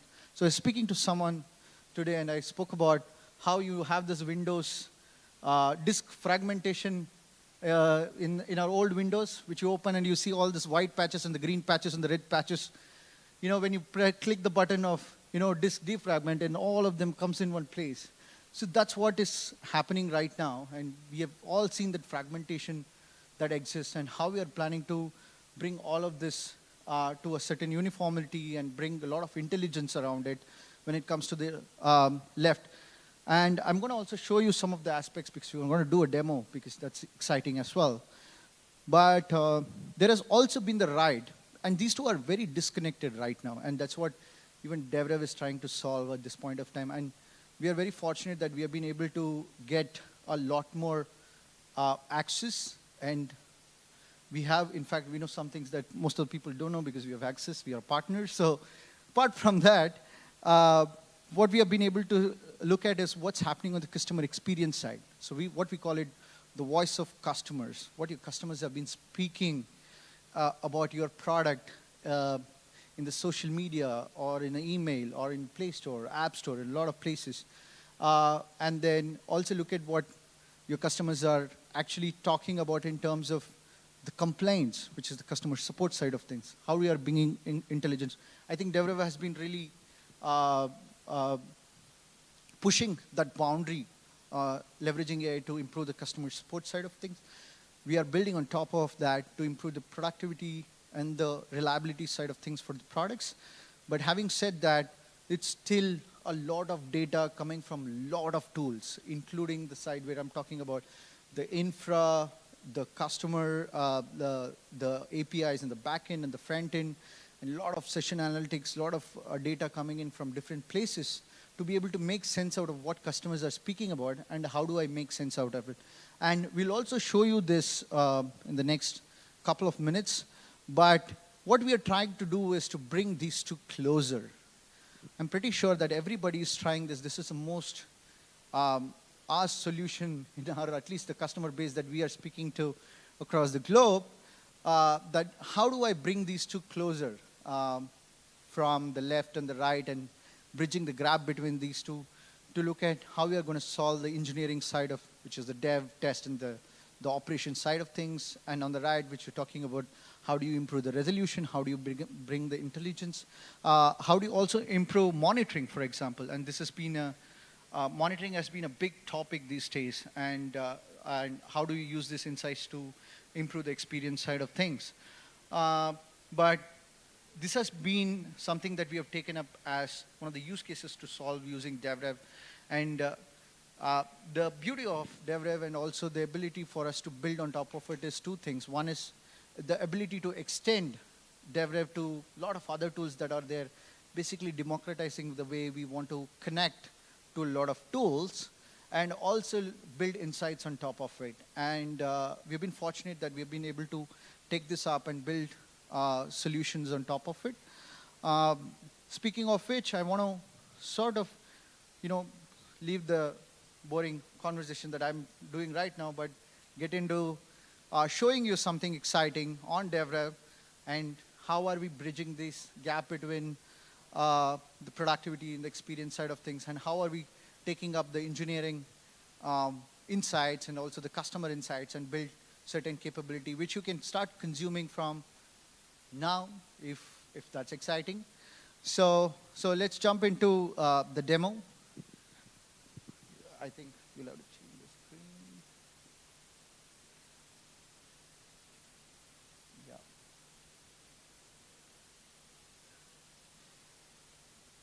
Change. I'm mirroring. Yeah.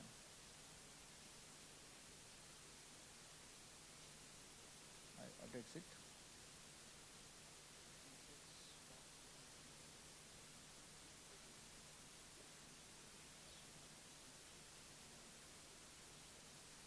Fantastic.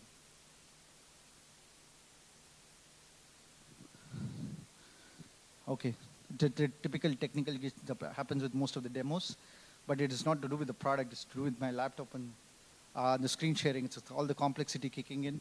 But is it still not visible? Oh yeah, okay, great. Yeah, it worked. So let me take an example of what's happening here right now is, we started monitoring what's happening in your Play Store or App Store or any other places that your customers are speaking the most, right? One of the customers that we have been working with, they have been receiving 40 user reviews every day, right? And these are very good insights for us. And how do we make it real time to make our testing intelligent? How can we use this to make our response to customers intelligent, and a lot of other aspects. But what we are looking at here is to bring insights on real time from the Play Store of what customers are talking about.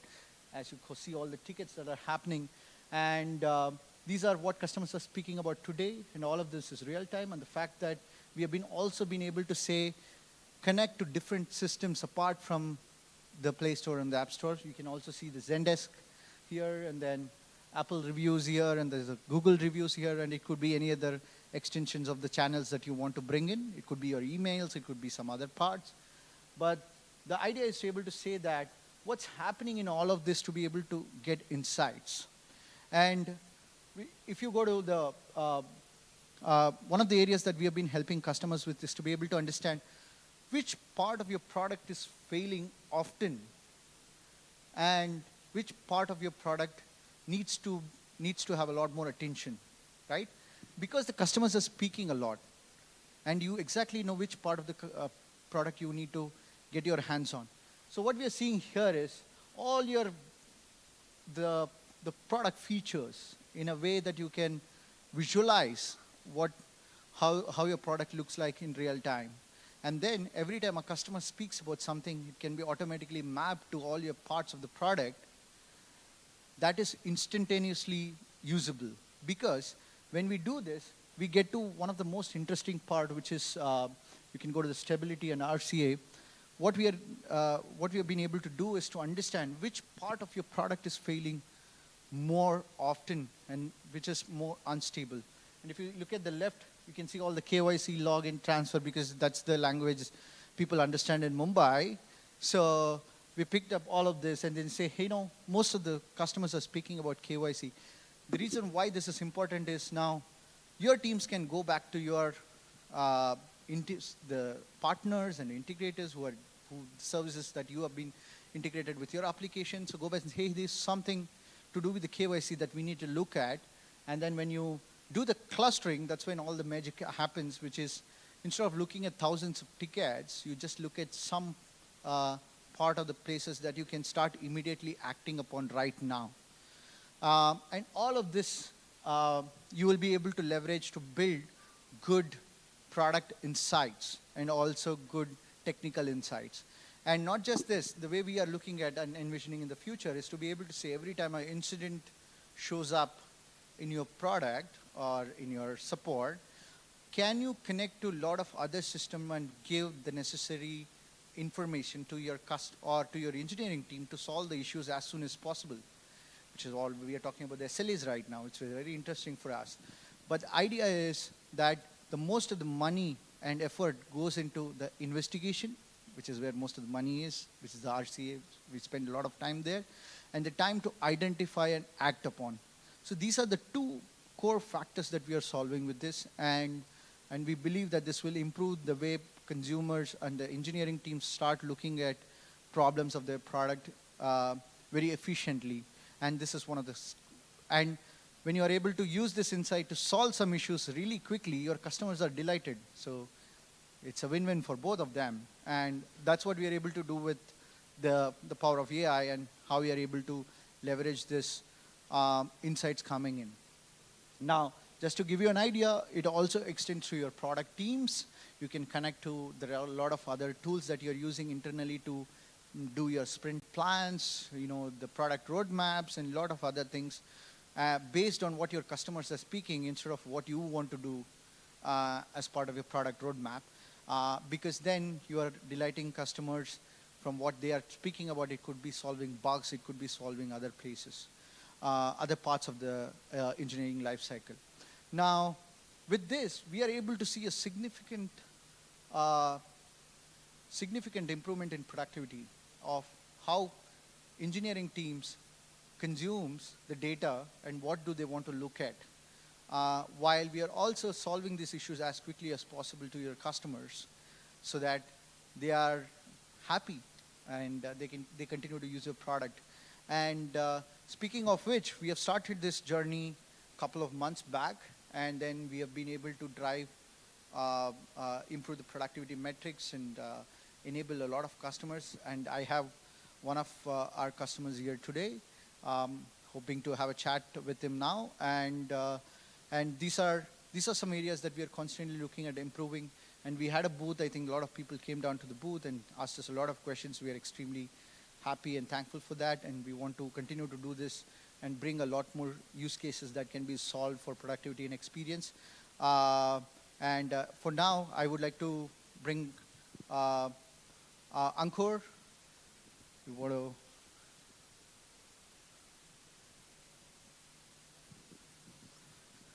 So, yes, welcome. So, yeah, Ankur, first of all, thanks for coming in today, and it's important for us because of this journey that we are getting into.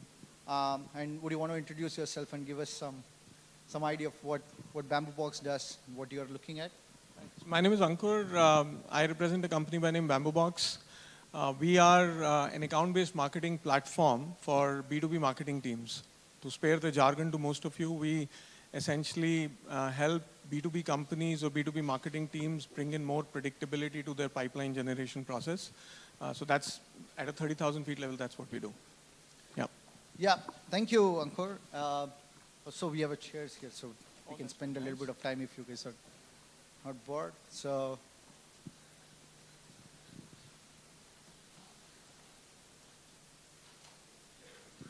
Yes. Have a seat, Ankur. Thanks. Yes, thank you. So let's spend a couple of minutes. I want to talk about the AI, which is the most hot topic right now. And I believe that you're also integrating AI into your product. And I want to understand what's the expectations from customers these days when we talk about AI. I mean, keeping all other things aside, what's happening in the market and what are you seeing that your customers are asking for? We have been around for 4 years. We are a native AI platform. We've been using AI for a lot of use cases in the past, but largely around the concept of predictability. So, for example, our platform predicts what are the accounts which are ready to buy, or they are at the bottom of the funnel in their buying cycle. But I think in last 12 to 18 months, there has been a paradigm shift. We all know, we have all gone through it, so it's a no-brainer for everyone. So the customer expectation is definitely changing. Our customer is the same person who was searching earlier on Google. Today, they have stopped searching on Google, but they want summarization. They want contextual summarization in their day-to-day lives. And that's the same behavior or same expectation which they bring to their offices when they use any application or solution for their day-to-day work at office. That's the same expectation which they bring in. So they want applications to be more context-aware. They want applications to be more intelligent than ever before. So AI cannot any longer be just behind the scene piece. It has to be up in front of every B2B solution. And that's what we are doing. That's what we are realizing. That's what our competition is doing. So that's the direction, yeah. Amazing. I think you just summarized the agentic part of the AI. I did not want to use jargons, but yeah. Awesome. I think that's exciting. And it's very interesting, I think, because now the platforms are built AI first. And that's a shift that we are seeing with most of our customers also looking forward to, and especially the platforms that are coming up. I want to take a change of gear and ask, I'm pretty sure now that we are going to get into the DevRev journey, and we are also looking at the productivity efficiency kicking in. What do you see that it's going to help your teams move? What kind of metrics that you're looking at, evolving over the next couple of months, leveraging AI and DevRev platform? So, we are relatively new in the journey. So I think there are a bunch of things which we have started. The first win for us by working with you guys as well as with DevRev has been that I think we have been able to remove a bunch of tools. So this is a fairly integrated tool. It removes at least 4 or 5 other tools which we were using in a siloed fashion. So that's on the technical standpoint. But in terms of the expectation, and that too from a business side, I think there are 2 broad expectations which I have. One is that our overall roadmap prioritization. So today, a lot of roadmap prioritization today happens largely by 3 or 4 of us sitting together and thinking that this is what the customer is wanting. So it was never as much data driven as what we would have ideally wanted it to be.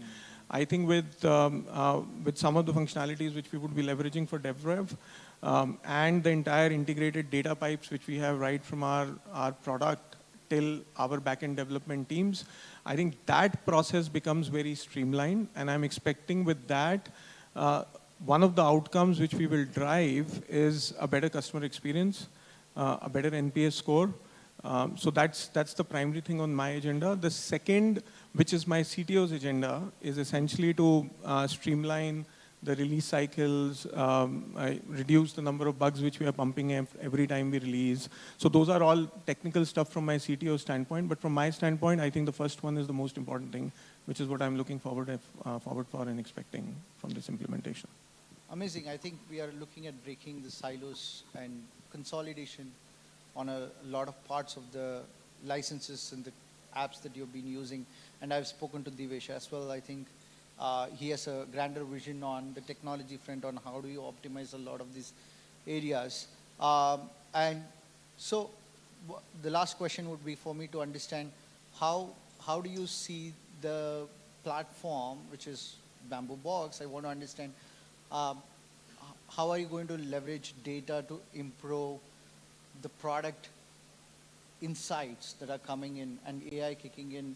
Do you see the shift for customers to start using your product from day one? And how is it happening on the rest of the platforms that exist in the market right now? And what kind of shift do you see there? Yeah, so I think I'll come back to my previous answer. I think I said that we've been AI native for the last 4-5 years of our existence.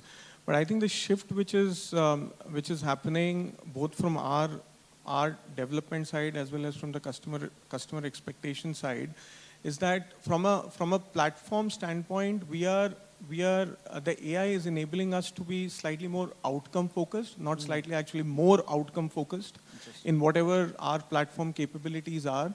And that is where AI helps a lot to begin with. And one of the examples is that today we are able to do hyper personalization from our platform, which end of the day helps the campaign performance, which helps end of the day to generate faster pipeline and a much more qualified and a better pipeline. So that's an outcome which AI today enables us to have a larger handle on as compared to what we ever had in the past. That's one.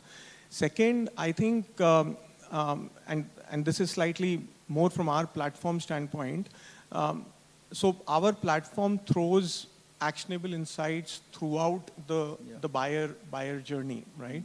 And the expectation always has been that a marketer will sit, consume those actionable insights, and take an action on the platform which will help improve the outcome, right? With the entire AI piece which is happening around, we are leveraging tons of LLMs and reasoning models today to consume those insights, and sorry for using the jargon, in an agentic word, and getting those actions executed, and of course, wherever necessary with the human in the loop. But this also improves the productivity of the marketer who's sitting on our platform, plus also ensures a better outcome in mid to long term. So that is where we are seeing the application of agentic AI or the LLMs in our domain and how it is going to help the customer experience and overall outcome focus of the platform. Amazing. I think we are excited about this partnership and we look forward to have a lot more metrics going forward, and we are working closely with you and your team, and we're going to, next time we do this, I think we will have a lot more to speak about in terms of metrics, in terms of changes that's happening from a cultural standpoint, from a data standpoint, and a lot more other things. So thanks for joining us. Thank you. And I want to say that okay, yeah, it just came out. So I want to say that thanks for Ankur for joining us today, and I'm looking forward to how it's going to shape. And I also believe that AI is going to be transformative, and that's going to help us move faster, become efficient, become productive, and help our customers become successful. So thanks for joining us today, and hope you have a great evening, and have a great day. Thank you. Thank you, guys.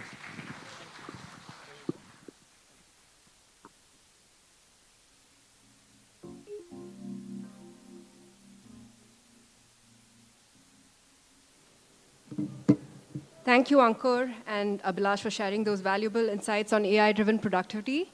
That concludes our breakout sessions for today. A big thank you to all our speakers for sharing their insights, and to all of you for being such an engaged audience. There's plenty more in store, so stay tuned for more exciting sessions as we have lined up for the rest of the day. Please be seated. We'll start in 10 more minutes.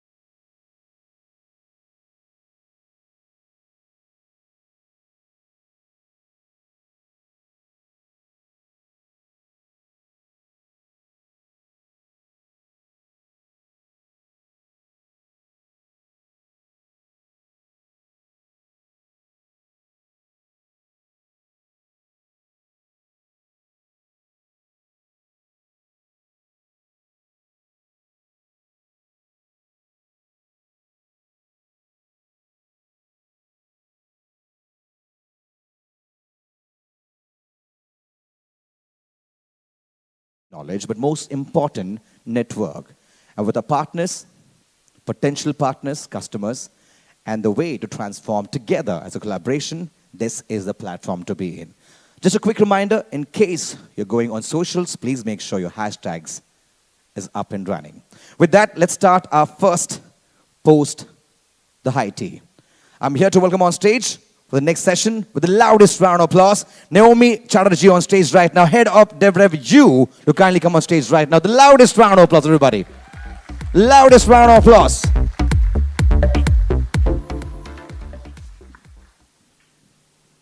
Hi everyone, I'm Naomi, and I'm here to talk to you about how DevRev U can make your AI adoption journey better.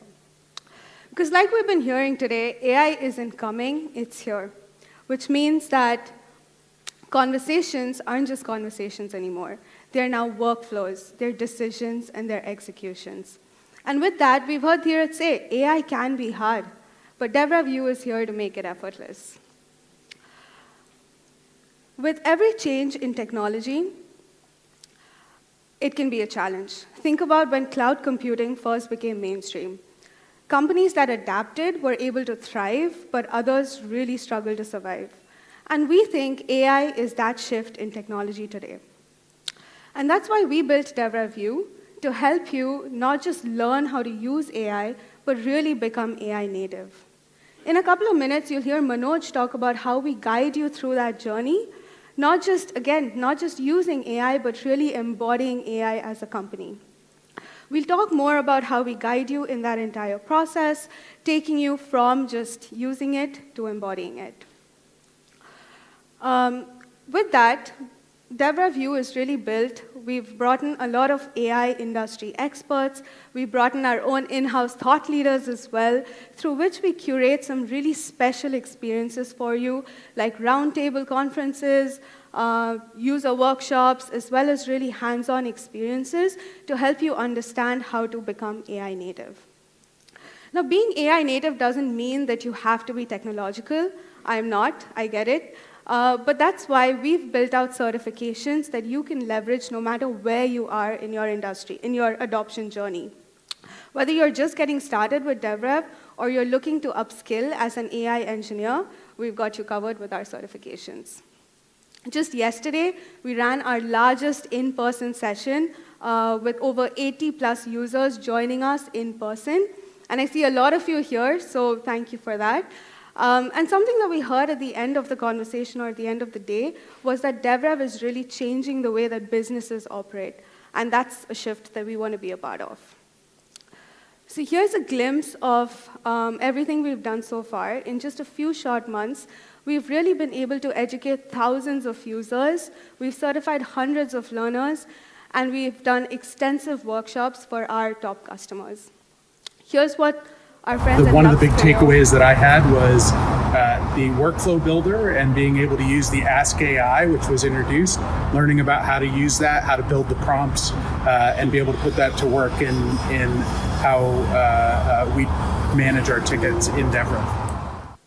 So those were some really kind words shared by our customers at Lux Creo that attended our last workshop. They had a fantastic experience. And I see a lot of you that attended the workshop yesterday here as well. Huge round of applause for them. They are one of the first people to be certified on DevRev's AgentOS. Thank you so much. Along with that, we'd also love to recognize some standout learners that showed deep expertise and really enthusiastic participation in our session today. So to help me with the awards, I'd love to call on stage Molly Holland, our CVP of Customer Experience, and Dheeraj Pandey, our founder and CEO.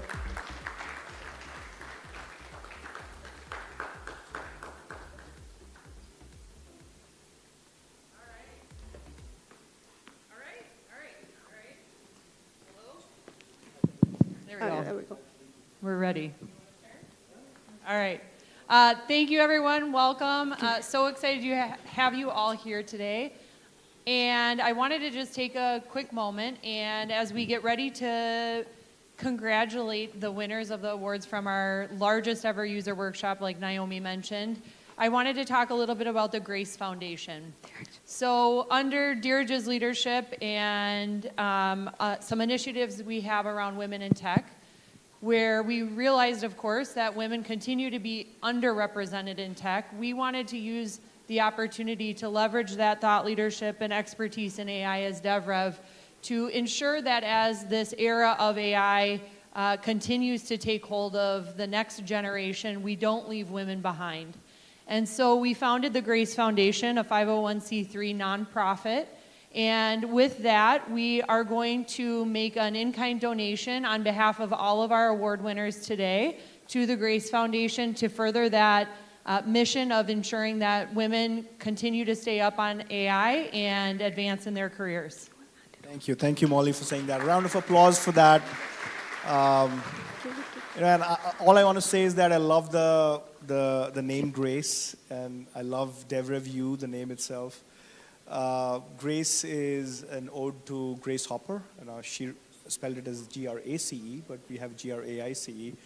I was in the room for a brief while and just felt so good, just being hanging out with all the women in AI there as well. I mean, all I can say is that right now, post-Trump, when everybody's like, hey, you know, we need to dismantle DEI and ESG, at the very least, the buzzword is gone, but the substance is here. So I think we need to really get the substance going there, and I think we can get the substance of Grace right, we'll be there. Thank you again, everyone. All right, with that, we'd love to recognize our standout learners and hand out some awards from yesterday's workshop. The first award is the Deep Thinker Award that is awarded to the person that posed the most thought-provoking question yesterday and sparked an interesting discussion. This award goes to Ayush Anand from Wealthright.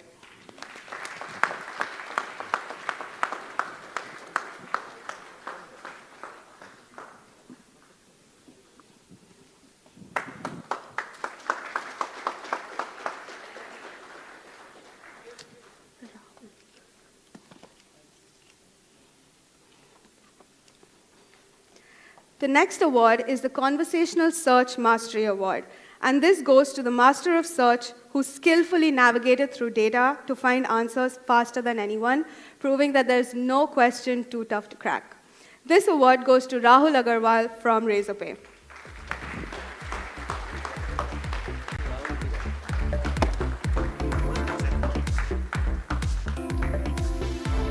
I think we have Siddharth collecting it on behalf of Rahul.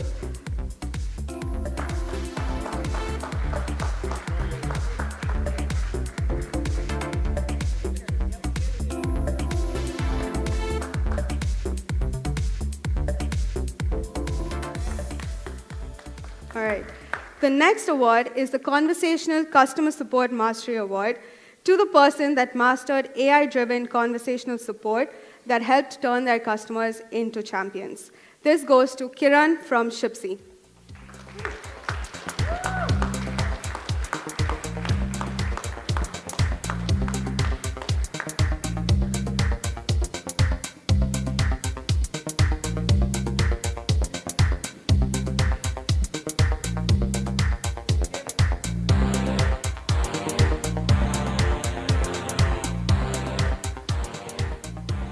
All right. The next award is the Conversational Workflow Mastery Award for mastering workflows and automating processes with precision, driving innovation and efficiency across the organization. This goes to Siddharth from Razorpay.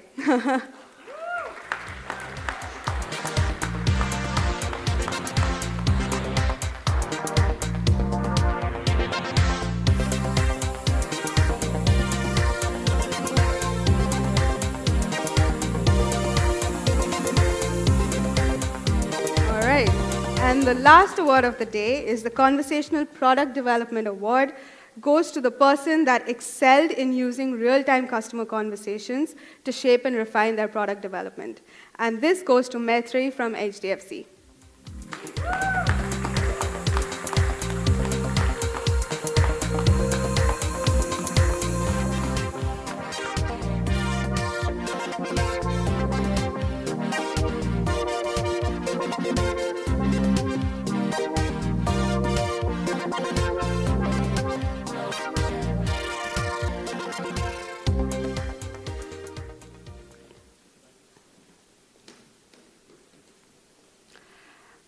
So if you're wondering on where to get started with DevRev View, we have a lot of offerings already. You can scan that code to follow us on LinkedIn, where we keep you updated with all of the latest releases and certifications that are available. Thank you, everyone.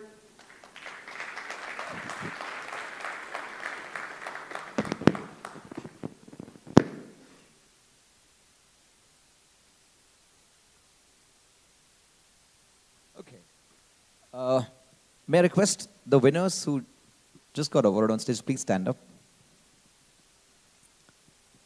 And may I request everyone else to please use the human sound of claps and give a loudest round of applause to them, please.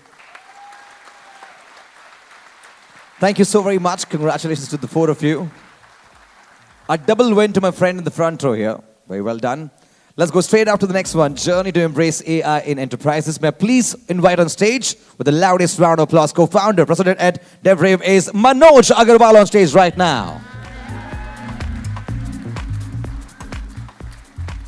A loudest round of applause, please.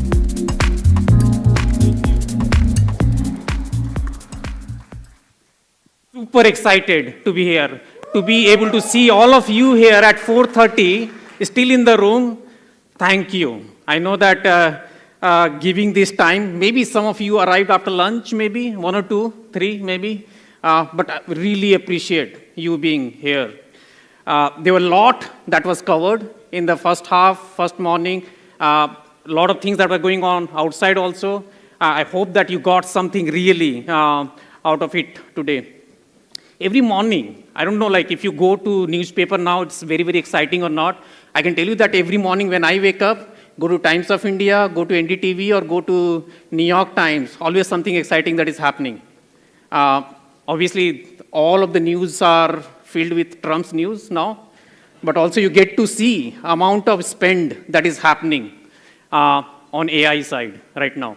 I can't really add these numbers anymore because like people is talking about crazy numbers now. $500 billion has become like a, hope that I didn't really break anything here. But one thing, what we are finding out with all this investment that is happening, and early days of LLMs, large language models, the price, first of all, what we saw almost 18 months ago, it was in the order of like, this is GPT-4 early models. For 1 million tokens, you had to pay, we all had to pay $50. Right? Just today, like when you look at this price, this has gone down to 12 cents. More than 99%, actually the price has gone down just in these 18 months. This is all good news for us. I mean, we can go and consume the real power of these LLMs in so many different applications. But the reality today is, the data that is there out there in the public is what we are able to use today. When we go inside the enterprises, we still are dealing with the data. Different data sources, be it structural data, be it unstructured data. How do you really go and bring it together? First, like just going and even understanding how to bring it together to make head and tail out of it. That's like the first problem, that's something that everybody talks about. And I like, in fact, I saw this one that Nanda Nilekani spoke about. It was in the Indian Express. That companies need organized data for AI transformation. And also he spoke about that in the enterprises, probably we're dealing with a long cycle in the order of 10 to 20 years that it might take to bring this data together. And he particularly spoke about this structured data and unstructured data. And when you think about structured data, unstructured data, just think of like the information that you store in your system of record, which I can go and through API, I can bring it out, think of that as the structured data. And all of that documentation, customer conversation, internal conversation, documents, like at different places that you put, that is unstructured data. All of that, when you bring it together, and just bringing that together itself is a hard problem that we are talking about for the enterprises right now to be able to go and consume. Now, this is where that you saw also in the morning, many of these things. We think, first of all, the fear of FOMO, everybody understands, fear of missing out. Fear of missing out. Now, fear of missing out at individual level that we are getting satisfied. I'm able to use ChatGPT, I'm able to use DeepSeek, I can go to the prompt, I can go and get the information out myself. That's up to me. But getting into the enterprises where you have to make decision, most of the transformation, when we think about whether it's initially digital transformation, whether it was cloud transformation, now AI transformation, the real thing is fear of messing up. And the question is, could we really be on this journey to ensure that this particular part, that we can deal with it properly? Now, for 4 years, we invested heavily on this one problem. The structured data, unstructured data, knowing very well where the data is sitting, how do we really bring it together first? How do we connect to those? How do we bring it together? How do we build this knowledge graph with which that you can also visualize this data in a way that typically that the enterprises will need it? Then only I can talk about the team intelligence. And team intelligence, we spoke about it in the morning. It is not only about the team. We're talking about you have agents, which are like the AI agents. And we also spoke about the customer has to be part of this team. That's the way that you have the team intelligence. Now, this is where we expect, we are going to see a lot of applications that will come out. And many of them that we talk about today is the conversational AI applications. One of the things that we see and we hear also a lot of places and many of the companies that also talk about, this data that is coming in here, I can also say that, okay, in the data lake, in Snowflake, that I have this data that I'm bringing it. It's already flat data. I can go and create some reports. I can probably summarize some information. I can analyze some of the data. But the moment the machine or human, they have to take action. I have to go and create new stuff. I need to create new tickets. I need to update that tickets, or I need to update a sprint. In that context, now you have to get this data back to those primary systems. And this is a hard problem. We are not talking about one-way sync with the primary system. We are talking about two-way sync, and do it that is like secure. Data governance rules are applied, authentication, authorization, all of that in place is the hard problem that we are solving at DevRev for you.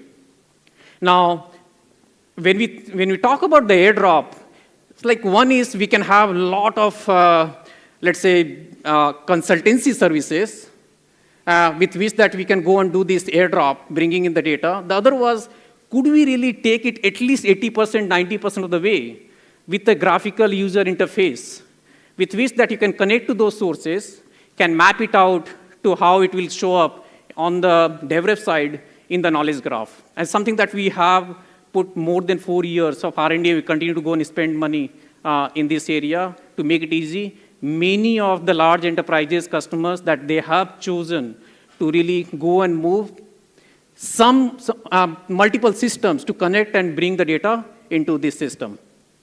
Now, I would like to today bring a few innovators on the main stage and to talk about like how they have taken the journey to use the airdrop technology and go and solve some point problem initially, and then start to think about that how they take this journey to next level. And one of such innovators, especially the company that I want to call upon, is Phenom. Many of you may or may not, because it's not really a B2C brand. B2C brand is very visible. This is a B2B brand. And their vision, when I see it, connecting 1 billion people to find the best job of their life. I want to invite up on stage, by the way, we don't need any sitting, the Senior Vice President of Engineering, Shivanand Akela, to the main stage. Give him a round of applause. Shiva. Thank you. So Hyderabad, and thank you for coming here also, like really appreciate. Sorry, I didn't get biryani for you today. I need to probably come there, right, to get the best biryani. Let's talk about just the Phenom itself, because for a lot of people who doesn't know about it. Yeah, we are a B2B enterprise company in the HR tech space. So we are an AI native company. We help in the journey of talent acquisition to talent onboarding to talent growth. So we have about 650 customers, 30% of them are Fortune 500. We help 4 million employees, and we have about 1.1 billion candidates have already touched our platform. Right, yeah. So Siva, like when I looked at this graph, it's like how many different points of information that exist in this? How many workflows probably exist in this? Just help us understand what's going on. Yeah, in this journey of talent acquisition to talent onboarding to talent growth, we have built a lot of use cases for various personas. If we can understand, there are about 70 industries we support, but a candidate, a hiring manager, a recruiter, talent marketer, these are various personas for which we build use cases. The most important thing is personalization of this, and the data engines and the ontologies that we built help us build those personalizations, right? This level of thing required a lot of, I would say 79 industries, it creates a lot of issues. So the kind of support and is required for the customers has to be very, very personalized. So this is maybe leading up to that, what was like one problem that you were looking to solve? And I'm talking about you being the innovators more than a year ago that you reached out to us that, okay, here is a problem statement that I want to come and solve with DevRev. Yeah, obviously the context translation of the problem from the customer to the last man standing, which is the engineering guy, I think that was the main problem for us. So translation loss, etc. We were living on Salesforce and then moved to ServiceNow and then Jira, right? All these systems, various departments, the high touch was one of the biggest issue. That's when we reached out to DevRev and the journey. We have two kinds of products. One is highly innovated products, which is, we call it as early adopter products, where engineering heavy is there, but generally available products where it's very stable products. So we started with early adopter products where engineering heavy is. Yeah, so in case of Phenom, at least there were three systems. First was service, the Salesforce that we brought in through the hairdrop technology onto the knowledge graph. We connected it to Jira Atlassian, brought the data from there to the knowledge graph, and then you deployed ServiceNow, all of that also that we connected and brought that information into DevRev. And then the very first use case that I at least used to hear a lot, that the collaboration that is required all the way from customers to customer support people to engineering, especially in the case of escalations, the SLA management that was required is something that you were looking to solve. Yeah, definitely the SLAs were biggest thing because it's already contractual and also for customer satisfaction. The first product we deployed is AI scheduling, automated scheduling, where our SLAs shot up to 98.5%. Yeah. How much money did you really spend on the airdrop itself? I have to go and check my bank account. Okay. It was literally zero. Yeah. He didn't have to spend any money to bring the data into the system because of all of the work that we have done with the UI interface. And it's no kidding. I mean, you go and check the case study also. It is as simple as that. Thanks for that. How do we think about, like, now that the data is already here and the agent workload is now coming onto the systems, like some of them we think, now that you have the data, the deflection becomes very, very easy with the support agent, for example. Yeah. So one of the things that we are thinking is, I think we touched about in one of the sessions is, now the entry barrier is so low, we ourselves are building some agents. How can we build a collaborative agentic network, right? For example, our developers are building agents to debug, but the context of the customer is in DevRev, right? How we can build that kind of integration between these two agents is what we are thinking. Awesome. And obviously the very first use case, one is for the customer itself, and the second one is the internal one. And one of the things that we see, especially in the marketplace with a lot of other customers of ours, is these agents are becoming very, very smart in the sense that customer support or customer-related tickets that are created, for us to be able to go and through the search agent, find out the root cause very, very quickly, because it has both structured and unstructured data into it. Something that has happened in the past, that it is able to bring it out. It's able to understand that what exactly the way that you have solved it in the past between different customers and so on is something that is helping to really bring this kind of information out. The other one, especially you coming from the engineering side, on calls. Tell me, like, how does it look like, incident management in particular, because it affects, in the end, the customers also. Yeah, most of the time, fixing the issue is the easiest problem. The coordination, getting the right person in the distributed environment. One developer says, I need the other team also to be available. I think that is the hardest part. I think the on-call agent is going to do wonders there. I always like to ask this question, which is, you know now DevRev, you're using DevRev in the organization. How are you, let's say you have to innovate on top of DevRev, how are you thinking about it?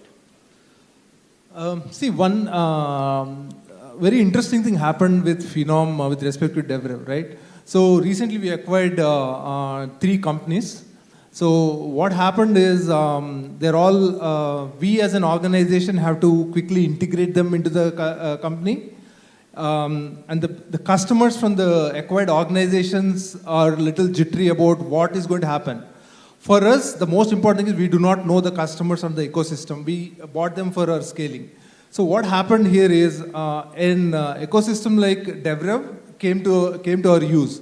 So we have quickly migrated all those cases where engineering has a quick access to the customer. Earlier, we did not have that kind of ecosystem where there are so many layers. We, as a company, did not have context itself. So this is wonderful. Like, always learn something to learn from the real user, how they are going to go and use the system. Yeah. A round of applause for early adopters and being innovators. Thank you so much, Siva, for coming here. Now, when you look at just the airdrop, all kind of automations that are happening, we also call it snapping. So we have built a marketplace, and this marketplace houses lots of such connectors already out of the box, but done by us. There is second party who is also coming and developing, and there is third party also that is developing, because we have released our API, webhooks, the SDK for people to be able to come and do the development on this platform. And this year I'm just talking about probably more than 100 connectors that are already available out of this system. Next year, when I'm here, hopefully that we add another 0 there. So you talk about thousands of connectors that already exist on this marketplace. When anytime that you are in India right now, one thing that is quite mind-boggling for me is the fintech world. And number of transactions, the payments, the speed at which that it is happening, the UPI, I mean, it's just mind-boggling to look at it. And one such company, I have a lot of respect, especially as I spent more and more time there, is Razorpay. As I learn more and more about this company, the number of transactions that are going through this system is huge, humongous. I don't know, like, if it is like 1/3 of the GDP or something that is going through Razorpay. But it's a pretty cool company that probably all of you know already. But it's also about like how this company is innovating to get to the next place, which is like next 10 years, what it will look like, how they are also looking at modernizing the company itself. And to talk about that, I would like to invite on main stage the Chief Technology Officer and Head of Engineering of Razorpay, Murli Brahmadesham.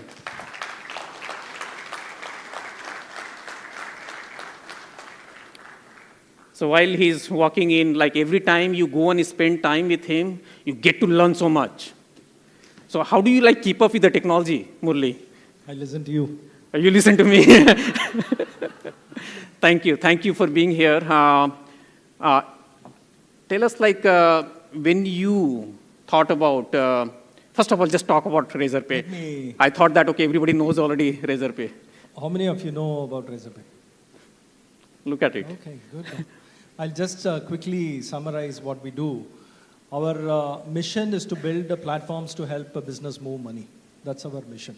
And it's a quite broad mission. So wherever business is requiring help to move money, we come and add solution. So that's what it is. In terms about our core themes that we operate every year, for example, we want to be the most trusted fintech, we want to be the most loved fintech, we want to be the fastest growing fintech. These are three things that comes to my mind.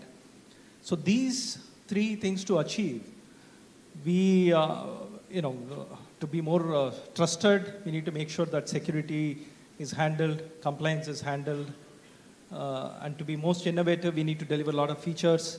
And we have more than 5 million businesses that have onboarded. Wow. 1 in 3 online payments go through Razorpay. 1 in 15 offline payments goes through Razorpay.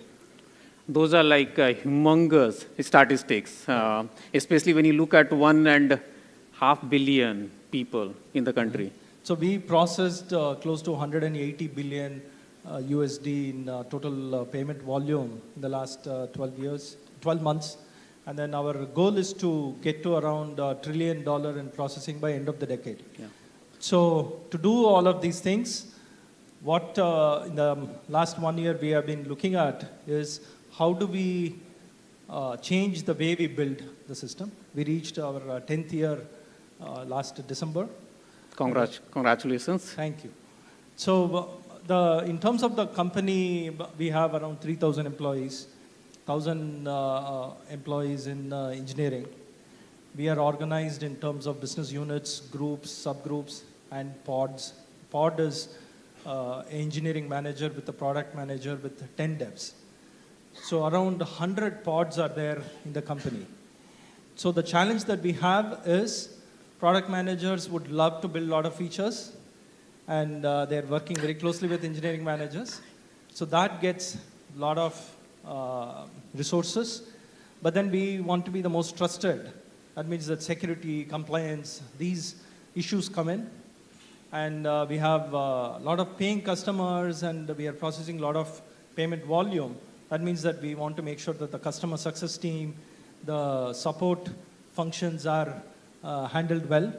So there is a lot of these tracks of work that comes to the engineering team. Yeah. So like the point that you're making is not only when customer come and complain about things, there are a lot of call it the responsibilities that the company has for the amount of volume that it is going through that is secure, and when the problem comes on the security aspect or incident side, that you are very, very agile to be able to go and take care of it. When you have 100 plus pods, and they have to be autonomous also to be able to make those decisions. So how do you do that?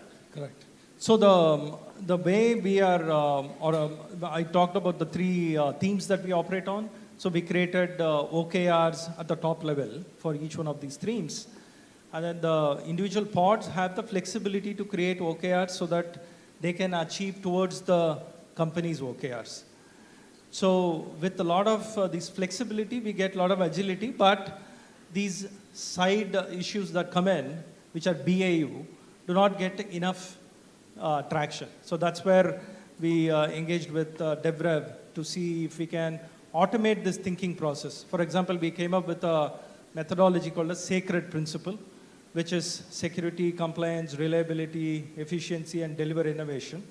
So we would like every individual in the company, like for example, SD1, to make the same type of prioritization decision so that we can solve all the tracks of the work items that come to the pod. And with DevRev, we wanted to automate this thinking so that only high judgment thinking comes to individuals. The systems help us in making the decision. Yeah, that's awesome. By the way, in the process, very first step is to bring that data into DevRev from Jira, Atlassian, and from other systems that you see here.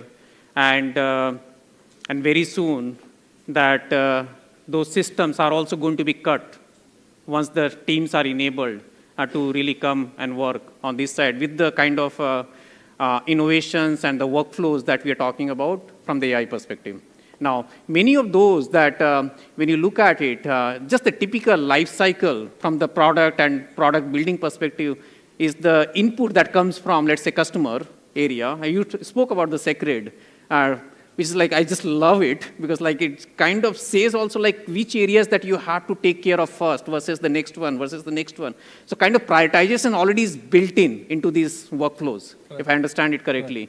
So customer, but then the planning and prioritization is something that you are also able to come and do on this platform, and that's the way that we also think about it. Then we think about the execution. This is something that I've heard from you, that why is the sprint that everything is done manually today?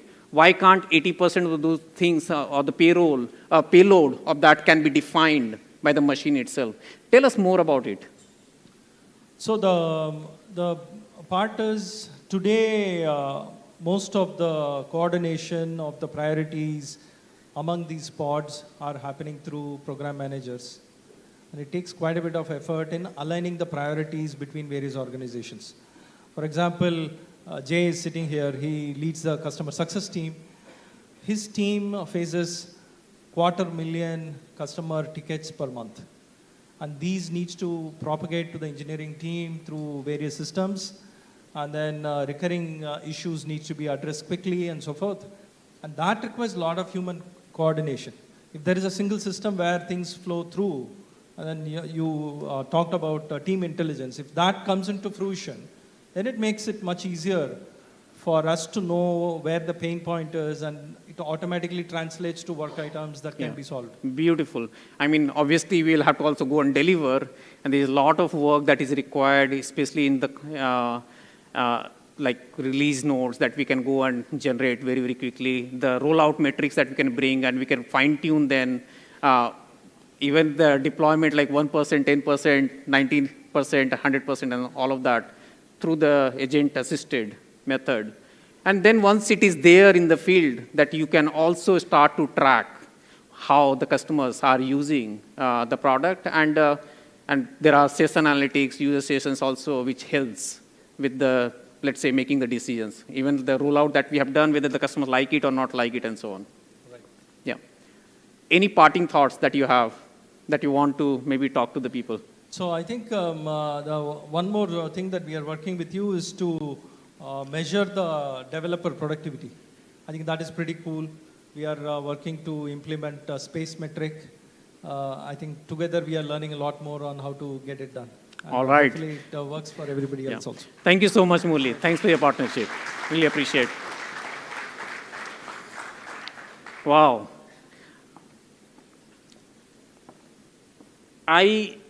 Obviously, any platform that you build, it has to have the right foundation. We spoke about the security, and security is something, especially for the enterprises, as a platform, that we wanted to make sure that it is really embedded all the way down to when you think about role-based access control, down to individual attribute level that you can come and specify in this system.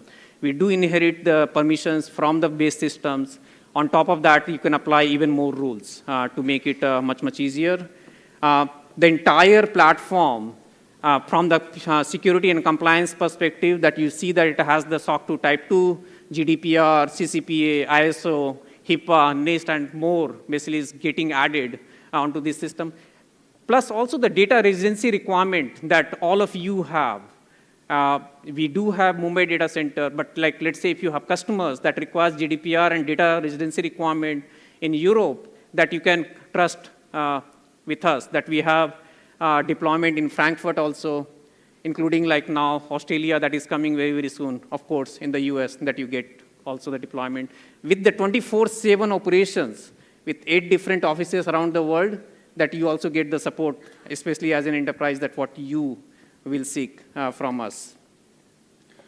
I want to just call out that the platform is quite robust, that we have seen already the traffic in the tune of 4 billion API calls. Like, again, for a young company like us in the B2B space, that's a huge number. And like in the last 3 months alone, it has seen 1 billion API calls. It's not a small number by any means. And then in terms of the number of workflows that are being run on this platform, again, every single day that we are seeing 10 million plus workflows are being run now on this platform. Again, this is not a small feat also, something that you can, again, rely on what we are building. Now, one question always comes, and this is something that I was there in the customer advisory board meeting also, and the question came that, okay, can I really start, how do I start on this platform? How do I use it? How much time will it take for me to be able to go and connect and get the information in here? I mean, there is no easy answer for that.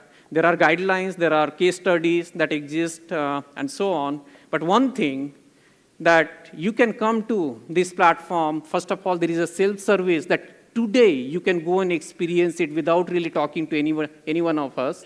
But also there is an entire team on the pre-sale side, the post-sale side, that is available to you. Again, experiencing the platform firsthand that you can start to do it, no question asked, you can come to our platform. Obviously, there's team also that you can come and talk to us very, very quickly. The next thing that I want to call out is, as we are taking this AI journey, applied AI engineering is something that we invested heavily from the beginning to ensure that whether it is the airdrop, whether it is to really go and connect it to the right product and right customers, like that becomes the basis, the ontology definition and so on, is something that our team can come and help you, be with you in this AI journey. We have also, you just heard from Naomi about the DevRev U program, with which that we come and train people also inside the organization to make sure that, again, they are ready to take this journey with us. And then partners. I mean, going and enabling the partners, being part of this ecosystem, come and help you really deploy this technology. Can we give a round of applause to all the partners? I know a lot of people are here in this room also. Thank you. We really want to thank you for being against early days and appreciate you being trusting us with your time. Now, to make it also easy, I always like that there are some offers also, because a lot of time when you think about the fear of messing up, it also comes down to like, okay, I already have a contract in place, but how do I really get out of that contract? Or do I even have to get out of that contract? Can I really wait for another year or maybe another 2 years or 3 years or whatever that means? And one of the realization, and we all see this right now, the speed at which the innovation is happening. Do you really want to wait for that long to really go and transition out from where you are to the more AI native platform or AI journey that you want to take? And at least we are making it easy for you. If you want to come and switch, come and talk to us. There is zero cost in terms of doing this AI transformation. If you are a startup, we also want to invest in you, which simply means that, looks like there is a startup program. I'm sure that you have seen the booth outside also. Gaurav Arora somewhere here. Can you say hi? Yeah, I see you. But there's the entire team that we have here who, again, come and join the startup program and making sure that the first year is kind of fully covered for you and you can be very well on your way for the AI journey. Now, we do understand that one size does not fit all. And it's the reason, the way that we have built the platform, but entire ecosystem around it. And truly believe that we are here and we are ready for your unique journey.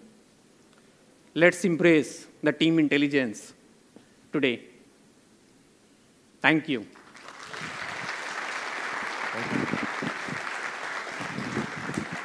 Well, thank you so very much. Can we have a loudest round of applause for Manoj Agarwal, everybody?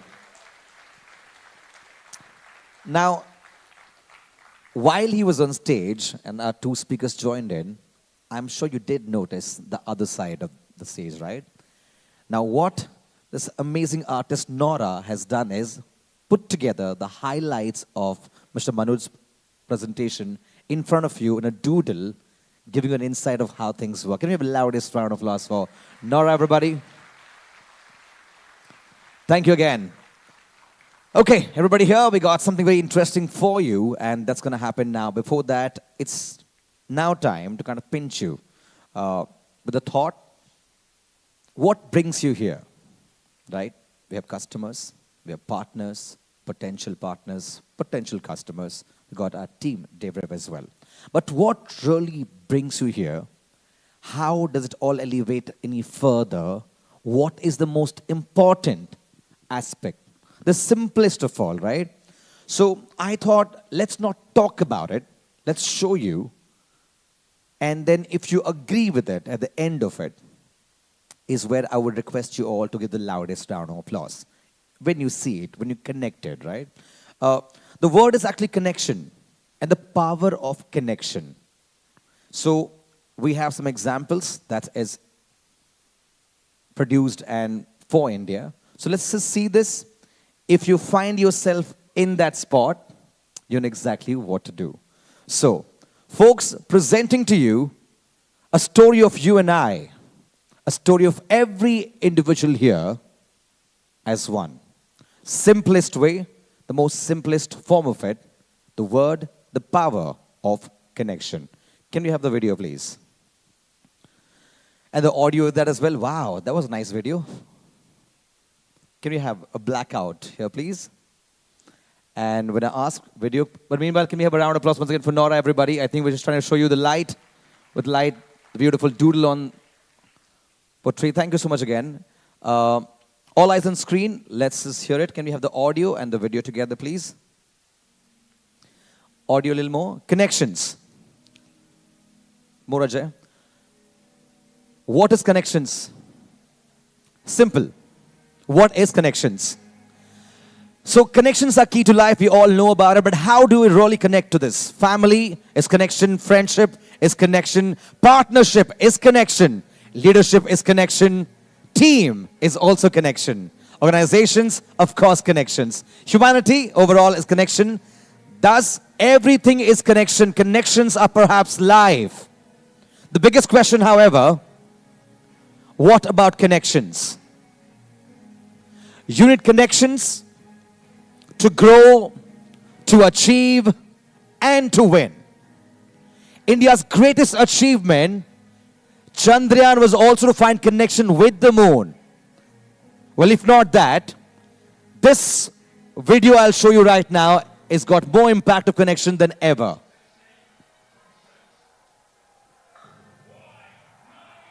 Ajay. This catch gave a connection hope of 1.5 billion people, Indians, that India might win the World Cup. After 18 years, the biggest connection of a hope of 1.5 billion Indians. And exactly 3 hours later, we had the biggest ever milestone in the recent time. The triumph of the biggest series of the modern age cricket. India won the T20 World Cup, connecting 1.7 billion Indians all over. The connection here is to take charge now, adapt to changes, learn and innovate, unlock new opportunities, rise beyond and transform. Embrace a journey with partners, with customers, being future ready and lasting impressions, effortless, stronger together as one, DevRev. To who we are, what we do, and my connection here is to make the bond stronger. So that means everybody here is connected, and if you feel connection, I want you all to please give a loudest round of applause right now. Come on, let's go together. Loudest round of applause. Well, thank you so very much. With this, let's move on to the last and final keynote of the day. And it's going to be very exciting because we've been in a company with someone very special who's taken the pride of our country to a newer level. Before I call him on stage, I'm going to quickly play an AV, and then we'll have him on stage as well. Can you have the AV, please?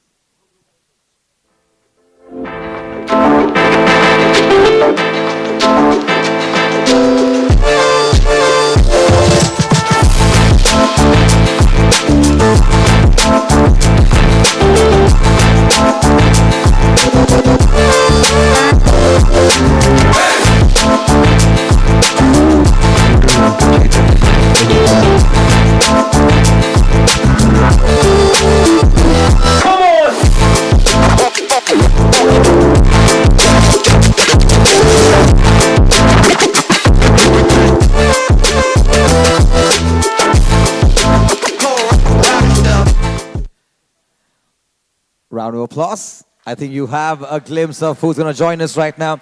I remember when he won this and he was coming back to Chennai. Luckily, I was just 5 minutes before when I arrived the same city. And the amount of happiness that the entire city of Chennai, of course, country did have it, but the amount of happiness that the airport had, filled with more than thousands of people waiting for him to join us, I think that elevated the entire experience in terms of how good we felt about him winning this and about how, because chess is something that was, the inception of it is from India, right? So we still continue the pride of it by winning in all different formats. So ladies and gents and folks, join me in welcoming with all the love and a heartfelt pride of India, the one and only chess world champion, Gukesh, on stage right now with the loudest round of applause. Gukesh Tommaraju.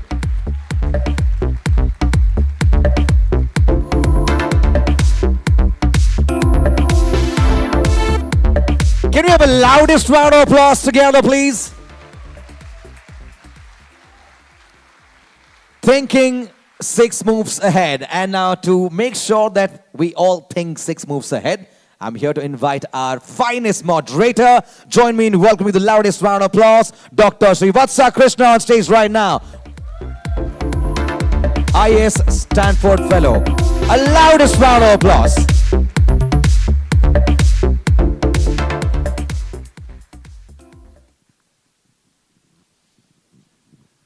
Thank you, Gukesh, and thank you, everyone. The original title of this session was Thinking 2 Moves Ahead. And I told whoever had picked up the title, I told Neeraj Matiani, that even my son who's learning chess at 11 thinks 2 moves ahead. You have a bloody grandmaster here, so change the title to Thinking 6 Moves Ahead, not 2 moves ahead. Right? You guys agree? So Gukesh, tell us, how do you think 6 moves ahead? First of all, I'm very happy to be here and seeing everyone. Thank you for having me here. And yeah, like, I guess thinking moves ahead, it just comes with practice. And I've been playing chess for more than 10 years, and I've been working training chess every day. So I guess the more time you put in, the more moves you can plan ahead. Come on, you're being very modest. Even my son Satkrit, who's watching this, won't believe you. You are obviously genius. There's so many people who've been learning from childhood chess.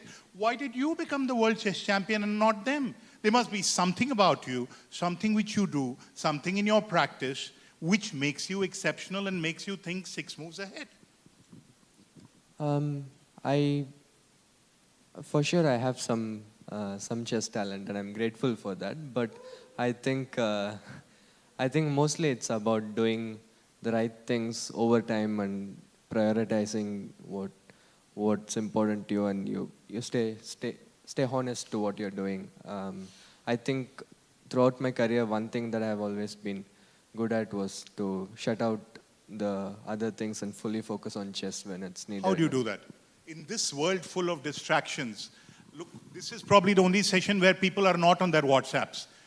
Most of the other sessions in the morning, I was noticing them. I sent a picture to, I think, to Sunil or Neeraj. Everyone was on their WhatsApp. How do you focus in a world full of distractions? I guess when, I can't say I don't have any kinds of distractions. For example, I like watching series or movies, stuff like that. But I try to keep it to a limit. And when I'm training on chess, I try to be fully focused. Sometimes I keep my phones away if I find it distracting. I'm not active on social media. So I guess, yeah, there are a lot of distractions, but if you choose not to get distracted, you can do that. Yeah. Okay, let me come back to AI and chess. In 1996, Deep Blue was first defeated by Garry Kasparov. And in 1997, Garry Kasparov was defeated by Deep Blue. From 1997 till today, what has changed? And is Gukesh better than Garry? I mean, Garry is simply one of the greatest of all time. and his greatness is shown, like, I mean, he has had one of the most dominant careers, and like even today, he's far from his peak. I mean, he's retired, he's not into chess anymore, but still, whenever he plays, he's a formidable opponent. So I don't think I can compare myself with Gary or anything like You're that. ahead. You're ahead. In today's world, when AI agents, like what DevRev and Dheeraj and Manoj are building, I'm sure there'll come a time soon when they can play chess at the level of world champions. Now, how do you practice? Do you use an AI agent or an AI tool with which you practice, which has made you so good? Of course, there's an inherent talent, but beyond the talent, how do you practice? Do you use some AI tools? Yeah, for a long time already, AI, I mean, chess, there are specific chess softwares and chess engines which are just way ahead of humans. Like, for example, I mean, an engine on my smartphone could play better than the best player in the world today. Is it? Yeah, very easily. So I don't think even making a draw would be possible against an engine nowadays. But for chess players, it's a good in a way that because of AI, because of the new ways that it thinks and approaches games, like chess players can learn a lot from the chess engines. All the top players regularly work with computers, learn new concepts, and surely helps chess helps humans understand chess at a very deep level. But you mentioned the smartphone. You mean the average smartphone today, be it iPhone or the Android, can actually teach you chess as well as if somebody here wants to learn? We were talking earlier as well. You're saying an average iPhone or an Android phone has actually apps where the chess is very good? Like, it's not a app, I think, but like, for example, there are platforms where, I mean, there is inbuilt super strong chess engines, and you can very easily work on your phone or whatever. And like these engines, once you start working with them, like you kind of learn so many new concepts. Like they keep coming up with different things, and it's beyond. For example, in 2018, 2019.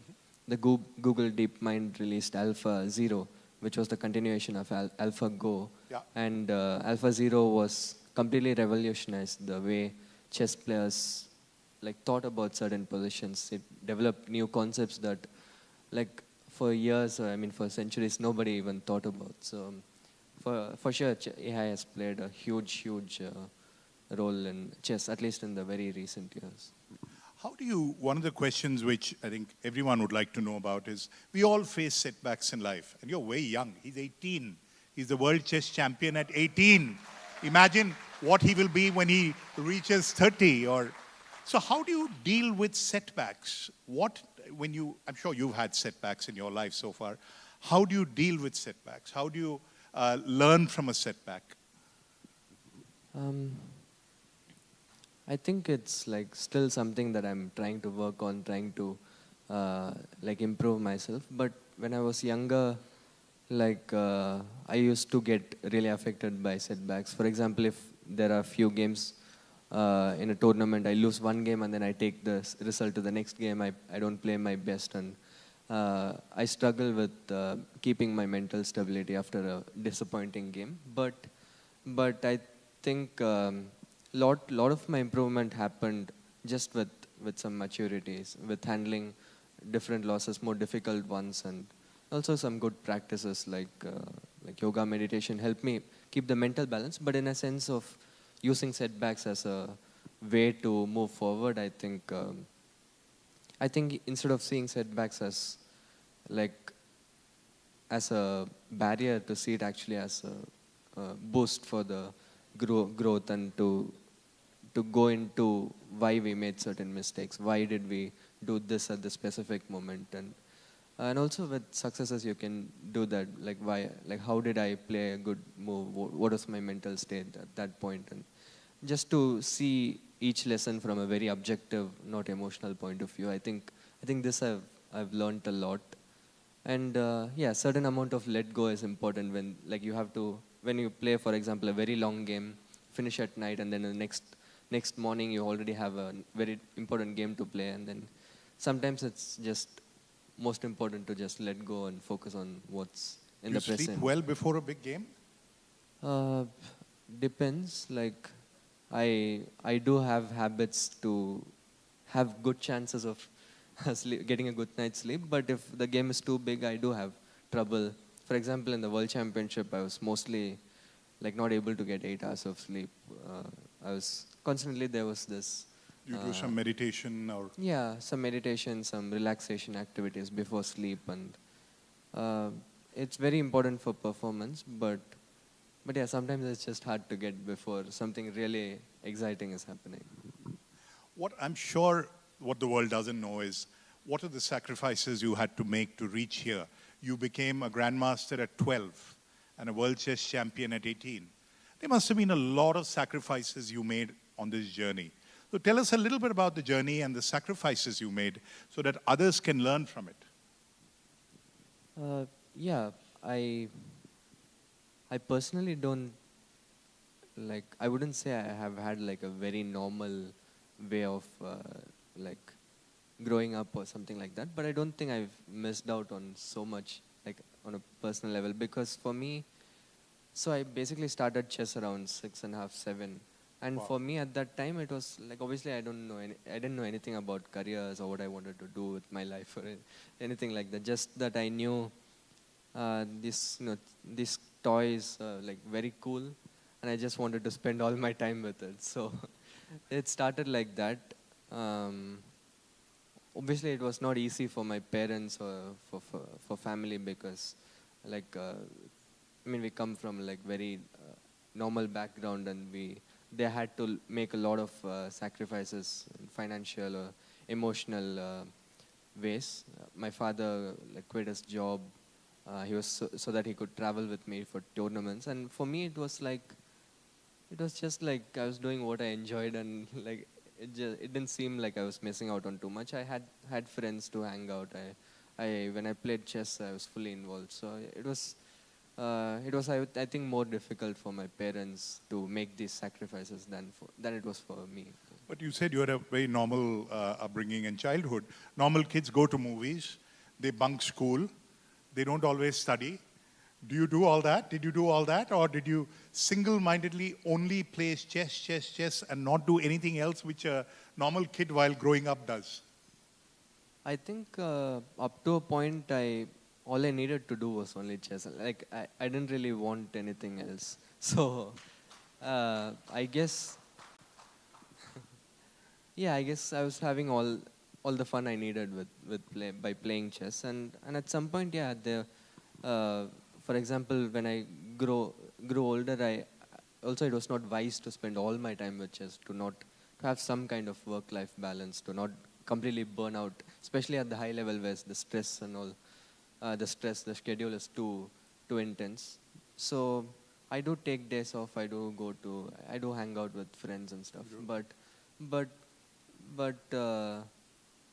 yeah, like to be at a high level in sport, you need to spend most of your time with whatever you're doing. So yeah. So since I am in the IAS, I have to ask you this question, which is, in a country which is obsessed with cricket, what do you think the government can do to promote chess? Because cricket, I don't think, needs any more promotion. It's all around us, 24/7 by 365, whether we like it or not. What should government do to promote games like chess? Is there something we should do which government has not been doing? I think at least in the recent years, maybe let's say starting from the pandemic, we've had in India the amount of support we've had in our country, nobody else in this world has managed to have, be it the government support or be it like corporate sponsorships. I mean, lot of people are getting interested in chess, and we see like and also it's really nice that we have like Vishwanathan Anand sir, who serves as like a role model, who not only just as an inspiration, but he takes upon himself to develop the next generation. Like he created Westbridge Anand Chess Academy, which I'm a part of, and there have been a lot of positives happening for chess in our country. And for example, last year when we won the Olympiad gold medal, both the men and women, we met the Honorable Prime Minister sir in Delhi, and to get all these kind of recognitions is like very motivating for the players, and it attracts more sponsors and stuff. So I think a lot of things are happening, and I think one thing which we can do to like ramp up this process is to get more elite events in India, because most of the elite tournaments happen in Europe or sometimes in the US. India has like one or two, but to have it more will also help more players from India to get a chance to show their skills, and it would be great for chess. So in the next few years, I really hope a lot of elite events happen in India. That's right. I think under this Prime Minister's leadership and this government, a lot has been done for other sports as well, which you have echoed also. What professional challenges remain for you now? You're a world chess champion. Is there anything else you look forward to when you look ahead? Professionally, what are the next, say, 2 or 3 big challenges? I see, like, not to downplay it or anything, but World Championship is like very special. World Champion title is very special to my heart. From my childhood, I've been dreaming about it, so it's very special. But I think there's a lot more to achieve. I'm far from being the best in the world. I'm still like in classical chess, I'm world number 3.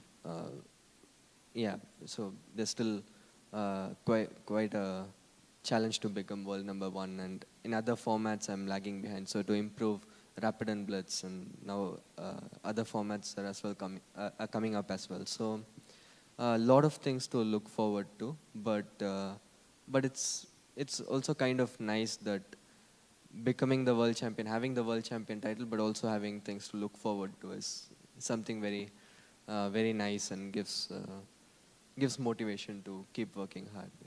That's great. So beyond chess, you already conquered the Mount Everest of chess. Now, beyond chess, are there other dreams? Are there things you want to do beyond chess, which might be, an aspiration, and what are they?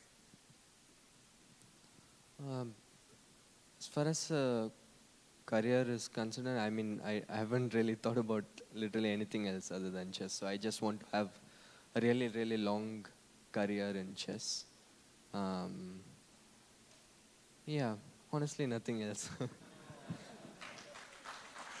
Okay, last couple of questions. Given that this is an AI conference, and DevRev, of course, is one of the leaders in agentic AI in the world, and you have a large DevRev team from around the world, any thoughts or suggestions on how an AI company like DevRev can actually build something which will help global grandmasters in chess? What is it, that one thing or two things in chess which an AI company can learn from, can do to help? I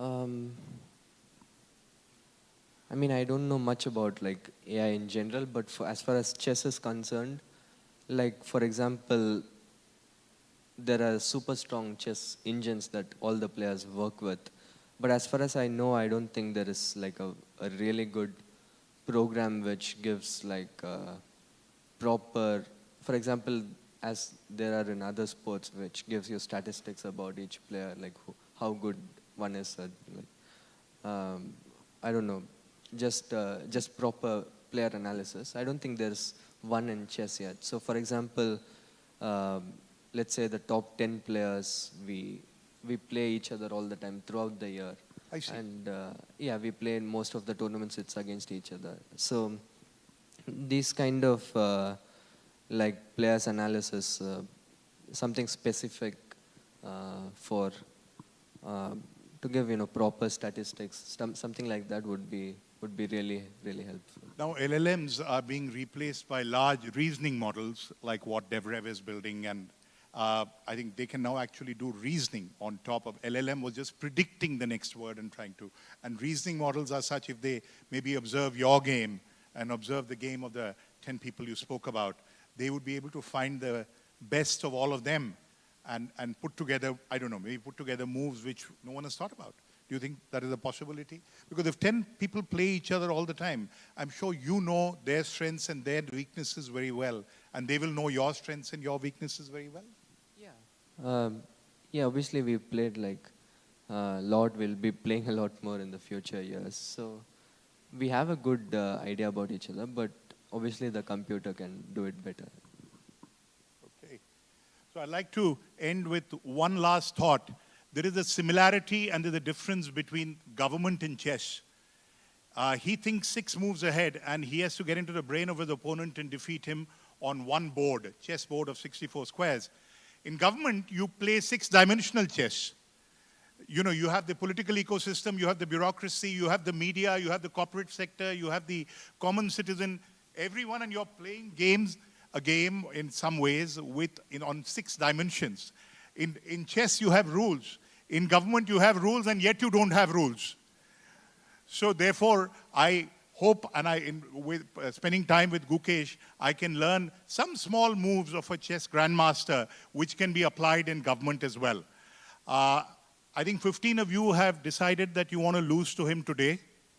He's going to play simultaneous chess with 15 of you. The challenge is, who is going to last the longest? I'm going to be there. I'll be out in 30 seconds. But I'm going to watch and see who is going to last the longest. And I'm sure there'll be a big prize for that person at the end of it. So, Gukesh, thank you again for accepting my invitation and coming for this event in the middle of your very, very busy schedule. I was told by his father that he has very few days in a year, unlike many other sports people, to actually go out for events of this kind, and he's practicing all the time. And it's very kind of him to have taken out time and to come here. Ladies and gentlemen, Gukesh. Thank you. Thank you so very much. However, I love this. Absolutely love this. Gukesh, to what you've achieved together, thank you so much. But it'll be only unfair to not open the floor for a couple of questions. I'm sure most of us here have 1 or 2 questions, but 2, if, sir, you permit, can we have 2 questions from the audience? Please be seated. Anybody? Questions?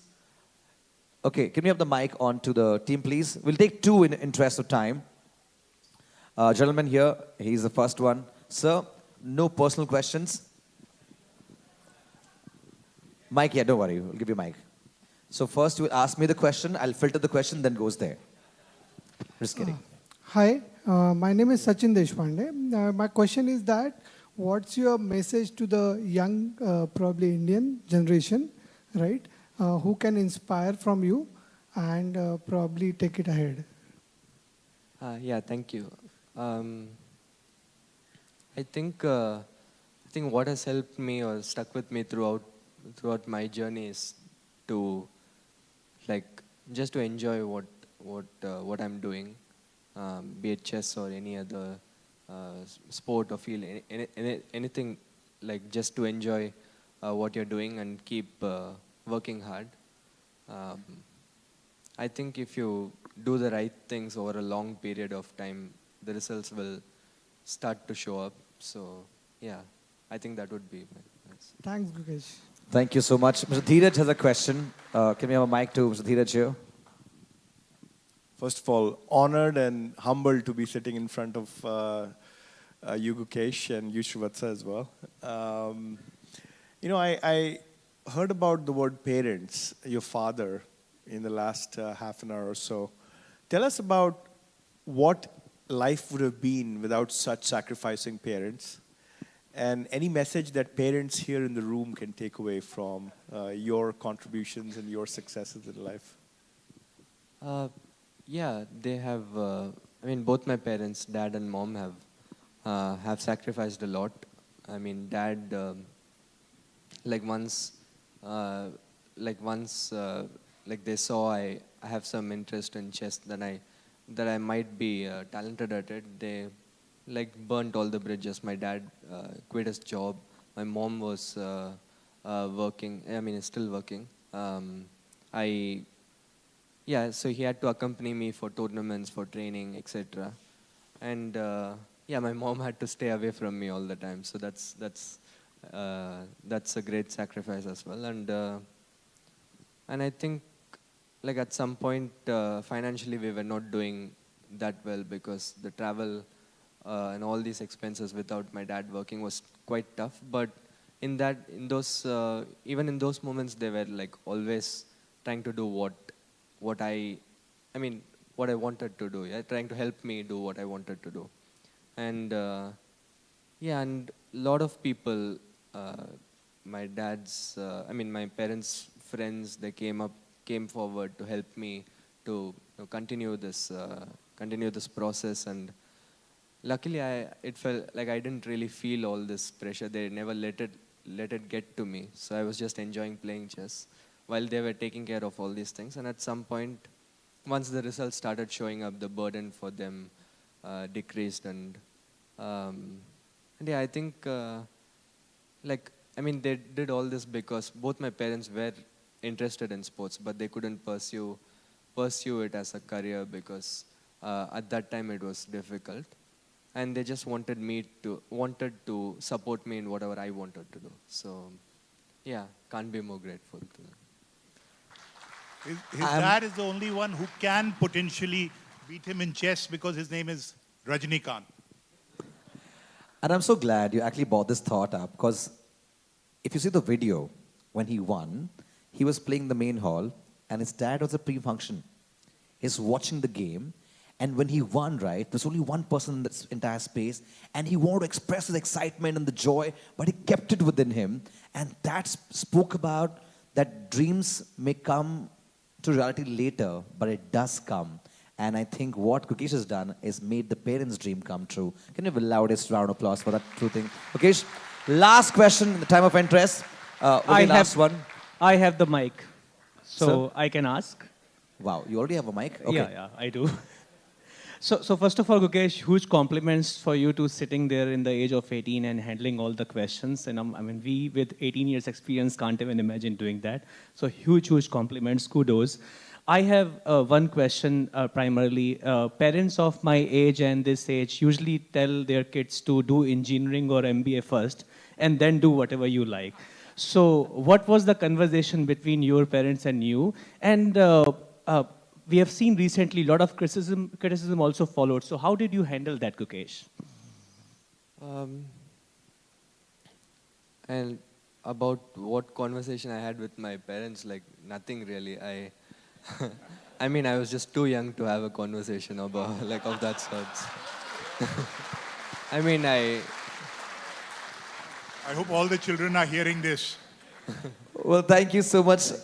Anything you want to add, Gukesh?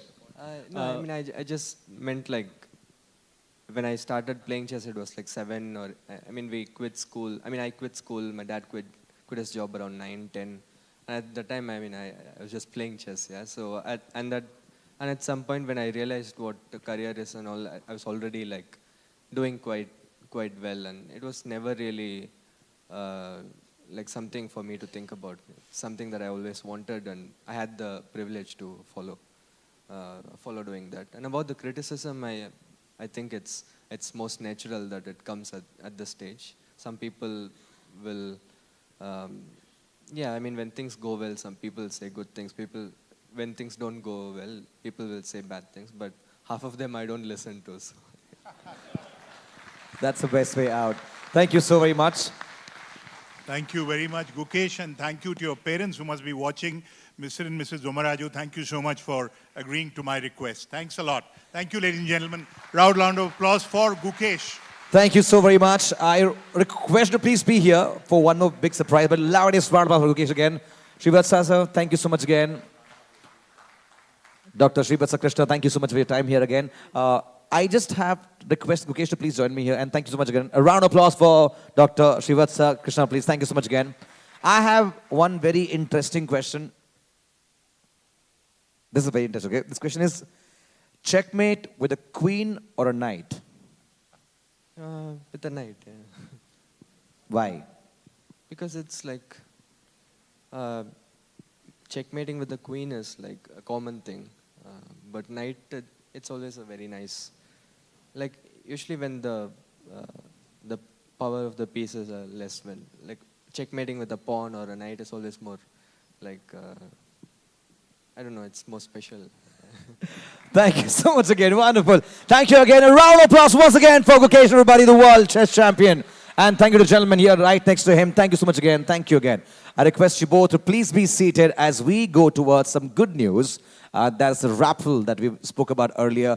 And today, not one, not two, but 4 of you stand a chance to win something, AirPod Max and AirPod Pro 2. So for that, can we have something on screen to figure out who is going to win this?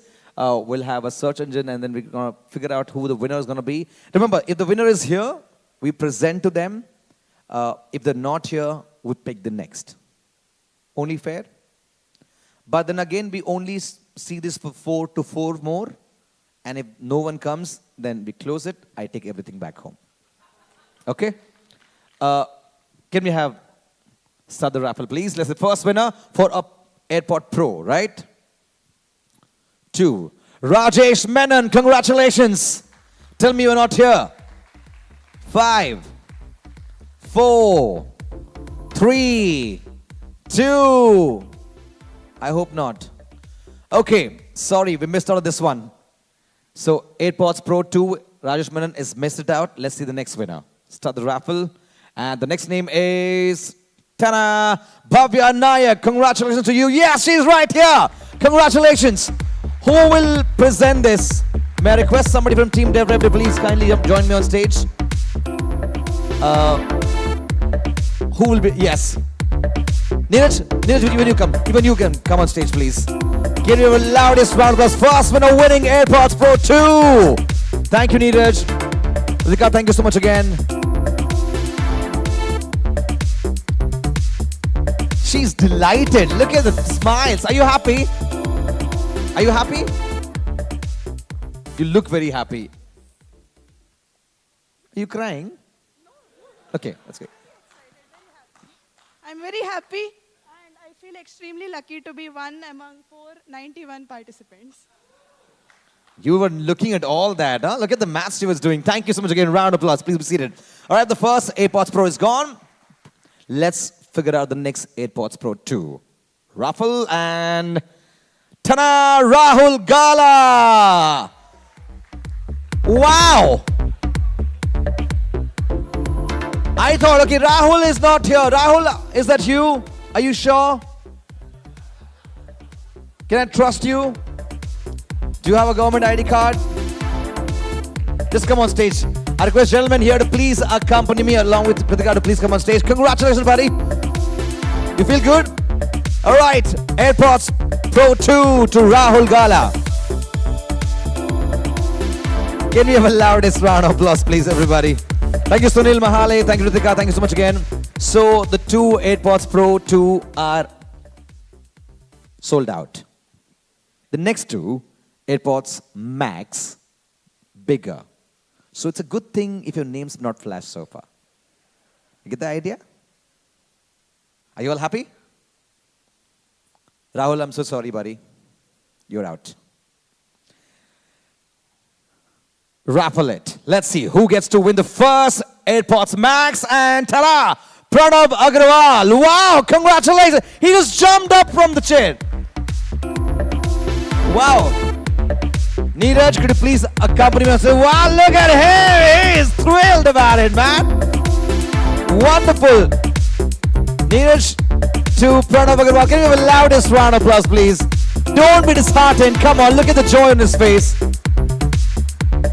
Pranav, just a quick question. In your life, have you ever got so lucky? I have. Give it back to me, buddy. Just kidding. No, this is very special. I mean, I'm out of words. This is the only Apple product I never had. So. Really? Yeah. You're manifesting this. Oh, wow. Give me a round of applause for him, please. Very well done. Last one. And let's see the last raffle. Ta-da, ta-da, ta-da, ta-da, and ta-da! Rupesh Soni, are you here? Look, none of you want him to be here, right? Poor Rupesh, man. Rupesh, I'm so sorry. I wish you were here, but I'm happy you're not. It gives me another chance to raffle. Let's have another round of raffle, please. Let's go. Ta-da! Vishnu Banki. Is that you, Vishnu? I request ma'am to please accompany me on stage. Vishnu, congratulations to you too. Are you sure that's you? Ma'am, could you please hand over this to him? Congratulations to Vishnu. No, I trust you, buddy. A round of applause for Vishnu Banki, everybody. He doesn't look excited at all. He's not happy at all. Are you not happy? I'm so happy to. It is it. Seems like somebody thrashed him. Sit here. You're going to win something. Good? Okay. Before you go back home, give it to me and go. Round of applause. Can you have a round of applause for Vishnu, please?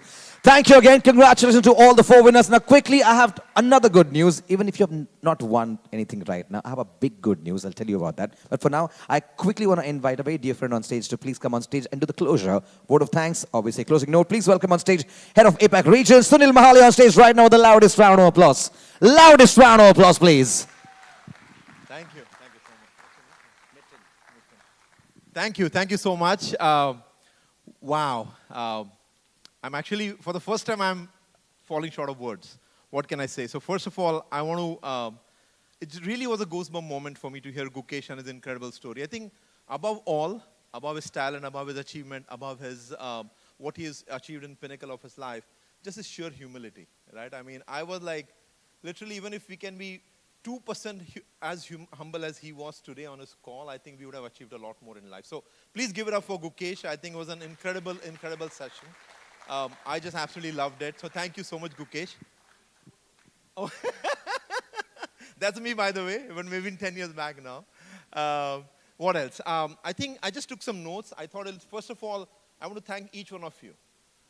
It's never easy when we are building a startup, and I always say that when you build a business, you build with somebody that you genuinely love and care about, business building becomes easier. And the support we get from incredible customers, partners in this journey has been nothing but outstanding. So first of all, thanks to each one of you for giving us your time, for giving us the opportunity to really talk about something that DevRev is up to, which is a mission, right? And when you have people like Munish Lagan here, Rashid, we have Manish Zawar from Quality Kiosk, we have Hemant Devre, partners who are here.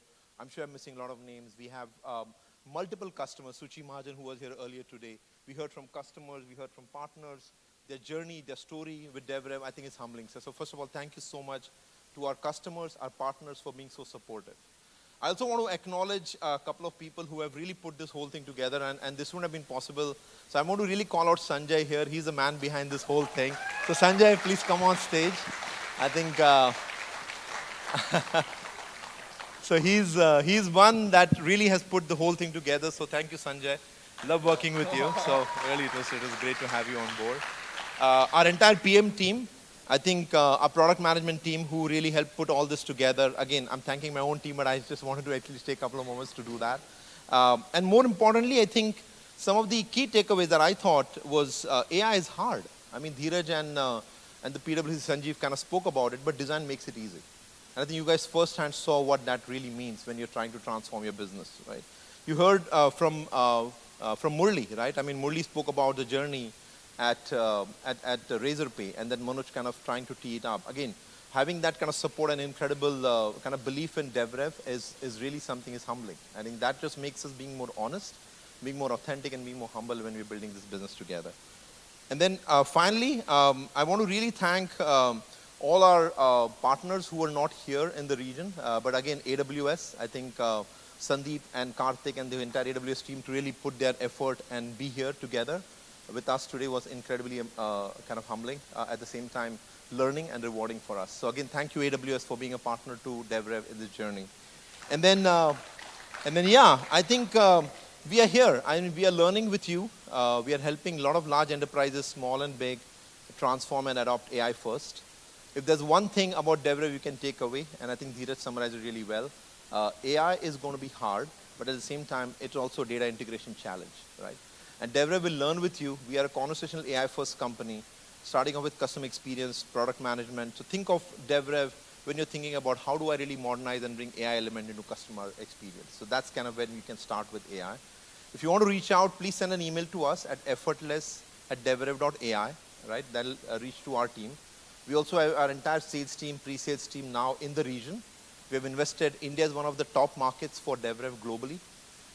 We have also expanded in other parts of Asia Pacific. So we have teams now in Australia, we have teams in Japan, we have teams in Southeast Asia, we have teams globally in Europe, in UK, and of course in the United States. So again, thanks to all of you. I think we are on a journey together.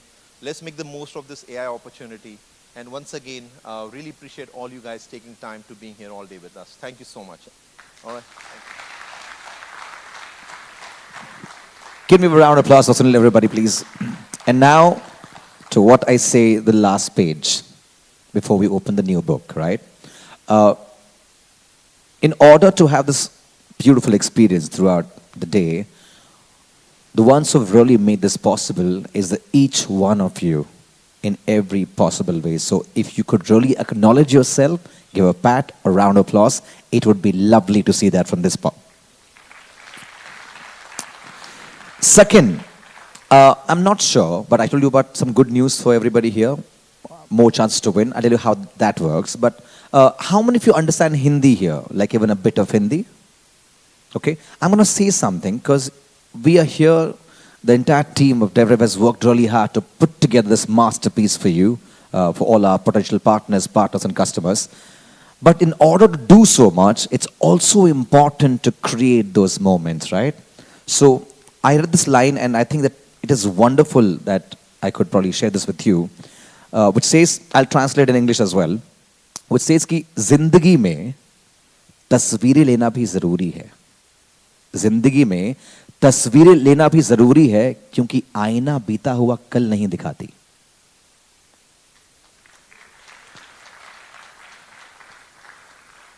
If you can just translate the same, that in life it's important to take photos and pictures. Perhaps you have a phone, you should do that. That's only because the mirror does not give you a reflection of the past, right? So you're here, let's also create a moment. So we wanted the moment to be effortless. How? I want you to please take out your mobile phones, everybody, okay? Find a partner, a friend, a colleague, network, connected. More than 2 people, and take a photo, but however, in that photo, have this beautiful, effortless DevRev together. And the ones who take a nice photo, upload it on social media, our backend team is going to watch it on Monday. If you have the maximum interactions or tractions on the post, we will reach out to you and more than 10 people will win something exclusive from DevRev, right? More the chance, but for now, let's all, yes sir, let's go ahead. Everybody please stand up, and after this, when you finish the entire thing, right behind you, we have the other good news, the happy hour, right? Look at the smiles, yes? So happy hour for you, so please do indulge in conversation. We also have Mukesh being there, playing with 15 of you together, and we have a violinist, Shyam, very popular, and along with him, we have the very popular DJ Gautam playing music for you. But I think we have to add something. Yeah, I just want to add something. So if I may ask Manoj, Dheeraj, and Gukesh to come on stage, we want to take a reverse selfie with all of you in the back so that we can post it. So please, Gukesh, Manoj, Dr. Shrivas, please. Please, sir. Yeah. See, I spoke about moments. Let's have a good moment together. Right, Mr. Manoj, Dheeraj, Gukesh, Dr. Shrivas, sir. Could you please all join us? And everyone, just, I want to see what you want to do. Put your hands up, scream, shout, cheer, jump. Be in the sky. Let's go, let's go. 3, 2, 1. Can you have a loudest cheer for the entire team, please? And click photos. Okay. To who we are, what we do, we are future ready. Are you with us? Thank you so very much. Let's take more photos, upload on social media. Thank you so much again for being here. It was lovely to be a part of this beautiful gathering. Give yourself a lot of cheer because we are here with AI and much more. My name is Miten Upadhyay. Until next time, have a only smile that gets you going for the future. Thank you again. Round of applause, come on.